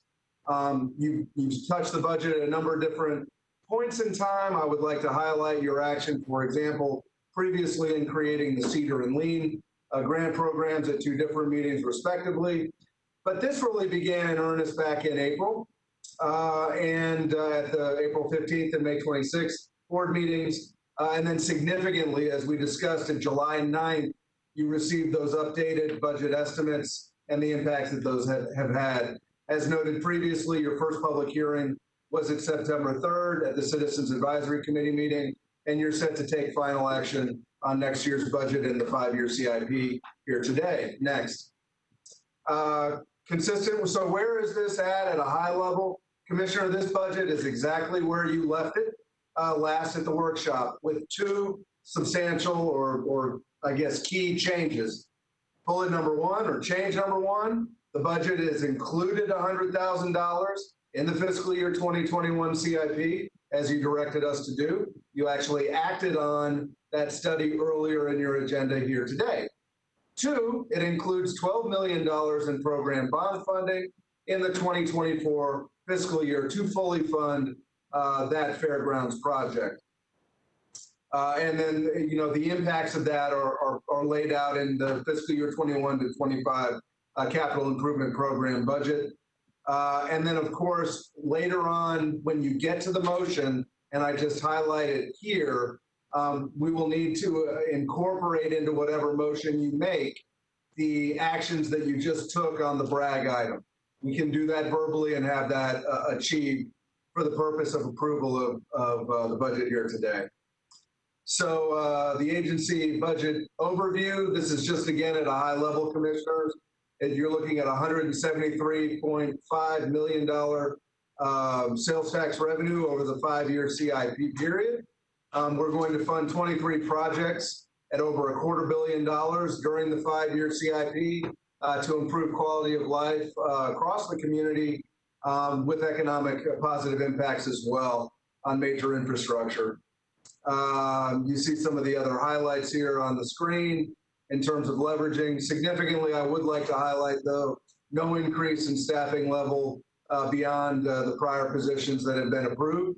And so we're, we're well positioned to act to now implement the blueprint program of work as you've outlined for us. Next.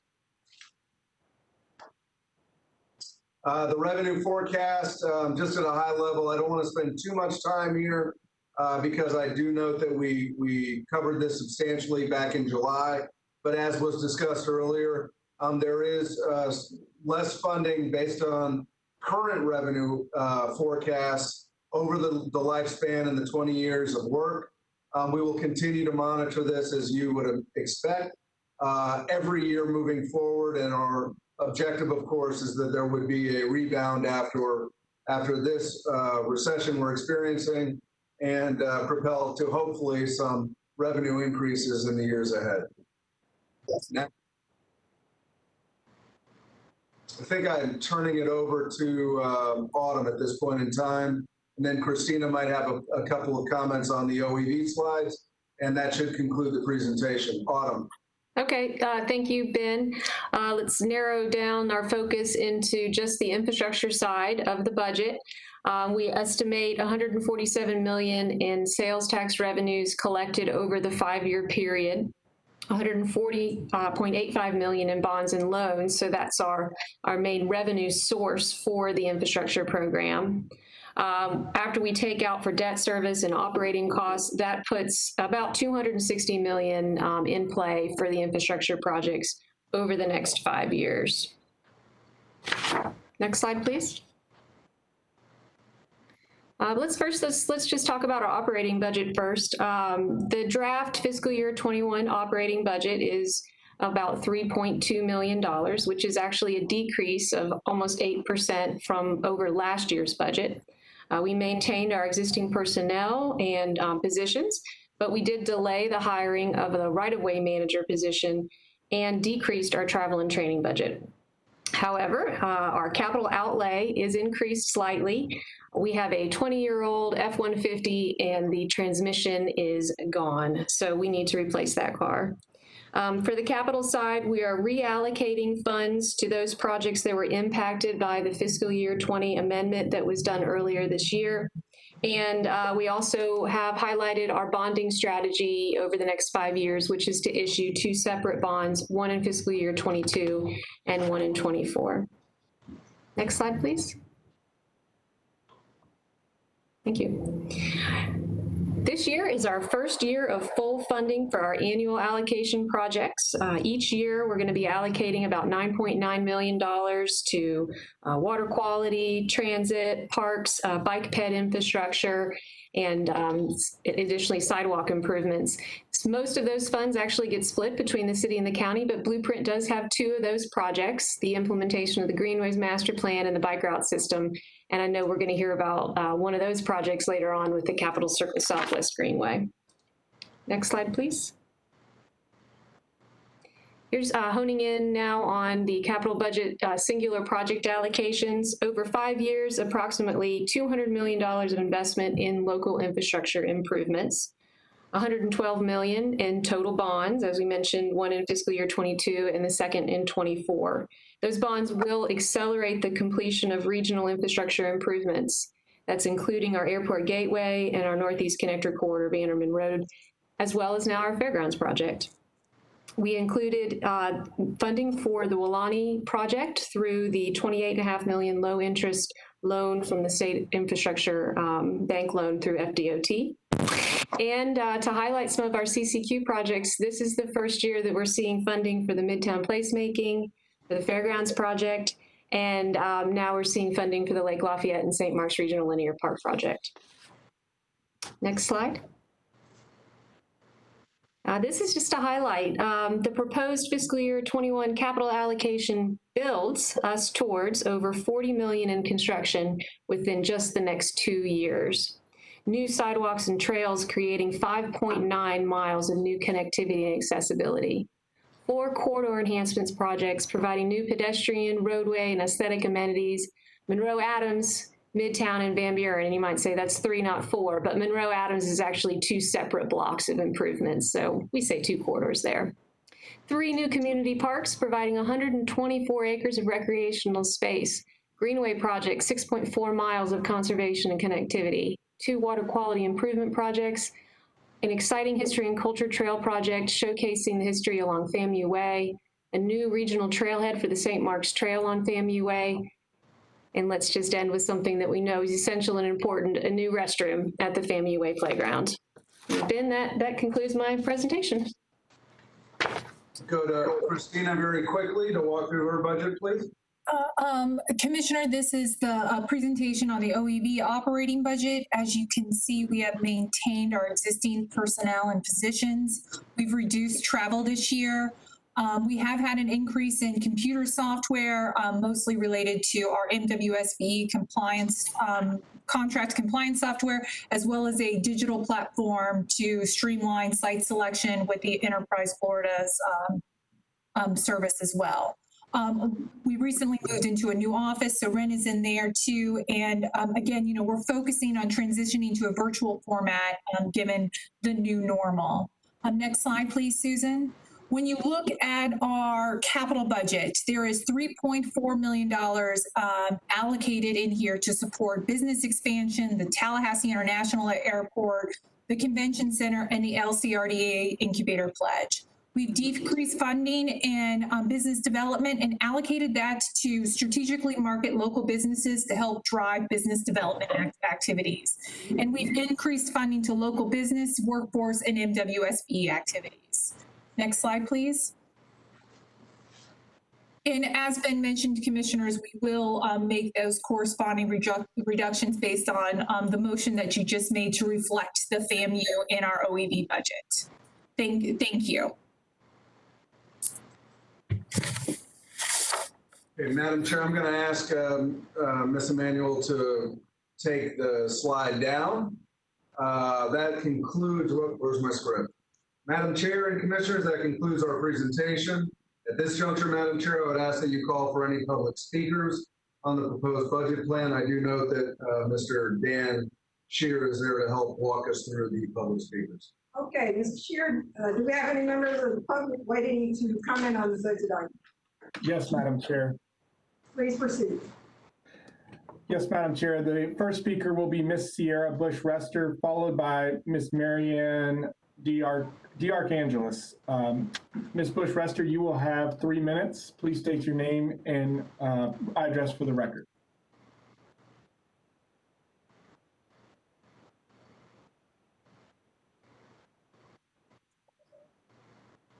Ms. Sierra Bush-Rester, are you there? Madam Chair, not hearing her, I will move on to Ms. Marianne D. Archangelis, and following her will be Mr. Max Epstein. Ms. Marianne, you have 3 minutes. Please state your name and address for the record. I live at 1306 Circle Drive, Tallahassee, Florida, zip code 32301. I'll get straight into it. One of the zip codes I live near is 32304, which has been released in a study as being one of the poorest community, not only here in Tallahassee, but here in the entirety of Florida. I would like to bring everyone's attention to that as one of the very specific ways we could better be using this fund. At an absolute minimum, I am calling for 2 things. First of all, I would like for a new feasibility study to be done, and to avoid a conflict of interest with our community partner, Florida State University, of which I myself am an alumna, I suggest that this feasibility study be done by an external subject matter. If for whatever reason, be it funding or time, a complete feasibility study is not possible, at the very least, I encourage you to consult with an external subject matter expert on how conventions are changing. And I'd like to bring up something that was pointed out to me in the comments by a Mr. Jordan Scott. From Ron Wirtz, the Federal Reserve Bank of Minneapolis, stadium and convention centers as community loss leaders. Most of the money goes to low-wage sectors. Public spending on new venues funnels most of the increased economic business benefits, namely increased patronage, to lower wage industries like lodging, eating, and drinking establishments. Now, this sounds good, but research from Rosentraub on private sector employment and payroll in large counties, of which Leon is one, we're fortunate, we're urban in a sea of our rural neighbors, they found that these sectors make up 8% of local jobs, but pay just 3% of all local wages. Now, I want you to think about all of the various South Side businesses who are contributing a much higher percentage to local wages and how they could benefit. This proposal, it's really concerning. This extra 23 million, or I'm sorry, whatever the number is after the 10 million allocation, it could help struggling small businesses on the South Side and 32304. It could help our exploding homelessness crisis. Yes, thank you. Thank you, Ms. Marianne, for your comment. I see that Ms. Sierra Bush-Rester is back online. I'm going to please ask Mr. Epstein to hold and bring Ms. Sierra Bush-Rester on. Ms. Sierra Bush-Rester, you have 3 minutes. Please state your name and address for the record. Hi, my name is Sierra Bush-Rester. As stated, I live in District 4. And so I just wanted to say real quick that first of all, I think it's absolutely ridiculous that we just stalled for almost an hour before even getting to the public hearing that was supposed to start at 6.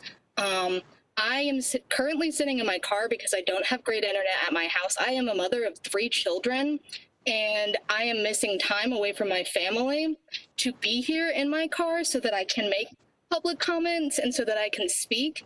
And instead of starting it at 6 p.m., as was advertised, and I believe you were supposed to give a warning if you're not going to do that, and that was not done. And I am now in my car for going on quite a few hours now when I should have been speaking on this about an hour ago. So go ahead and to speak about the budget, which you guys voted on part of the budget before public comment was even allowed to be heard. As people have already stated, there are many better avenues that $60 million for this convention center could be spent on. We could have, I don't know, maybe broadband internet for people in the city so that people like me can have decent internet to be able to participate in public comment and in these types of meetings, which is our right as Americans. And you know, we could spend money on things on the South Side. For instance, Frenchtown has needed sidewalks for years. And to my understanding, Blueprint is supposed to be to help projects like that.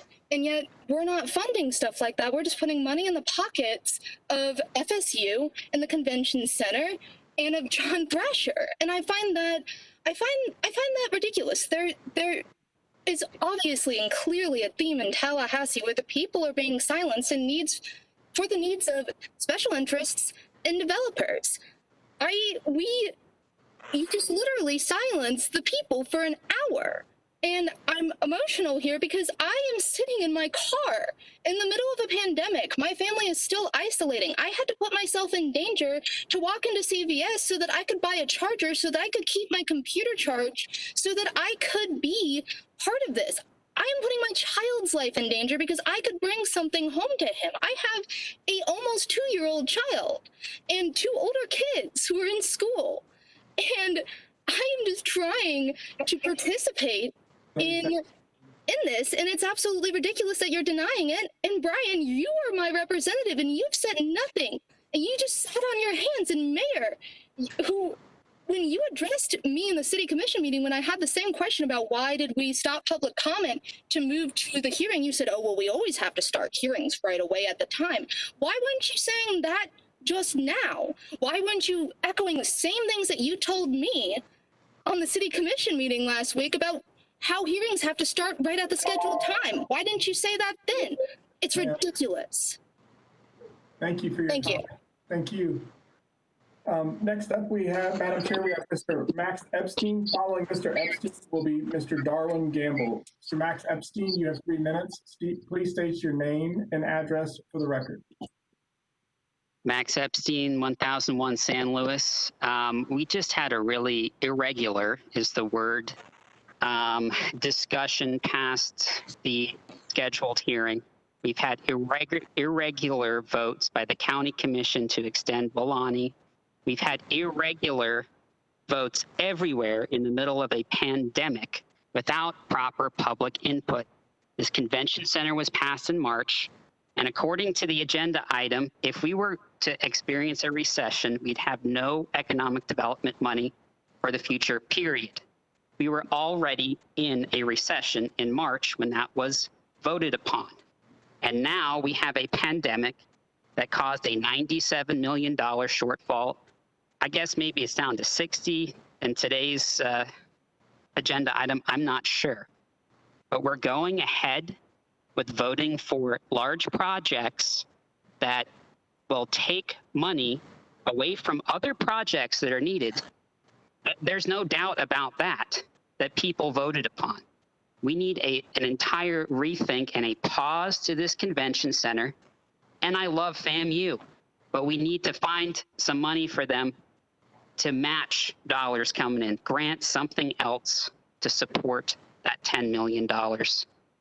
This honestly making us wait for an hour is ridiculous. I'd like to request next time we have a big issue at one of these commission meetings that we just put the public hearing off. But the bottom line is we are in a COVID recovery. We don't know what the future is going to look like. We need this money in the future to help recover, and the small people.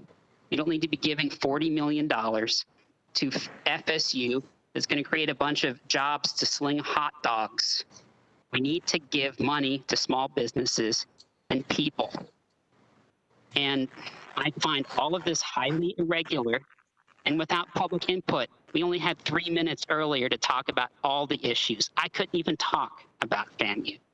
So I respect the process, but the process has not been followed. And we need to rethink, and I'll finish up, rethink these large convention centers. We need a feasibility study. We just had a super spreader event of 20,000 people at FSU Stadium, coming into all of our bars, all of our restaurants. That's money. So it's time to rethink all of this, put some brakes on it, and think about it. Because you're throwing away our children's futures with this debt service.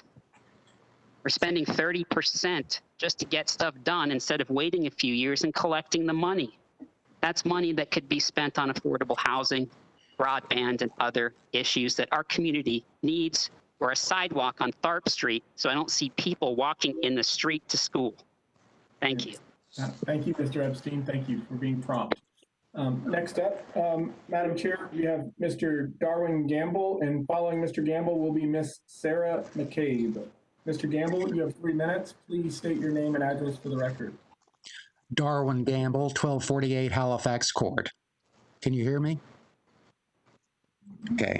Okay, thank you very much. First, I don't think Blueprint has any business spending even 30 cents on a convention center until you hold some town halls to find out, virtual town halls, excuse me, until you find out if the public really wants such a facility.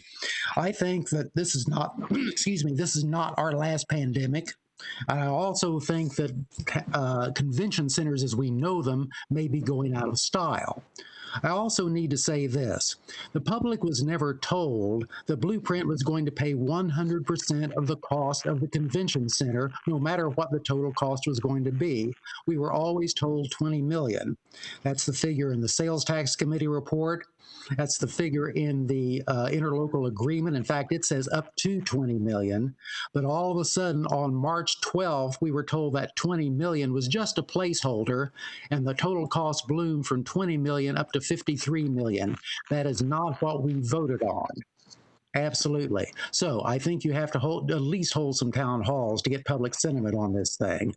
And I want to end by saying that I think each of you are fine persons as individuals, but when the 12 of you get together in a group, you're just a hot mess. I'm sorry.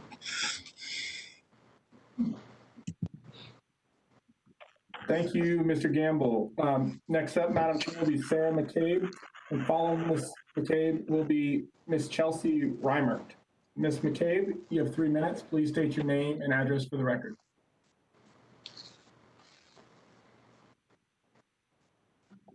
Ma'am, can you please unmute and start again?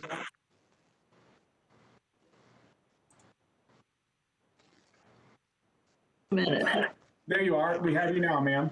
Oh, okay. My name is Sarah McCabe, and I live in County Commission District 3. I've lived there since September 2003. And I'm so glad that I found out about this meeting on social media. It wasn't in the paper. It just had an article. So I could comment on the use of however much it is now, money for a convention center as part of the Blueprint budget. I haven't followed the evolution of the ballot measure in 2014, but it included a lot of possible uses of this money, and economic development was like last on the list. I think this is under, this is under infrastructure. Well, either way. I recommend that the project not be funded at all, and that those dollars be used for projects that improve the lives of citizens during these difficult times, like improving sidewalks, parks, water quality, and the other uses that are written into the actual ballot initiative that was passed in 2014. And if the state law allows it, I think it should go for housing and jobs. And that's something that Commissioner Deloge has said many times he thought were the highest priorities in Leon County. So I enjoy entertainment at Ruby Diamond. I doubt if I'd ever go to a convention center, and I don't even think you need a public hearing to know that probably most people feel that way. So I just hope that you use Blueprint money that'll create jobs that pay a living wage and provide decent housing for all our citizens. Thank you. Thank you, ma'am. Following Ms. McCabe will be Ms. Chelsea Reimert, and following Ms. Reimert will be Mr. John Reimert. So Ms. Reimert, you have 3 minutes. Please state your name and address for the record. Okay, my name is Chelsea Reimert. I live at 176 Park Brook Circle. I've been very concerned about the development interests that have been at hand in Tallahassee. In 2014, the penny tax was voted upon.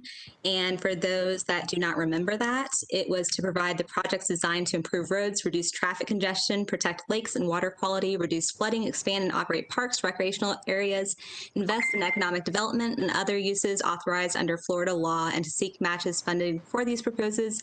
Shall the existing 1-cent tax surtax within Leon County be extended until December 31st, 2039, with project expenditures subject to annual independent audit and review by Citizens Advisory Committee. So under that, the citizens did not vote for a convention center. We currently have the Civic Center, which has been very useful. And the current project is projected at $53 million. Yes, you currently voted to move $10 million to FAMU.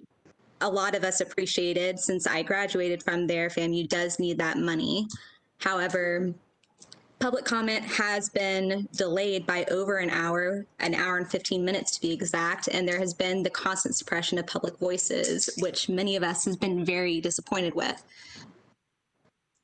Tallahassee has been underutilized and funds have been constantly dumped into Florida State University over other areas, and Tallahassee doesn't provide for its own community and continues to favor FSU, the Northeast, and Southwood over other communities.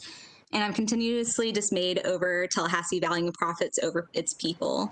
And that's all I have to say. And I think this is dishonest and misleading. And I hope you vote against this, or at least into looking into feasibility studies and the future of it. Thank you. Thank you, ma'am. Madam Chair, next up is Mr. John Reimer, followed by Mr. Jordan Scott. Mr. Reimer, you have 3 minutes. Please state your name and address for the record. Hello, my name is John Reimert. I reside at 176 Parkbrook Circle, Tallahassee, Florida. I am just going to echo pretty much what every single person has said so far. I think it's pretty evident that everyone here is against the Civic Center, or the center being, the convention center being built. And it's an egregious misuse of money. Our taxpayer money. We are paying for this, and you all are spending this money just irresponsibly.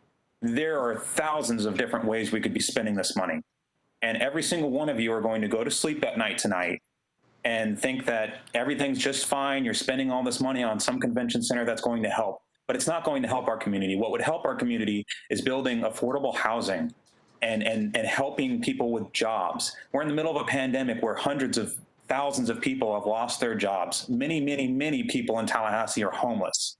How can we sit here and have these discussions and spend $53 million on a center that no one's going to be able to actually go to because they're homeless and they're without jobs and they're not being fed?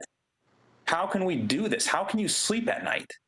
I'm outraged, and I know that other people are as well. And I hope that you take this seriously and you stop laughing about this matter. Because when people say that you're getting together and every time you get together, it's a mess, that says something. Your constituents are speaking out, and I think it's important you listen to them and you realize that there are many, many better ways to spend this money. I understand I've got 30 seconds left, but I'm shocked. I'm sitting here looking at the City Hall Conference Center where before they started recording here at around 2:30 in the afternoon, they were taking roll call. Every single one of them in that room didn't have a mask on.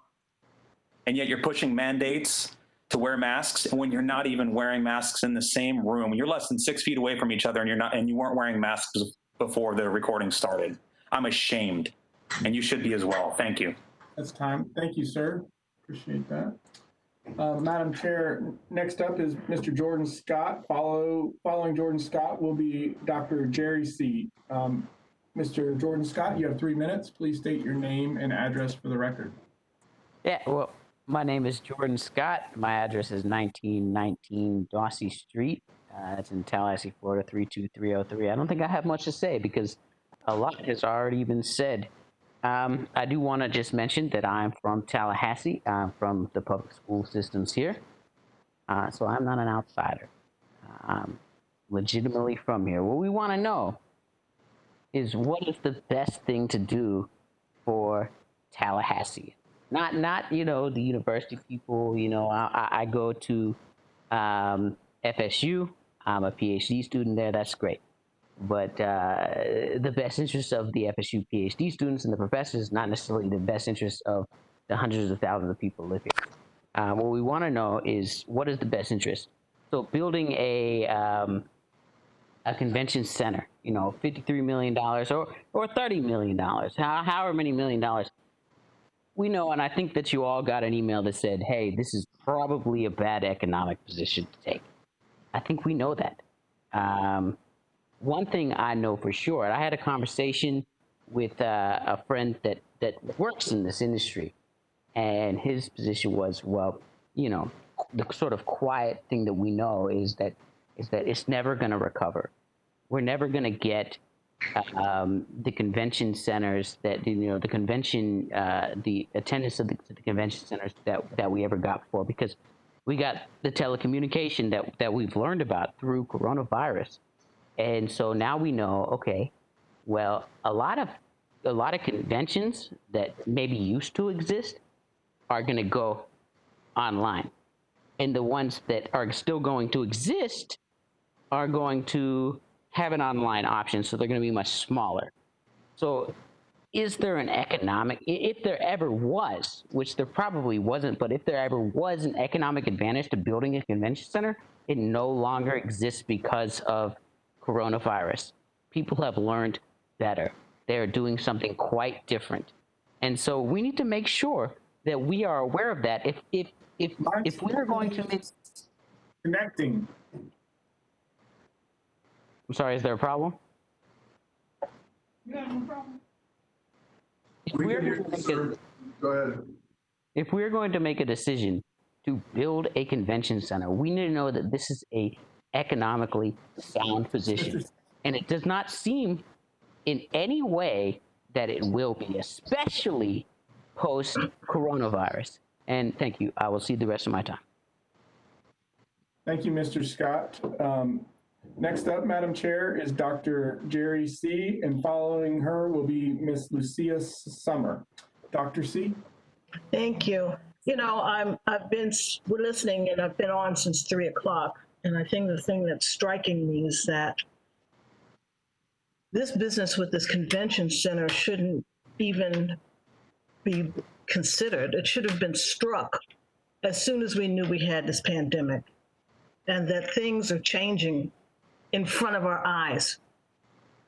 And we've got to respond to what's happening around us. You just can't keep pushing something through because you thought it was a good idea 6 months ago. This is not the same world now. Here's the thing. I'm concerned with the lack of people being able to lead, to make good decisions, sound decisions.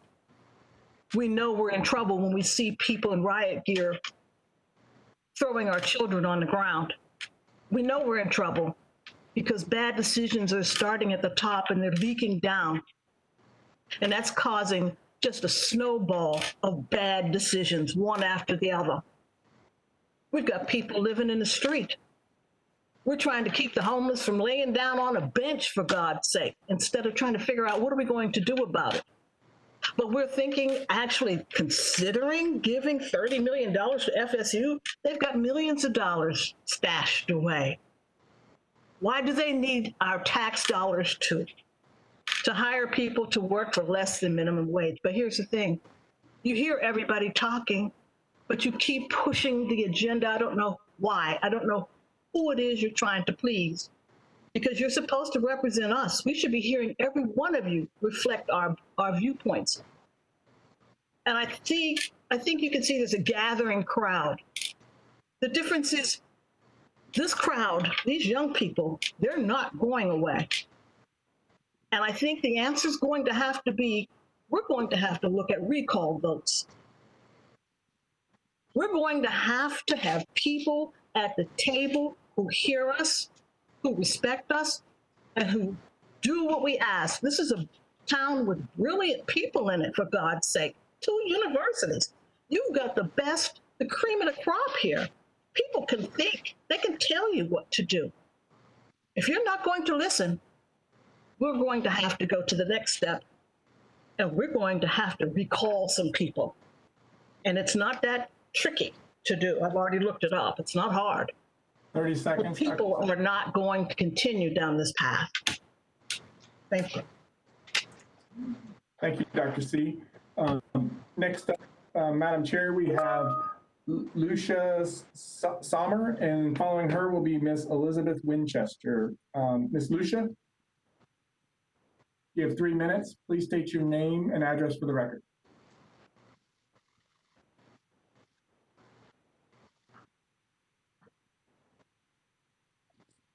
Ms. Sommer, are you on? All right, Madam Chair, not hearing her, we're going to move to Ms. Elizabeth Winchester. Following her will be our last speaker, Mr. Michael. Ms. Winchester, you have 10 minutes. Name and address for the record. Yes, I'm sorry, you're going to have to come back to me because, as Sarah mentioned earlier, I've been working my schedule around this and I'm in the middle of a car wash, as you can hear. Yes, ma'am. We'll go to Mr. Michael Yost, and we'll come back to Ms. Elizabeth Winchester. Okay, thank you. Yost. Mr. Michael Yost, you have 3 minutes. Please state your name and address for the record. Okay. Commissioners, my name is Michael Yost. I'm at 401 West Park Avenue, apartment 206. I'm a graduate student at FSU studying urban economics and local development. I'll time myself, so no need to interrupt me, Mr. Scheer. Let me be clear from the start, not 1 cent should be spent on the ludicrous proposal to build a convention center in Tallahassee in the middle of the worst global pandemic in over a century, one that has annihilated the convention industry. The facts are clear, and when I tell you these facts, you should trust that I know this issue since I am working on a PhD on this very subject matter. This convention center money, whether this $20 million that was originally proposed, or $40 million, or even the so-called compromise option for $30 million that's been floated today, that money should be used to benefit the people of Leon County, not powerful local interests like FSU or John Thrasher. Many of you believe that this project may in fact be a positive one that ends up recovering its cost. I disagree, but for now we'll assume that's right. It would still not be enough to justify an expenditure of tens of millions of dollars when our people have so many more pressing needs. We have the poorest zip code in Florida, and instead of treating that fact like the emergency it should be, our leaders seem to remain committed to serving the wealthy and the powerful. Now, economists like me don't only care about financial costs, but opportunity costs. What are we giving up to get a convention center? Let's suppose the Blueprint Commission decides to spend $20 million for a convention center. For $20 million, we could pay for 1.8 million square feet of sidewalks. We could open multiple community health centers that would serve the nearly 30,000 people in Tallahassee without health insurance. We could give a $4,000 bonus to every City of Tallahassee and Leon County employee. We could provide $1,500 in unemployment relief to each of the 13,000 unemployed workers in Leon County. For $20 million, we could instead buy houses for 100 houseless families to live in rent-free. We could have $20 million for skill trainings or entrepreneurship aid. Any of these proposals would have a more direct impact on living standards of the people in Leon County. However, this project cannot be justified in pure cost-benefit terms either. The Inter-American Development Bank reported that even before the COVID-19 pandemic, only 4.4% of convention centers covered their expenses and turn a profit. From 2000 until 2014, convention exhibit space rose 46% across the country, even as actual demand for convention space fell by 5%. We have a glut of extra space in this country that wasn't even being used before the pandemic. Now that the pandemic has hit and everybody in the country knows how to use Zoom and WebEx, it is far industry has a future at all. I'm asking you today to put the brakes on this project. It could not be justified in economic terms even before COVID. Post-COVID, to push ahead with this project would be an insult to your constituents. At the very least, you should delay this project until the residents of Tallahassee have had a chance to truly engage with where this money should go. And let me be very clear here. If you believe that pulling a bait and switch by revising the proposal to $30 million when that is $10 million more than was originally requested, then you are sorely mistaken. Several of you have looked me in the face and told me you support delaying this project. I am asking you to fulfill those promises. Stop this project, delay it, do what you have to do, but even 1 cent is too much. I yield the remainder of my time. Thank you, sir. Madam Chair, in light of Miss Elizabeth Winchester's current status in the car wash, we're going to go back to Miss Lucia Sommer and see if she would like to speak. She has 3 minutes. Please state your name and address for the record. Hi, can you hear me? Hello? Yes, we can hear Can you you. hear me? Yes. Oh, fantastic. Yay. My name is Lucia Sommer, and I live at 1611 Milton Street. I just am really only echoing what other people have said, but I just wanted to point a couple of things out, which is that the hospitality and convention industry has been devastated by COVID-19. I mean, you probably already know this, but thousands of hotels in the U.S. are closed, and those that remain open are at about 50% of their regular capacity. And the really important thing is that this is not going to change anytime soon, according to the world's leading epidemiologists, many of whom believe COVID is likely to be with us for decades. Regardless of how soon we get an effective or semi-effective vaccine, most scientists say that we will continue to see periodic outbreaks that will necessitate social distancing and periodic shutdowns. Even if everyone in Tallahassee and Florida decides to ignore science, people from other states and other countries will not be willing to travel to a convention center and spend days closely packed with hundreds of other people. This is why other local governments across the country, like St. Louis, Missouri, and Orange County, Florida, are canceling their convention center projects. In fact, architects who design for the hospitality industry and public spaces are questioning whether buildings fulfilling these functions should even be built, or if so, whether and how much they must be dramatically reimagined. Also, this is not $30 million. This is money not yet raised, so there is debt service on this. So this is like actually $39.5 million when you include the debt service. But regardless of cost, moving ahead with this project at this time, before we even know what will happen with this pandemic, could not be more ill-advised. It could easily amount to a multi-million-dollar loss at a time of mounting serious crises, from business failures to evictions to homelessness faced by people of the city. People are really suffering here. There's an exploding homeless population under I-10, and I am on a Facebook group where mothers are asking for help buying groceries. If ever a project should be not funded, this is it. Please cancel this project. Thank you. Thank you, ma'am. Madam Chair, our last speaker is going to be Miss Elizabeth Winchester. Miss Winchester, you have 3 minutes. Please state your name and address for the record.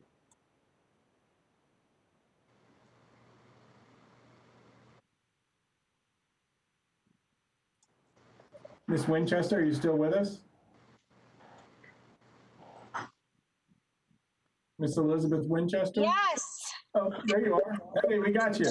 Yeah, I was saying yes. That must have been Lucia's issue too, because I was yelling yes like 5 times. Sorry Okay. about that. That's okay. Can you hear me? Yes, ma'am. Okay. Yeah. All right. So my name's Elizabeth Winchester. My residence is 2118 Old Fort Drive, Tallahassee, Florida, 32301. And I just would like to echo, I'm not as eloquent as some of the speakers before me, but I just have to absolutely echo Michael Yost, Lucia Sommer on the, I guess the foolishness really of spending any money right now at this time on a convention center. It makes no sense when the hospitality industry has been decimated. Right now, the estimates are, as far as like this round of COVID, that we're looking at like a year from now before anything, when we might have a vaccine and anything might go back to normal.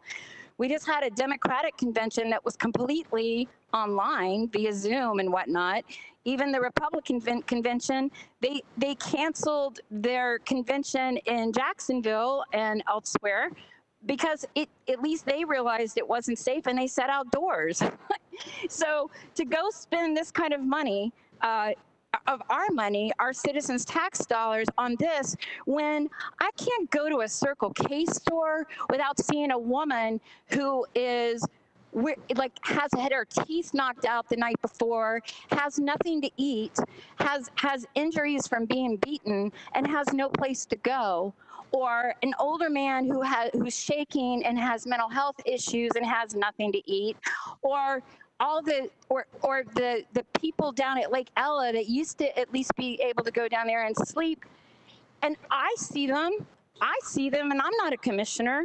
And the fact that like this commission would agree to displace homeless people and yet approve this kind of money for projects that really only serve special interests, I'm outraged. I am outraged. And like Jerry said earlier, we are united. We are not done. We will not be silent. We're going to be moving forward. If y'all continue with this insanity, expect more. Thank you. Thank you, ma'am. Madam Chair, that was our last speaker on agenda. I yield my time. Dan, does that conclude the public speakers? Yes, sir. It does for agenda item number 16. We have one agended speaker that needs to speak at the end. Okay, thank you, sir. Madam Chair, that concludes the public hearing for the budget. We're here to answer any questions the commission may have as we move to commission discussion. I do note that options 1 through 3 are recommended. I would ask the makers of the motions to consider the action that you just took on agenda item number 12 recently, and to incorporate that action into what you approve. With that direction, if that motion were passed, we can make that modification, I believe, in the budget documentation. Very good. Before I ask for a motion, are there any questions for Ben or for staff? Madam Chair. Yes. Me? Okay. Know who it is. Commissioner Matlow. Commissioner Matlow, go ahead. Yeah, there were two budget items I wanted to get clarification on or discussion on before we move forward. The Alabama Street project, the money that could be allocated to that is the $216,500 in the Business Recruitment and Incentive Fund. I just wanted to check on that and see, as we pass this budget, if we would consider just line iteming that money to be dedicated to that project, if that's agreeable with everybody. And then the second item I wanted to ask questions on is the convention center. Obviously, we just got a board direction to reduce that project by $10 million, and we're not quite sure what that's going to look like in the future. So this budget really only contemplates $500,000. And Mr. Pingree, could you just give us a synopsis of what that money, what we're funding with that $500,000? Sure. What you're funding, so to bring you up to speed with where you last left this item, you authorized proceeding, you authorized moving the dollar figure up at that time from 20 million to 40 million. Of course, you're moving that down to 30 here today. And you gave the IMC the direction to negotiate a MOU, a memorandum of understanding with FSU on terms and conditions generally for the size, the scope, the scale of the convention center, what it would include, how it would be operated, and how it would be constructed, things of this nature. The $500,000 that's included is to actually begin the design work, so we can answer the questions that were asked earlier of what does 30 million, now that we know that the funding amount is lower, and we know that the target amount for the size stays the same, we'll begin to find out and be able to answer the question of can you build the minimum of what is desired for a convention center with the money that's been allocated, and then bring that back to the board in the future and report that out so you can continue to make decisions on the project. Thank you. I'm sorry, Mr. Commissioner. And on the Alabama Street, from a staff perspective, moving the BRIF from BRIF to a dedicated line item for the Alabama Street is no problem at all. Okay, excellent. Good to hear. Follow up on really just a statement on the convention center. Obviously, I didn't vote for the increase when it went up from $20 million. I don't support spending.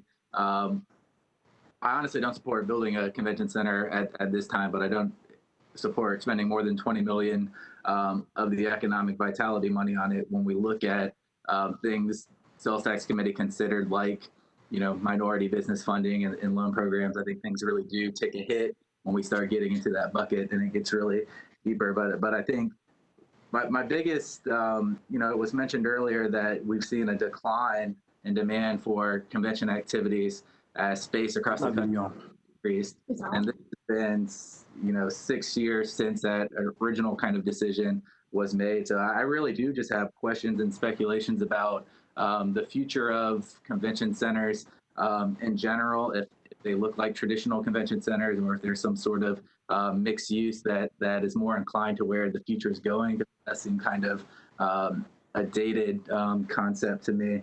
So I'm not in favor of spending $500,000 up front. I would be in favor of, you know, reaching out to FSU, seeing if $30 million, $20 million is even feasible to build something of value. It just seems kind of like, as we were told at, you know, 20, it would build something small that really wouldn't have the impact we needed. And at 40 is where it would need to be to still have the economic impact we wanted in Tallahassee. And really, I'm just very unclear of where 30 lies. You know, on one hand, if it can build the same size for 30 that we could have built for 40, I feel cheated, because that should have been the original ask to get the proper size for 30 million. If we can still build the same size and get the same return on it. So that information would have been helpful. So I just can't support $500,000 at this point, because it's still kind of just so uncertain of what size, what's being built, you know, what needs to change. You know, I'm not ready to kill the project, but I would like to just have more information on how this $10 million cut really affects it. Thank you, Madam Chair. Madam Chair, just the opportunity to clarify. I want to be very clear. I don't believe that 30 million is going to be able to build what we thought 6 months ago 40 million could build. If I misspoke, I apologize, but I don't know what the shrink is, but it will not be the same as we thought and reported. Commissioner Madam Chair. Commissioner Dozier is next, and then Commissioner Brock. Yes, ma'am. Thank you, Madam Chair. I can't support the budget either. Similar reasons to what Commissioner Matlow just said. If we are reducing the convention center money without understanding what that 500,000 is going to, I actually thought it was appropriate to do the study first and then make the adjustment. I've been getting some comments that assume we couldn't fund FAMU in the future. Just to clarify, everything I said before was that we have big questions here that we have unanswered, and I think they will come back to us. So I may be prepared for that discussion in the future on convention going up or down, and brag, but we don't have enough information today. And I think it's a fair point that if the estimates earlier this year were that it absolutely had to have $40 million versus the original 20, we can't just assume we're going to get something that works with 30. Secondly, I'm going to assume that the board is in the same place regarding cost of living increases for our employees as we were in July. Just as a reminder there, we decided not to include the typical 3% cost of living increase. For my part, I'm going to restate that this is not a raise. This is something that is good business practice that the county, city, blueprints, all of our organizations typically do. And I think there is a discrepancy in our documentation from July.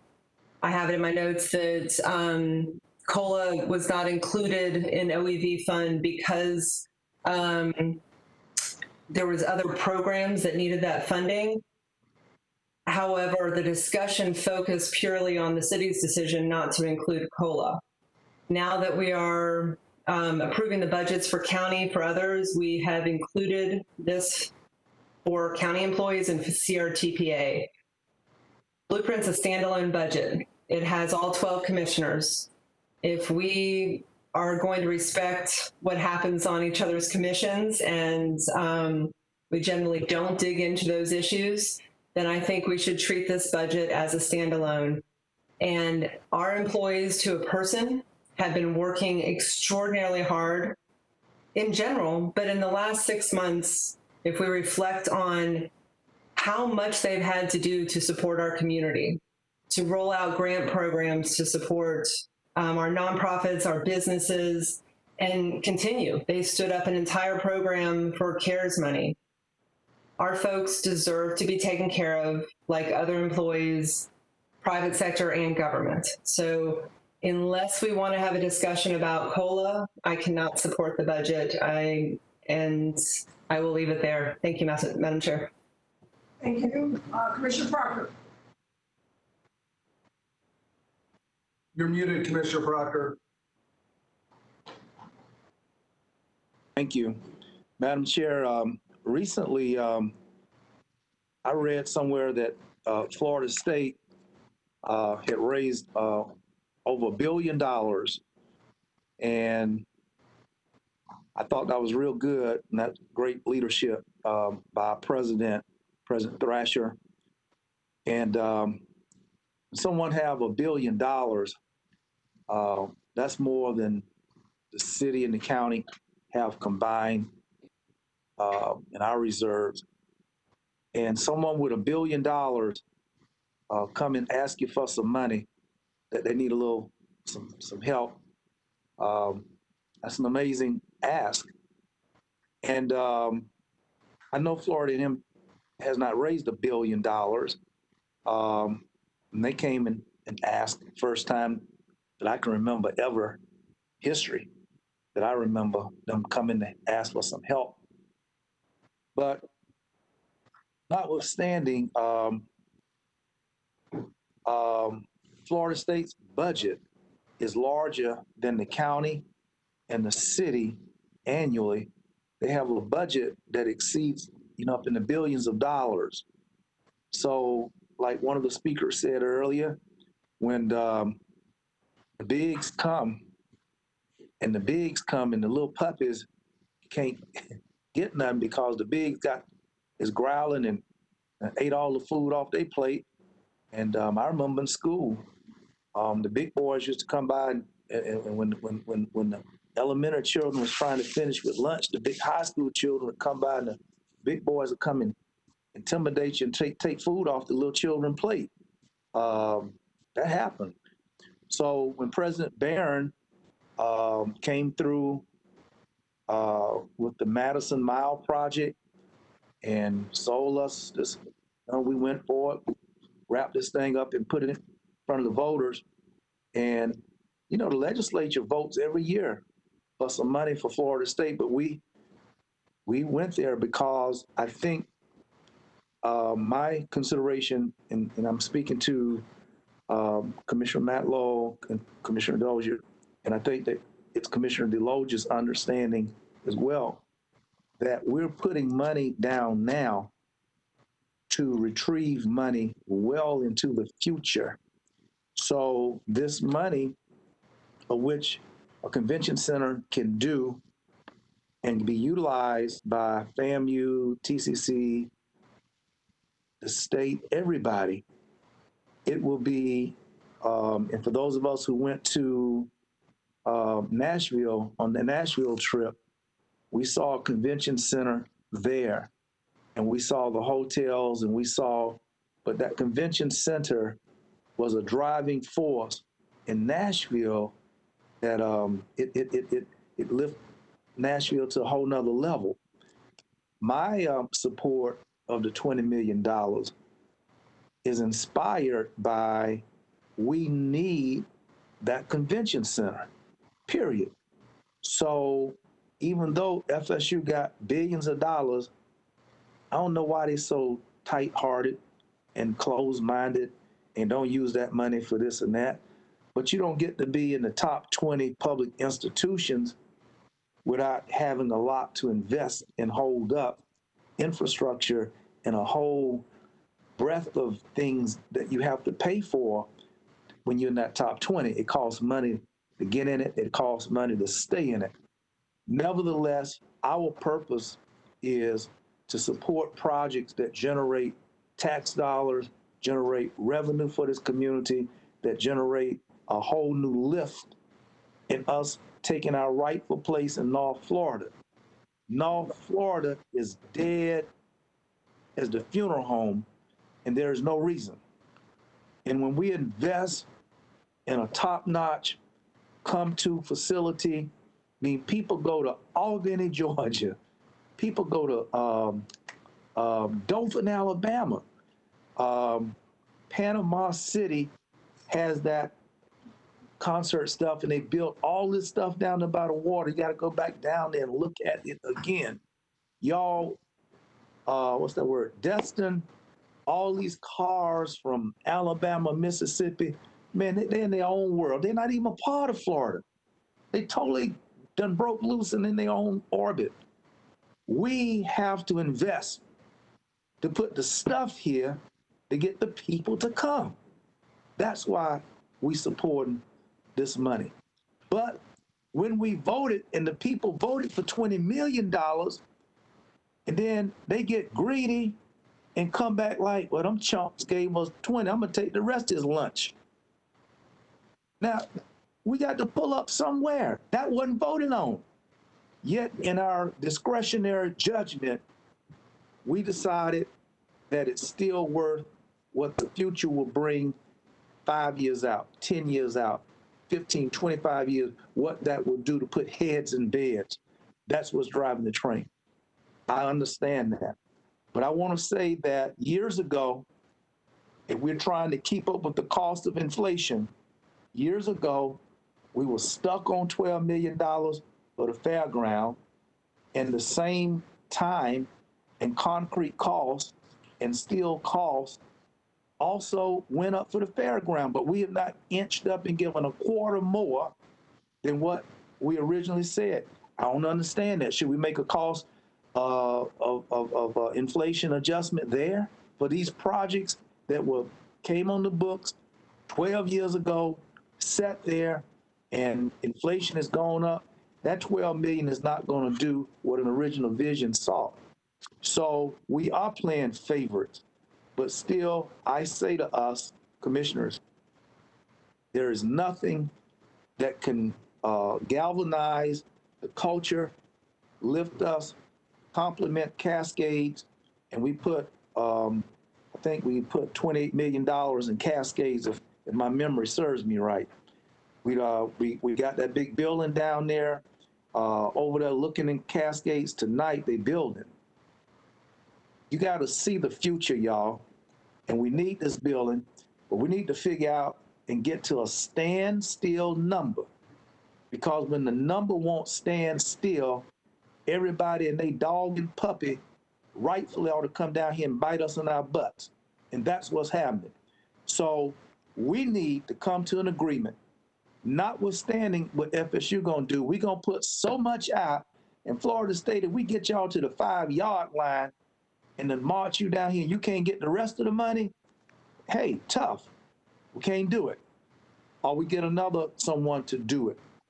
A few years ago, when we tried to look at, and I know I'm talking old school, that parking lot down there by the Civic Center, and that thing was scaling around 45, 48 million to have done a, I believe it was a Marriott hotel stuff.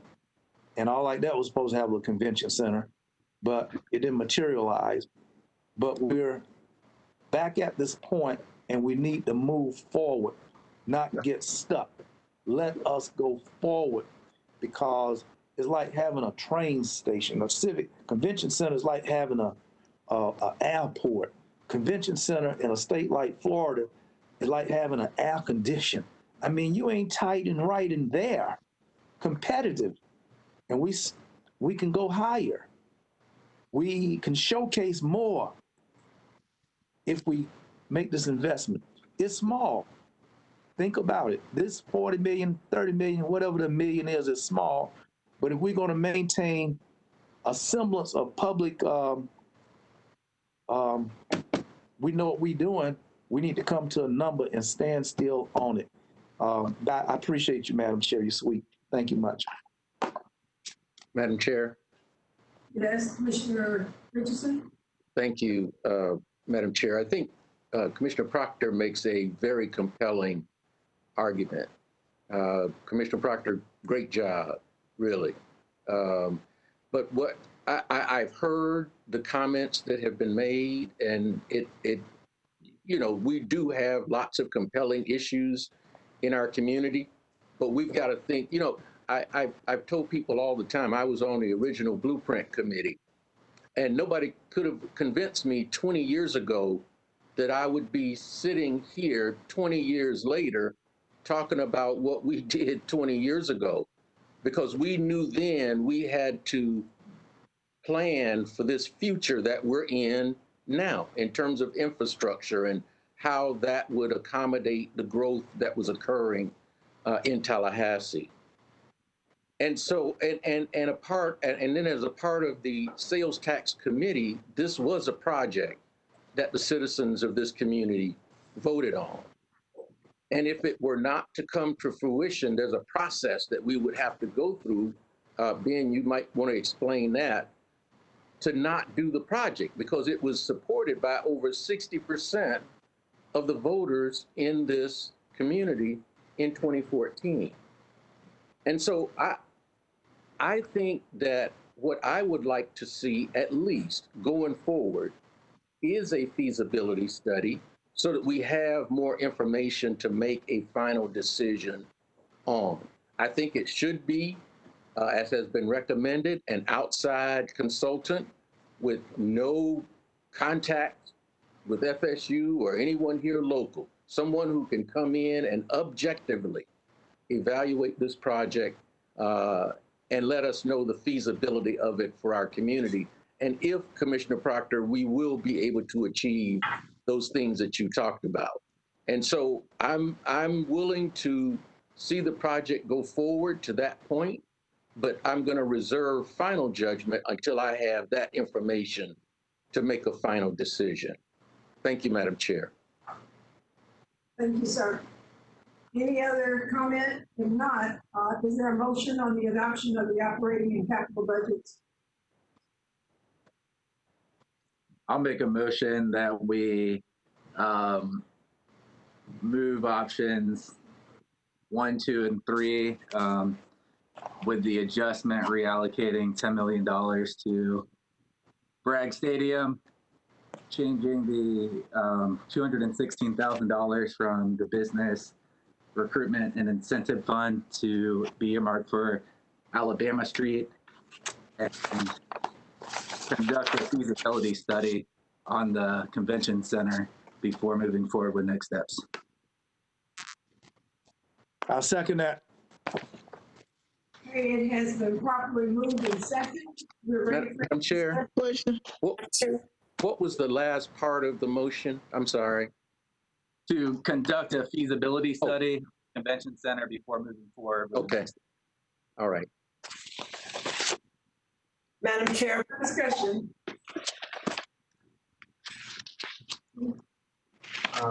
Commissioner Dozier. Commissioner Dozier, Williams Cox, I don't.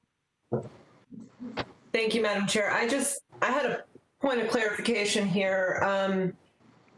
I understand Commissioner Proctor's comments and Commissioner Richardson as well. I think we do need to understand if 30 million will work for the convention center or something else. The $20 million number was something suggested by Eric Barron during the Imagine Tallahassee process before we voted on this. It was without a feasibility study, market study, or anything like that. But Ben, correct me if I'm wrong, we did have a market study for the convention center conducted by a third party prior to approving the 40 million earlier this year. We are now, is that correct? Madam Chair, yes, Commissioner, that is absolutely correct. It was circulated as part of the agenda materials back at that time. It was conducted and concluded after months of research to identify what the market demand was, and I believe supported what came before you back in March in terms of the funding levels. But that was a market feasibility study that was conducted. And just to be clear, so we're fully transparent here, if memory serves, that study was, the contract was issued by FSU, but it was in partnership with us, with Visit Tallahassee, I believe, and it was conducted by a third party. Is that right? That is correct. Okay. So I just wanted to ask that question. I respect the conversation. I do think there's more details that we need to flesh out.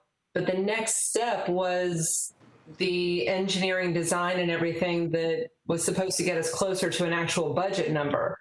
I would just respectfully say that I don't think we need to approve funding for a second market study unless we find fault with that first one. And it may take us going back and reviewing it at some point. Again, I just wanted to mention that we've already done that. So I don't know if that helps the conversation. Thank you. Okay. Thank you, Commissioner Williams-Cox.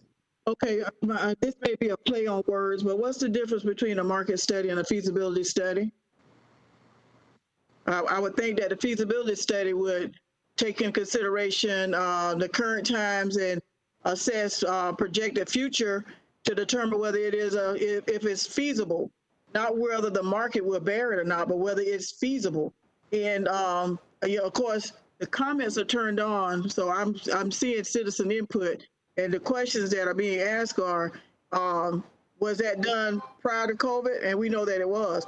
There are some things that will be changing as a result of COVID and how people gather and what is going to be required for people to gather to be safe going forward. So to me, it sounds like there may be enough new information and new questions that need to be answered to at least, let's take another look. I mean, I had forgotten that President Barron had been president of Florida State. It's been so long.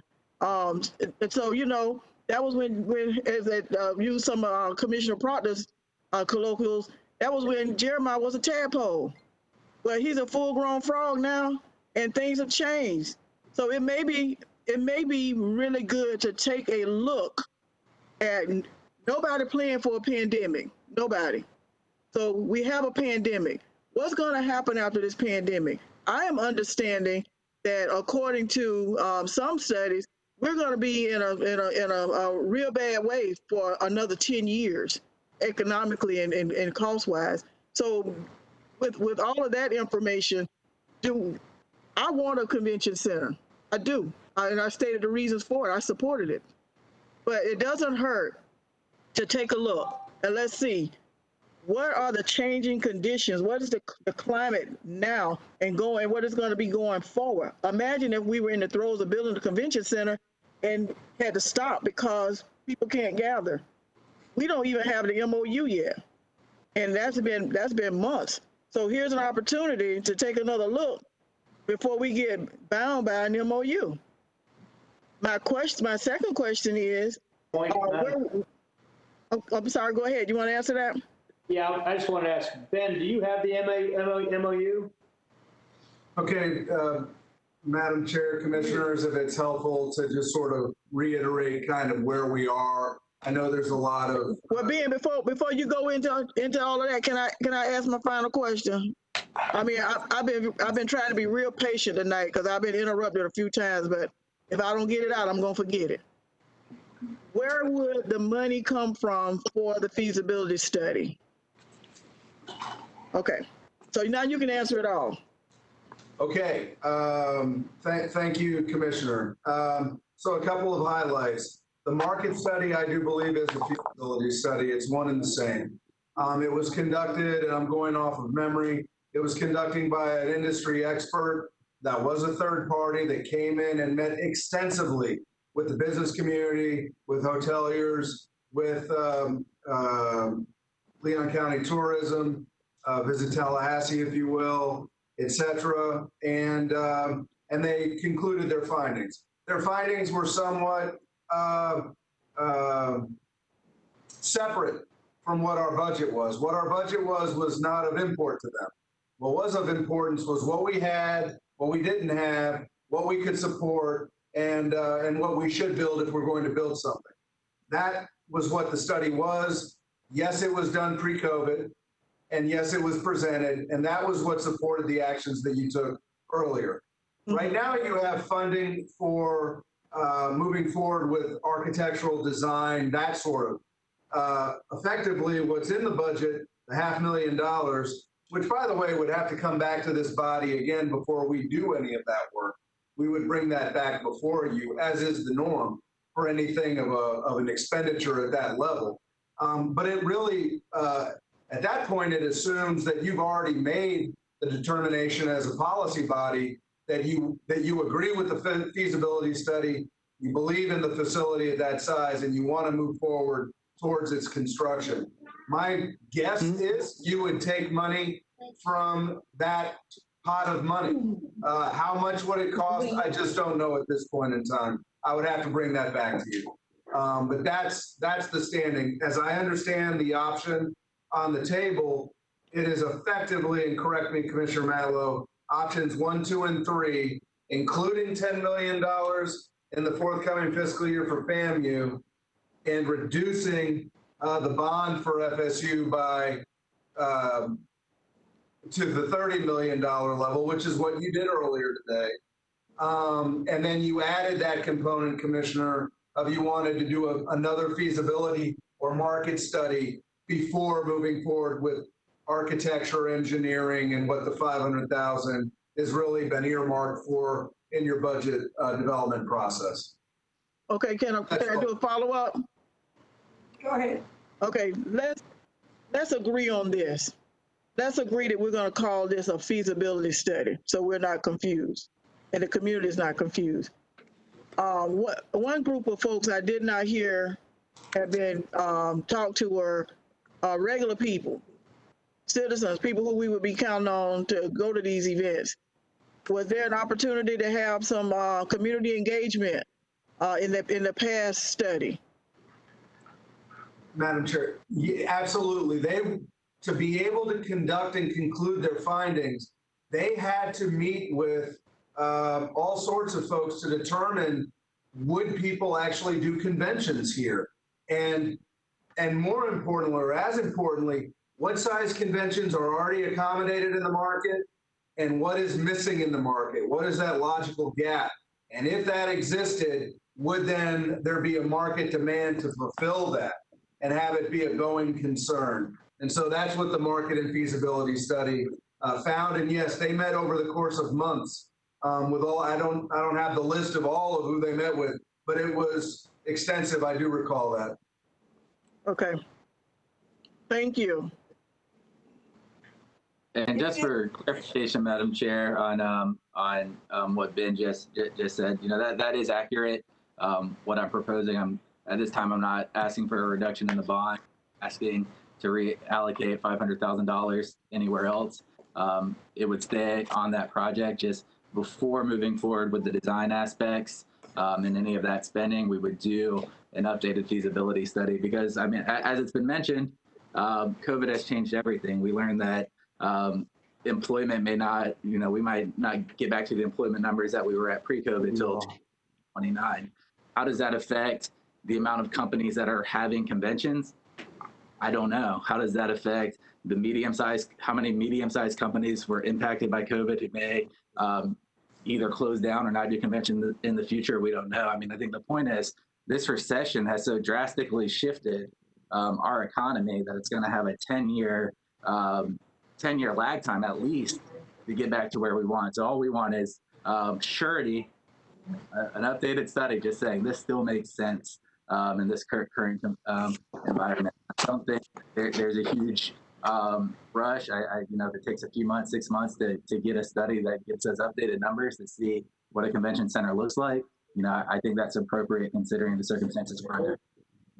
Madam Chair. One moment, Commissioner Proctor. We have in line Commissioner Minor, Dozier, and then Proctor. Thank you, Madam Chair. Commissioner Matlow, I understand, I definitely understand what you're talking about regarding the feasibility study. We need to know what the new world is. My concern, though, is that I don't know that a feasibility study conducted now would tell us an answer. You know, like you said, I mean, the Florida Revenue Estimating Conference said that Leon County might not have the same type of economy until 2029 after this pandemic. And if that stands to reason for our county, think about all the surrounding counties in the state that would or would not come to a convention center here. You know, if we were to have a feasibility study start today and come back to us in 6 months, 5 months, I'm not sure that that report would give us any advice that would be worthwhile after that study's done.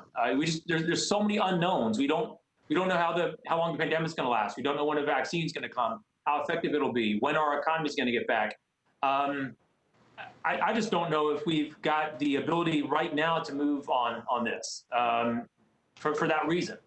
I want to hear from the rest of the board on what they're thinking, but the feasibility study that was done pre-pandemic, I don't think we can bank on that at all, right? For reasons that are obvious.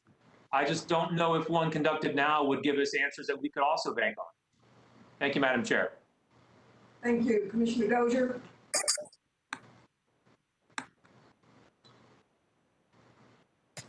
Thank you, Madam Chair. I think actually Commissioner Minor just made the point that I was going to make. I don't know what else we could learn right now. I also want to say that this conversation feels a little circular. We're saying we want more public participation. We want input and analysis, and we have opportunities to do that. Asking for the study after we've decided to move the money, I'm not sure what that gets us. So I would just suggest that if we were going to do that type of study, the action we've taken on the convention center, I mean, are we saying that we will contribute more money if it comes back as more than 30 million? That has worlds of other implications. We just might want to know what we're doing before spending, I would guess, a few $100,000, a couple $100,000 more on another study. But to Commissioner Minor's point, I'm not sure we can learn what the full impact of COVID is right now. Thank you. Thank you. Commissioner Proctor. Thank you, Madam Chair. Major points were offered by Commissioner Minor, and the comments by Commissioner Williams-Cox are twin engines that we can go by. And that is, should we really adopt this budget, or should we wait to November the 4th? There's no doubt that money and its value, we really, really won't know or begin to seek clear understanding about our total economy until November the 4th. That's the first thing. Secondly, we have to reimagine, as citizens across the country have asked municipalities everywhere to reimagine police dollars and how they can be used. Concomitant with that request, as I heard Dr. C say today, are we our brother's keeper? What do we do? Why do we drive people away from park benches when that's the only thing that they have just a step up from the ground to be on? Or should we be building more park benches? We have to reimagine. But right now, I recall that I believe President Roosevelt, in a great time of economic uncertainty, said there is nothing to fear but fear itself. Now, if we are scared and we have grown scared, let's be honest and say we scared. I mean, and it's okay because COVID, it really is okay. Has Florida State gotten cold feet is the big question tonight. And I think Commissioner Deloge walked with me on this. I think the real sit down is to get with FSU to find out, are they moving forward? Is y'all scared right now? Do we need to table this and hold and keep our gunpowder dry? Because there are no measurable metrics, as Commissioner Williams-Cox has said to us, that can fully give an analytical view of what post-COVID is. So why are we using yesteryear's measures to project what you and I know 50 million people have been out of place, out of employment? I saw in one of our agenda items tonight that in March 12th, I believe, there was $14 million that Ben said was available. Took a few steps further, another few weeks up, that 14 million estimate turned into $4 million. Well, if you're losing money like that, if the stock market goes down like that, ladies and gentlemen, we ain't none of this money we talking about worth what we think this money is worth. So we looked at FSU and we leaned to FSU because they're the big engine. They had the big confidence. And the true truth is that when the Civic Center was built, it was built in a time where the city and county agreed, the city commissions and the county commission, and every year we voted, and Vince, you know we did, to pick up the slack for where the Civic Center lost money. When TK walked in and looked at the county commission and said, bring me your tired and your huddled masses, and y'all yearning to be free from paying from this debacle, and Florida State will take over the Civic Center, and everybody on the county commission except that crazy one named Bill Proctor voted to give it to him. And Florida State presented, we got this. We know you're tired of losing money. We can fix the building, you can't.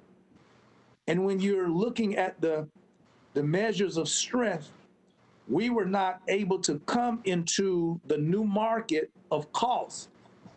Of yesteryear's dollars, the county and the city did not have that money, but TK said, I can handle it. I'll take it off your back. It won't cost you no more repairs, no more roof, all of those things. So we went with the economic big engine. And where we are today in terms of the scale of economy, or what it takes to move a project in today's time, is going to take Florida State. The point of the matter is Florida State scared? Are they holding up? And we need to have that conversation. Otherwise, there's no need to tie up our money indefinitely, and the big boys don't want to play. Some conferences owe them up. They wasn't scared. SEC owe them up this fall, played football. Pac-12 said, we ain't going to do that. The SEC said, we're ready to go. Now the Big Ten is said, well, you know, maybe we overreacted. But those conferences give an idea to the mentality swimming all across Wall Street in every institution. Schools thought that students wouldn't come back, but schoolhouses are packed everywhere, colleges. So I would offer commissioners that if we could put a little hold up, time out, and get our staff to redirect, what do we want? Can we count on FSU to be the big? Are they gonna do the blocking? Are their hearts in the right place? And it's no shame to be afraid in a time like this. But if they are scared, that window, it may not come back to us. What are we gonna do about that building behind that eyesore with all them little kittens running around behind the courthouse? That right there is an opportunity for pennies on the dollar. I know they're not coming up soon, but maybe we can attain that building, convert it to something else. maybe take over for the original plan. See, there are things happening, that there are signs. But I believe that the Civic Center is the thing that we can build and lift because state government will use it. Convention Center, yeah. Florida State scientists and all kinds of FAMU, it's just the thing that's going to pull us and draw. It's our magnet. But there's no need for us to, well, I want to say it like that. Let's reassure our alliances in NATO. Now, if we don't believe in the climate accord and all of that, and we're not there, but like Commissioner Cox said, even FSU might bring in a scary cat for president. Might not be able to raise $5, let alone $1 billion. But we need to know with the money and the things that I heard tonight, citizens asking of us, citing to us in our lofty perch high above where people sleep on the ground. They're asking for us for simple things. The young man who read that long list of things of what 20 million, I never thought about it like that. I don't think like that. But what $20 million can do. So I would suggest to us, commissioners, that there are two things important to our community. That's stabilizing our airport and allowing for flights to get up in here. But we got to decide who we want to be, where we're trying to go, and can we honestly get there? I say to us, if FSU is not there with their bonding capacity, with their billions of dollars of budget, with their annual allotment from the legislature, with their connectedness to the legislature, and their next president ain't packing, and ain't nobody gonna pack what Mr. Thrasher packs, then we need to slow the train down and bring back into an economy of scale which fits, who we are here at Petticoat Junction. But if we don't have FSU out front, we ain't the same. We're counting on them. But right now, I need to have reassurance. And if this board is not willing to designate someone, I'm willing to do it for you. We need to find out what time it is, and we ain't got all day to wait on them to find out where they are. Maybe all of us would be wise to slow it down. City, county, school board, all of us might need to wait on some things. So the economic realities and how we reset the metrics of what's doable, maybe we should just right now keep our gunpowder dry, slow it down, make smaller commitments, and let's just see if the big boys want to play. Thank you, Madam Chair. Thank you, sir. Commissioner Minor. Madam Chair, my hand is raised from the previous time I wanted to speak. Thank you. Thank you. Commissioner Lindley.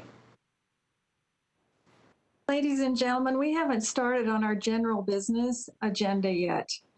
We haven't elected a new vice chair. We have the Northeast Parkway. We have an enormous amount of work to do yet tonight. I actually think we should table everything else except electing the next vice chair. This is absurd. I mean, I don't know how we've gotten so out of control. I can't imagine anybody's hanging in there with us much tonight.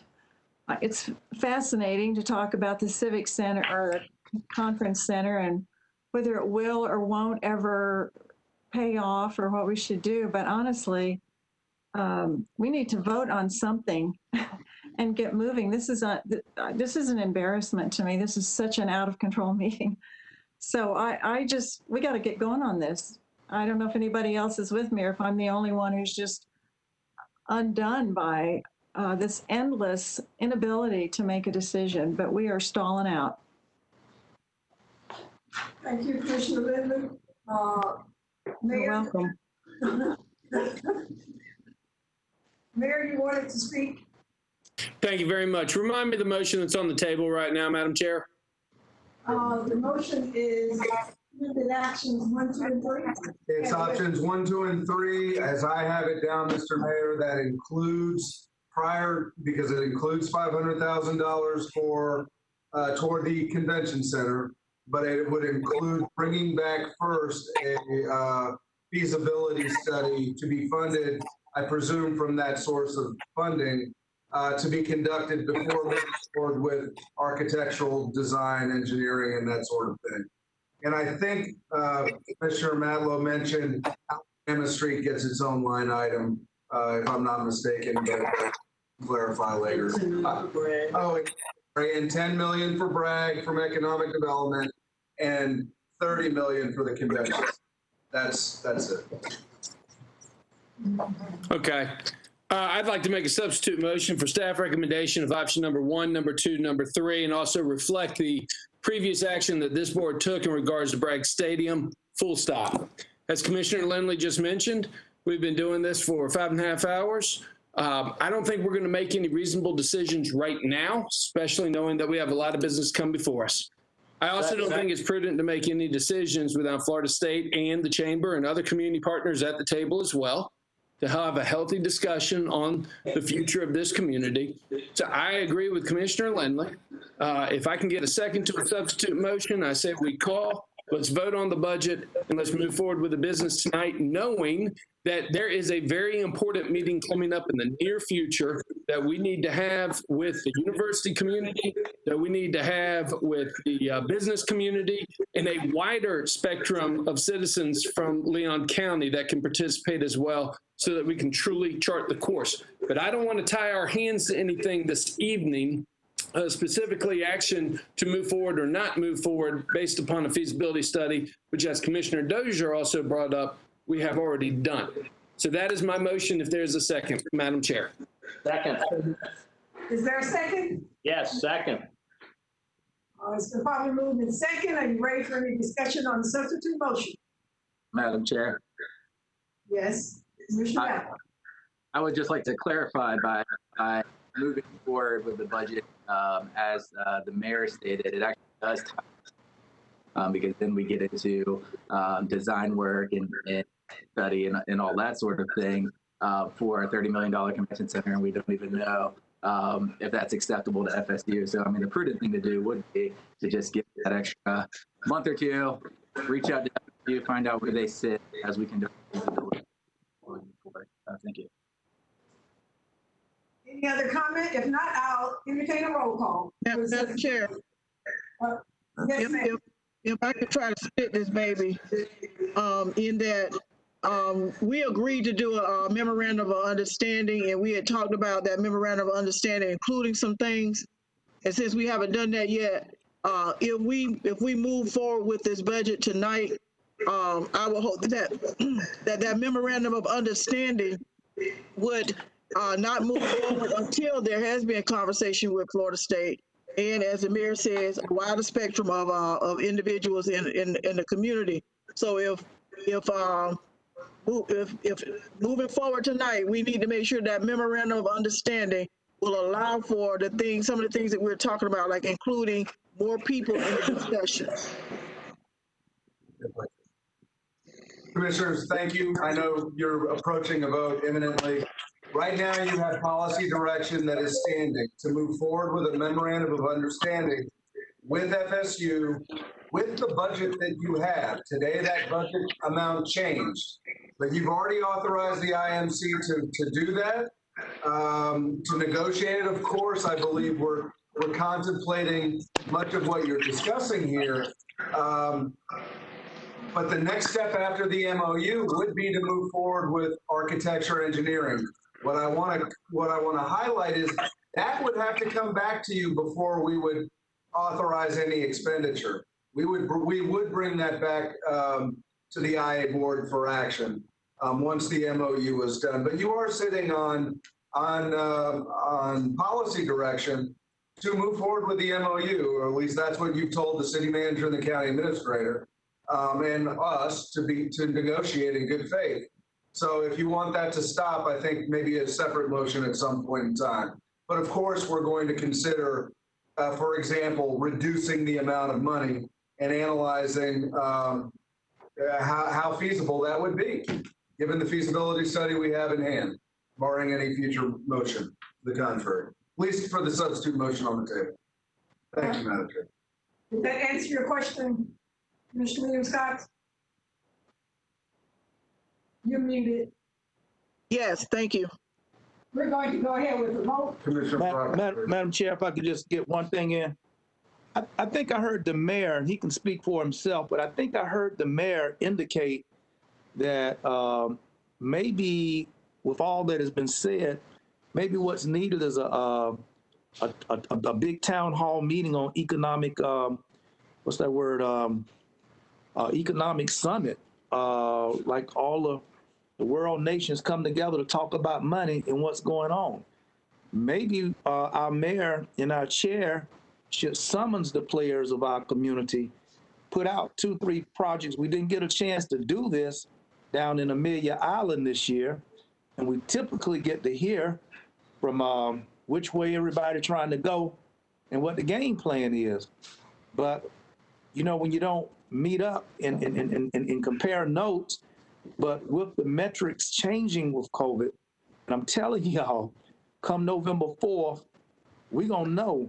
But I would like to suggest to the mayor and to our chairman, if they would, you know, potentially consider us not having had an economic gathering as per usual, that maybe we need to host a summit to speculate about the future and see how we, what's that word, get the most for our collected dollars. Maybe we need to start really purchasing. Maybe our purchasing units of the city and county need to really join.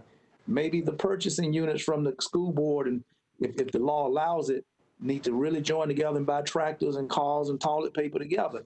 I mean, we need to look at the economy of scales of what we can do jointly with our dollars for our different governments, but for the same people, and all of it's their money. I think that kind of economic overview as we sit on the precipice of a depression is warranted. And I asked the mayor and the chair to consider that. It's just instant, come off my mind. Been thinking about it, but when the mayor spoke up, I think that our nation and our community may be on the precipice of economic depression, and we need to pull our wagons together to discuss and those things. So thank you, Madam Chair. I promise if we can get home after this item, I won't say anything else tonight. Promise. Let's go ahead and actually have roll call. Commissioner Deloge. Aye. Commissioner Proctor. Aye. Commissioner Jackson. Aye.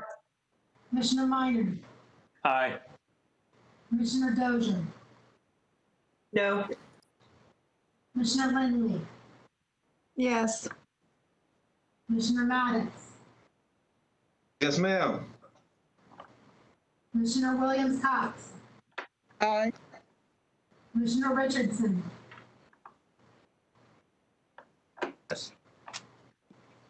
Aye. No. Mayor Daley. Aye. The motion passed, the substitute motion passed, with options 1, 2. Okay, Madam Chair. Yeah, we have it all. We have it recorded. Thank you, Madam Chair, Commissioners. You have 4 items left under general business tonight on your agenda.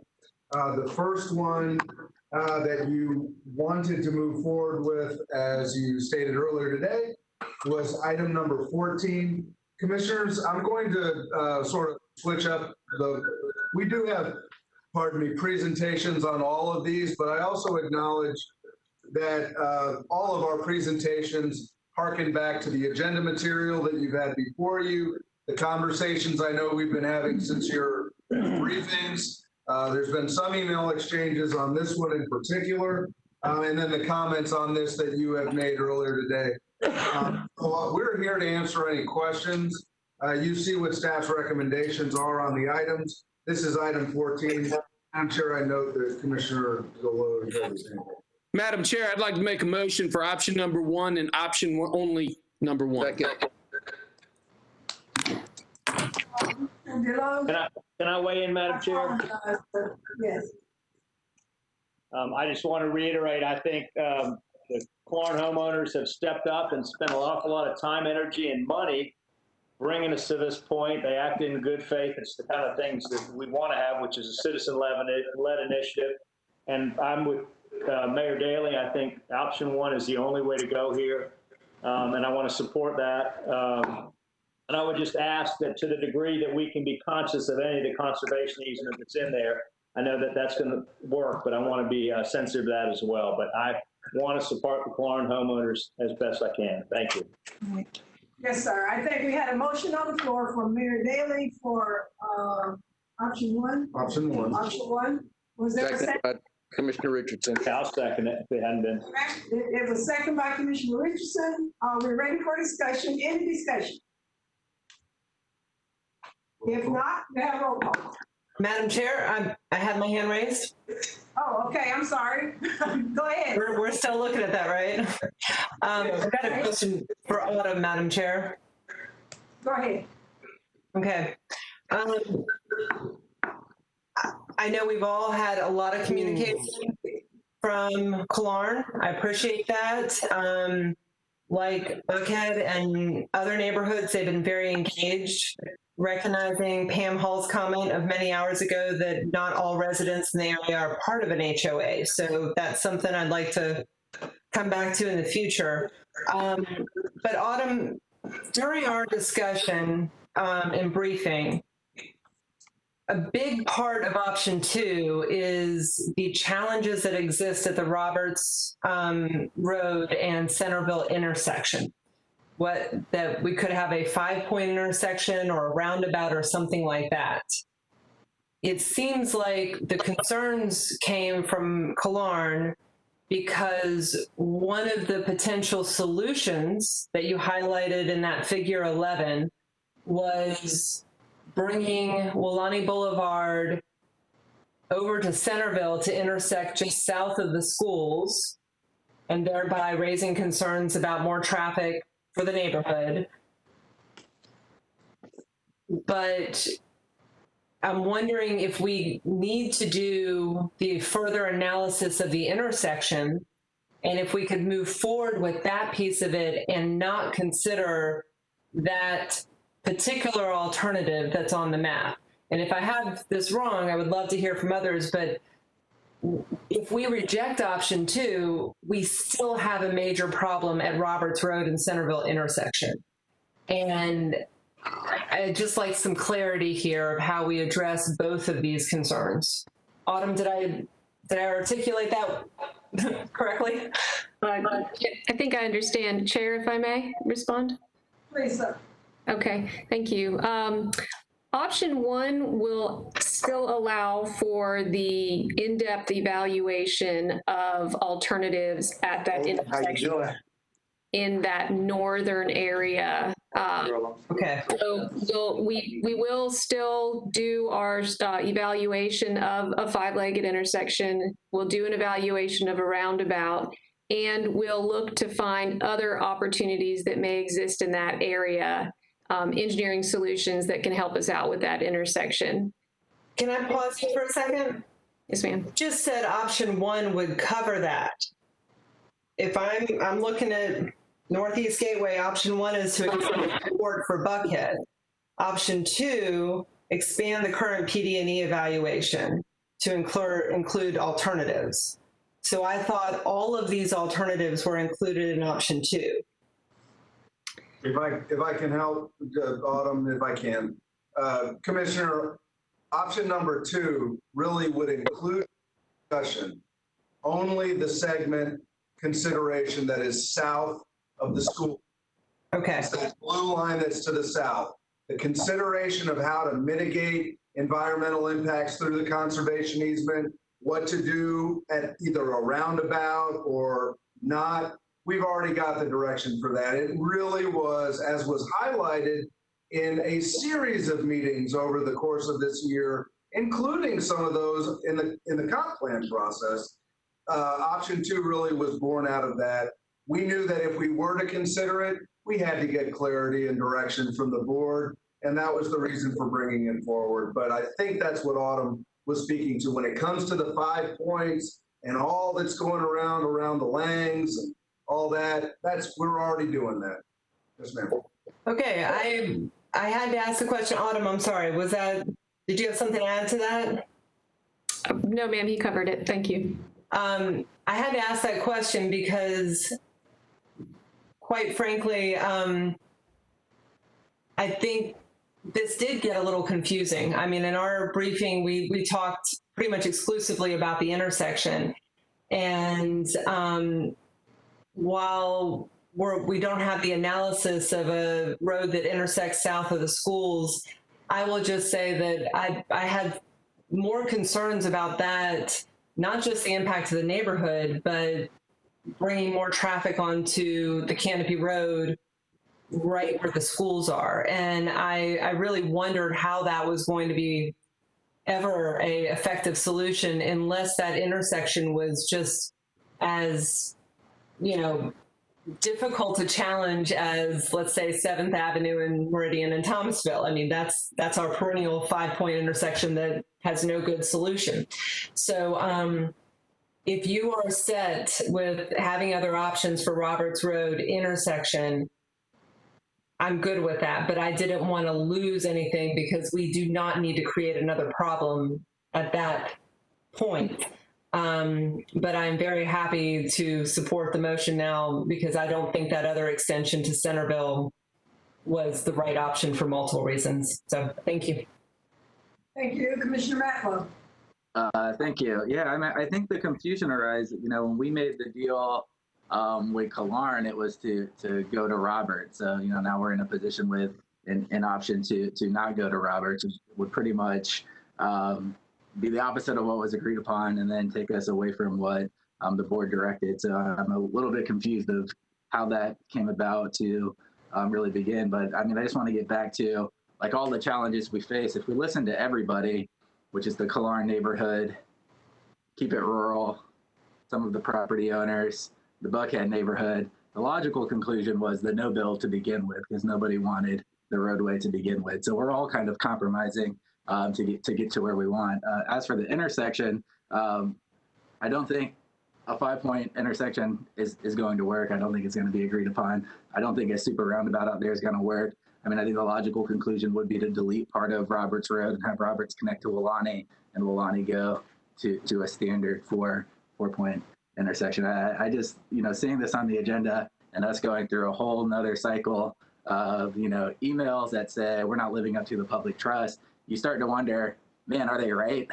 We all went through this. We all agreed upon it. We all said where the road was going to go, and everybody was happy. And then we get here again in the 11th hour and see a change. So I like to see, in the future when we get to such a change that is really just speculative and not firm, that's different than from what the board directed, just clear guidance of which community groups reached out to us and asked for that change. If it's being brought forth by a commissioner, which commissioner would like to bring that forward. It'll just help us have more of an understanding of why we're engaged in these conversations. But at this point, I'll support the motion on the table. Thank you, Commissioner Matlow. I have no one else in the queue, so I'm going to ask for a roll call. Commissioner Deloge. Aye. Commissioner Proctor.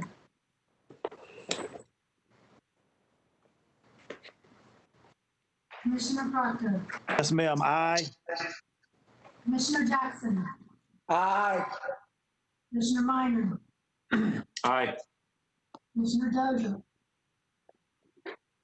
Aye. Commissioner Lindley. Aye. Commissioner Maddox. Aye. Commissioner Williams Cox. Aye. Commissioner Richardson.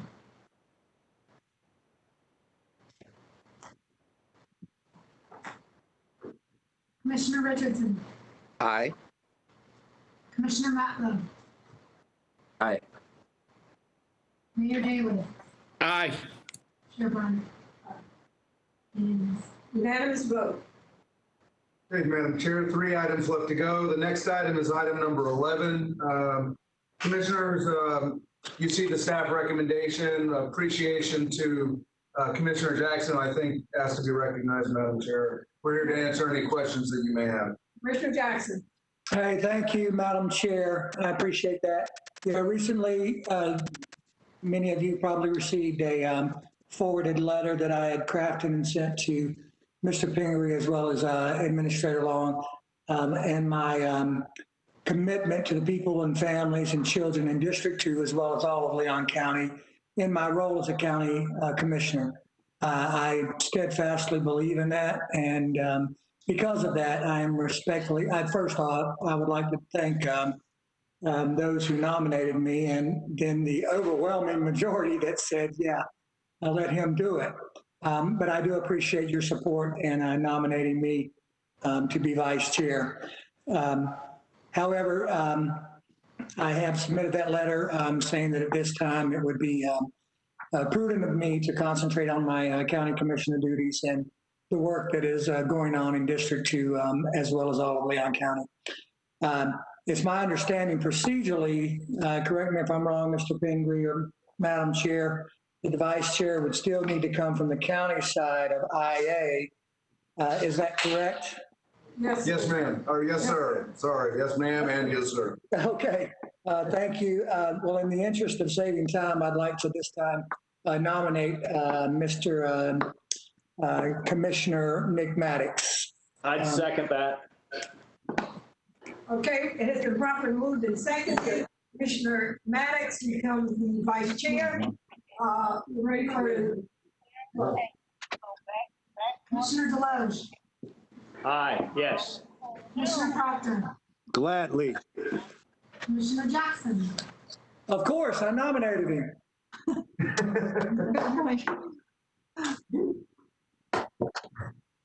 Mr. Minor?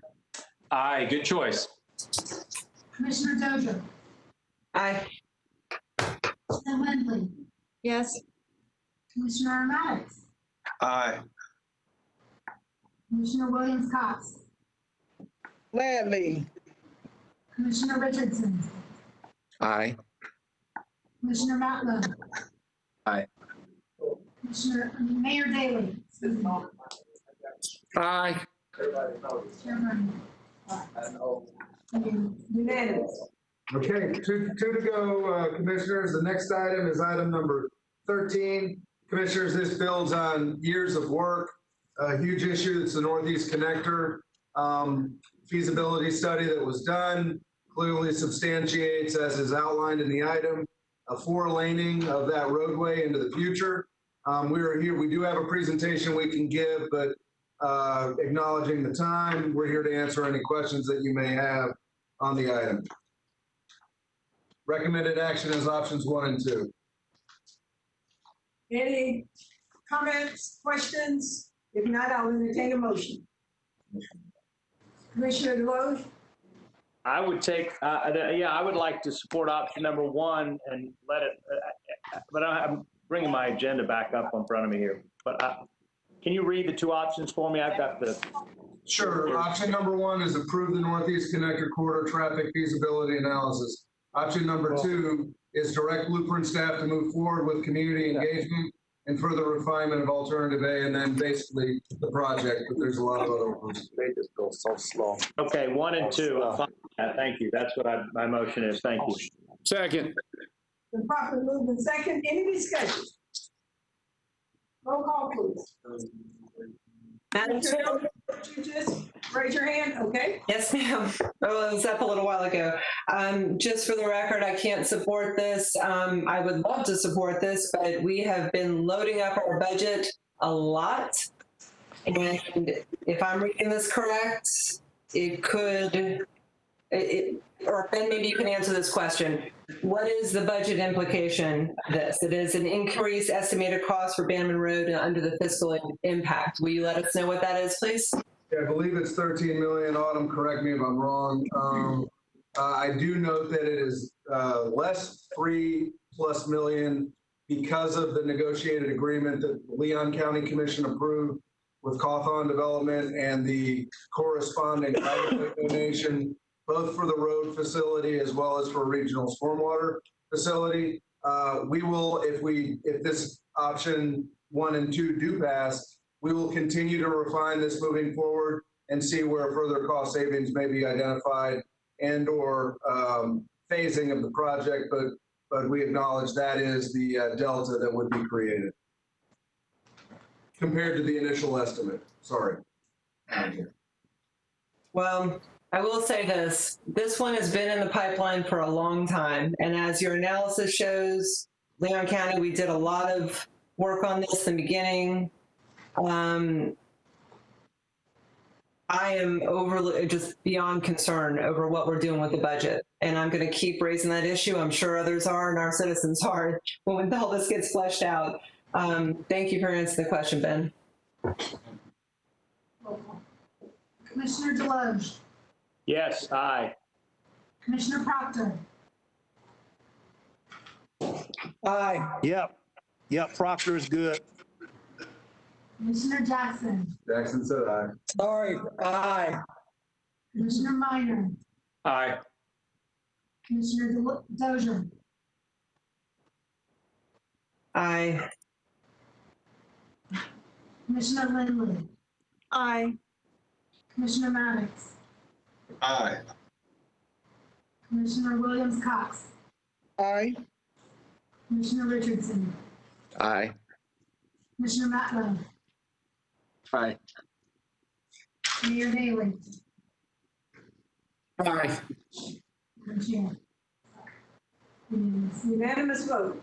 Thank you. Madam Chair, your final item under general business tonight is item number 15, which is approval of the Capitol Circle Southwest Greenway Debbie Lightsey Nature Park concept. Great project moving forward very well. I know Autumn has a presentation she'd be happy to provide you. However, the recommendation is for, not quick enough, item number 1, I believe. We're here to answer any questions. So moved. Second.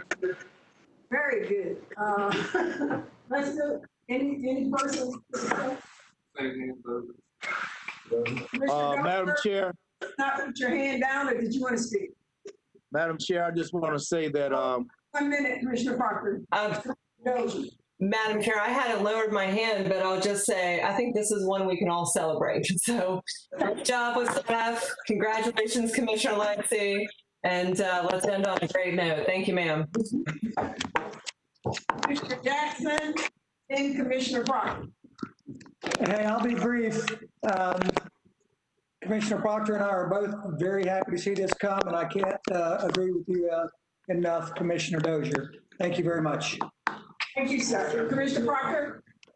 Debbie Lights is one of the great city commissioners of this era. Well-deserved. I'm honored to support and vote for her name being placed, and for all the wonderful work, great commissioner she was, representing and coming from that side of our community. I say, Debbie, job and legacy, well done. I have no one else in the queue. We will have roll call, please. Commissioner Deloge, Yes, aye. Commissioner Proctor, Yeah. Commissioner Jackson, Aye. Commissioner Minor, Aye. Commissioner Dozier, Aye. Commissioner Lindley, Happily, yes. Glad to do that one. Commissioner Maddox, Aye. Commissioner Williams Cox, Aye. Commissioner Richardson, Aye. Commissioner Matlow, Aye. Mayor Daley. Aye. Unanimous vote. We have one person. Yes, Madam Chair, that concludes your general business. We do have one more citizens to be heard section. Madam Chair. Yes. A question I just wanted to ask is I really wanted to see us do that feasibility study on the budget. Am I allowed to change my vote at this point from yes to no? It doesn't change the outcome of the vote. On the budget? Yes. Ask our attorney. Well, first of all, can you change the vote? He was on. Mr. Commissioner, you would have to do a motion. You were on the prevailing side of the vote. You would have to do a motion to reconsider to change your vote, sir. I'd like to make that motion if I could, if we could just do it very quickly. Second. Is there a second? Yeah, is there Is there a a second? second? Commissioner Richardson, you made a comment. Why don't you just let Just as a courtesy. Thank you, Commissioner Minor. On point, are we in effect reconsidering the vote for the budget? Yes. That's the request, yes, sir. No. Let's go ahead and have a roll call vote on that to reconsider. Commissioner Deloach. I'm sorry. There was a second. Follow-up question. I'm sorry, can I have one more follow-up question? If this motion fails, is there an opportunity to reallocate those dollars or make a budget amendment later? If so, if we so decide to move in that direction? The quick answer to your question, Commissioner, is you will still have, if this motion fails, you will still have $500,000. And as we would have to come back to you before moving forward with. That's all I need. That's all I need. Okay, thank you. Yeah. Okay. Doesn't change anything. Okay. Commissioner Deloach, No, let it lie. Commissioner Proctor, He's gone. Commissioner Proctor, Commissioner Jackson, Aye. Commissioner Minor, Aye. Commissioner Dozier, No. Commissioner Lindley, No. Commissioner Maddox, No. Commissioner Williams Cox, No. Commissioner Richards, Aye. Commissioner Matlow, Aye. Mayor Daley. No.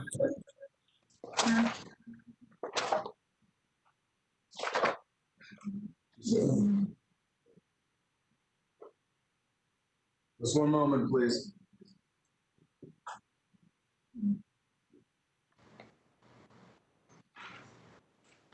It fails. Okay. It fails. Thank you very much. Now, the citizen to be heard. That concludes your general business. We have one citizen to be heard, signed up for the citizen to be heard section. Dan Shear, if you're still there, is the citizen there? Sir, the citizen has yielded his desire to speak. There's no citizens to be heard. Madam Chair, Yes. if I may, I know this will be your last meeting as chair. And because the next meeting is on December 10th, I want to just say that I'm sorry that tonight was probably your longest blueprint meeting, but the longest will be your last. So I want to just say thank you for your leadership and thank you for trying to keep us, orderly and trying to run this meeting as efficiently as you could. You're in a bad position because you're trying to see all of us and hear all of us and trying to, do what you need to do. I want to thank you for your leadership and thank you for your fairness in trying to operate when you have so many people to try to keep up with and make sure our hands are up or down or what have you. So thank you so very, very much for all that you've done to move our Blueprint Council committee forward. Let me wait. You will be missed. Yeah, let me say, it's been an honor to work with you. You have set the bar high and you will be missed. I mean, you ran a great meeting tonight with a lot of chaos. But it's been an honor to work with you, and the city is better for having had you. Thank you for your service. Thank you. Yeah, let me jump in, Commissioner Dr. Bryant. I want to thank you for a couple of things, actually three.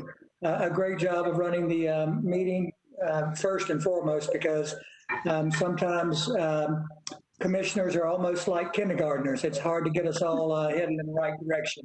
So I'm very thankful for that. Another thing I'd like to thank you for is your phone call to me during my family's illness. And I can't tell you how much that meant to me personally, and many of you as well. But just in case I don't get the chance to tell you, I wanted to tell you tonight. And then lastly, A lot of the folks here don't know that you have taken on and adopted several families throughout Leon County schools, and one of those fortunate families attends Fort Braden School, and I get to see them every single day. I get to take their temperatures when they're getting off the school bus in the morning, and it reminds me of your generosity and your care for the young people in our community. And that is that will pay a lot greater debt than anything you can do in public service. So I just want to personally thank you for taking care of that family. Thank you so much. Thank you. Mayor Daley? Thank you, Elaine. I will save my comments for your last city commission meeting, since we'll be continuing to serve. I also want to take a second to thank Commissioner Mary Ann Lindley. This will be our last meeting at the city that we will be serving with you together at the IA. And it has been an honor and a privilege to serve with you, and you are a dear friend and a mentor to me, and thank you very much. Thank you for all that you have done. Yes, thank you. I forgot that, Marianne. We're gonna miss you too. I need you to come back and blow the whistle. Come back and blow the whistle and tell us it's time. I know, I'll be the referee from my couch. Commissioner Minor? Thank you, Madam Chair. I just wanted to reiterate what people have already said. It's been an honor to work with you on Blueprint, and thank you for everything you've done on the City Commission. And I hope all of us will see you around town and have you coming to our meetings and staying involved. Thank you so much. Madam Chair. Mr. Richardson? Yeah, just very briefly, Madam Chair. You and I have been friends and professional colleagues for a long time. I never imagined that we would have the opportunity to serve together as elected officials, but I'm certainly glad we did. The City of Tallahassee is all the better because of the service that you have given. And Commissioner Lindley, I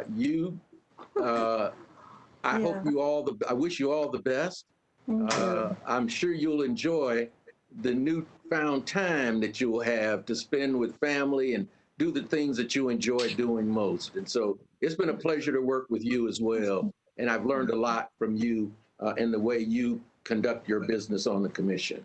Well, thank you very much. It's been a pleasure. I'm going to miss you all very much. It's been great and stimulating, often very entertaining, and I think we've gotten some good work done on all these months. So I'm a little sentimental here, but fortunately this has gone on long enough that for now I'm happy to say so long and good night.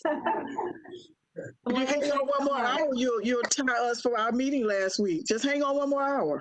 Oh, I know. I've got a few more meetings, but not with Blueprint. So, yeah. Madam Chair, if I might, Commissioner Lindley, we'll get a chance to talk at the last commission meeting. But you know how I feel about you. I got a crazy story about when I was running, and Commissioner Lindley kind of gave me a good tongue lashing about some things I hadn't done. It was good. You got me.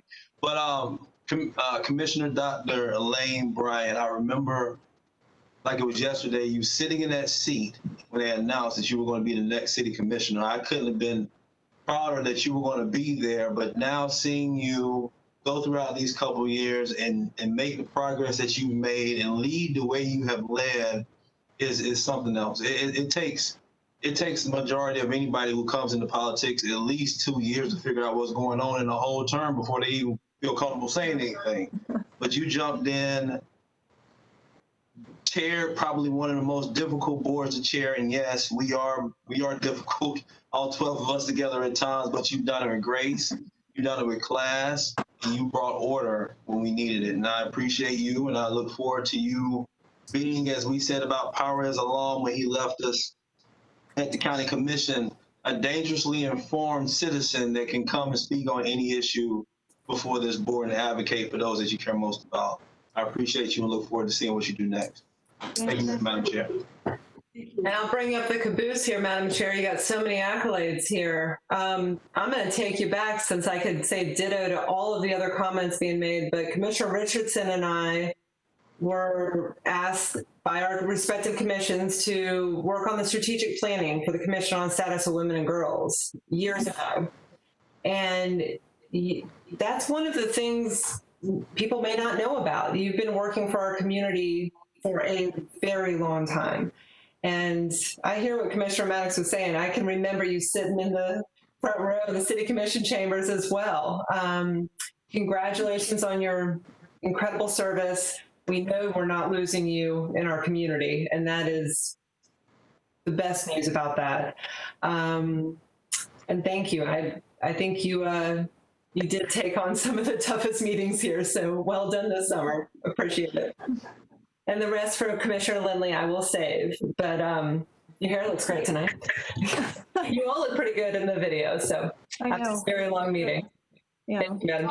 Madam Chairman, I wanted to weigh in too and say I think the city's going to miss your voice, your maturity, your kindness, and your real elegance and eloquence both in leading a meeting, and I appreciate it. I know it's not easy, but tonight's probably been particularly difficult, but thank you so much. We'll never forget you. Thank you. Thank you. Let me, first of all, thank all of you and for the opportunity to serve with you. I love leadership roles, so when I get in meetings like this, it's just a tag on, okay, Lane, let's see if we can make sure this moves in the right direction. And Commissioner Lindley, when you said tonight, look, let's move it on. I wanted to say, I'm with you. Let's move it on. Let's move it on. But all of you leave a very strong legacy in my mind as you have participated in this process for our blueprint. We're moving in the right direction. And let me confirm without shadow of doubt that I am not going anywhere. I may not be in this role, but I am still a major part of this community. And I intend to continue to serve. And that's exactly what I said when I was appointed. And that continues to be the case today. And special thanks to Ben and to the staff. They have done an excellent job trying to rope me in. They're laughing, but it has been a learning experience working with them, and I really sincerely appreciate them.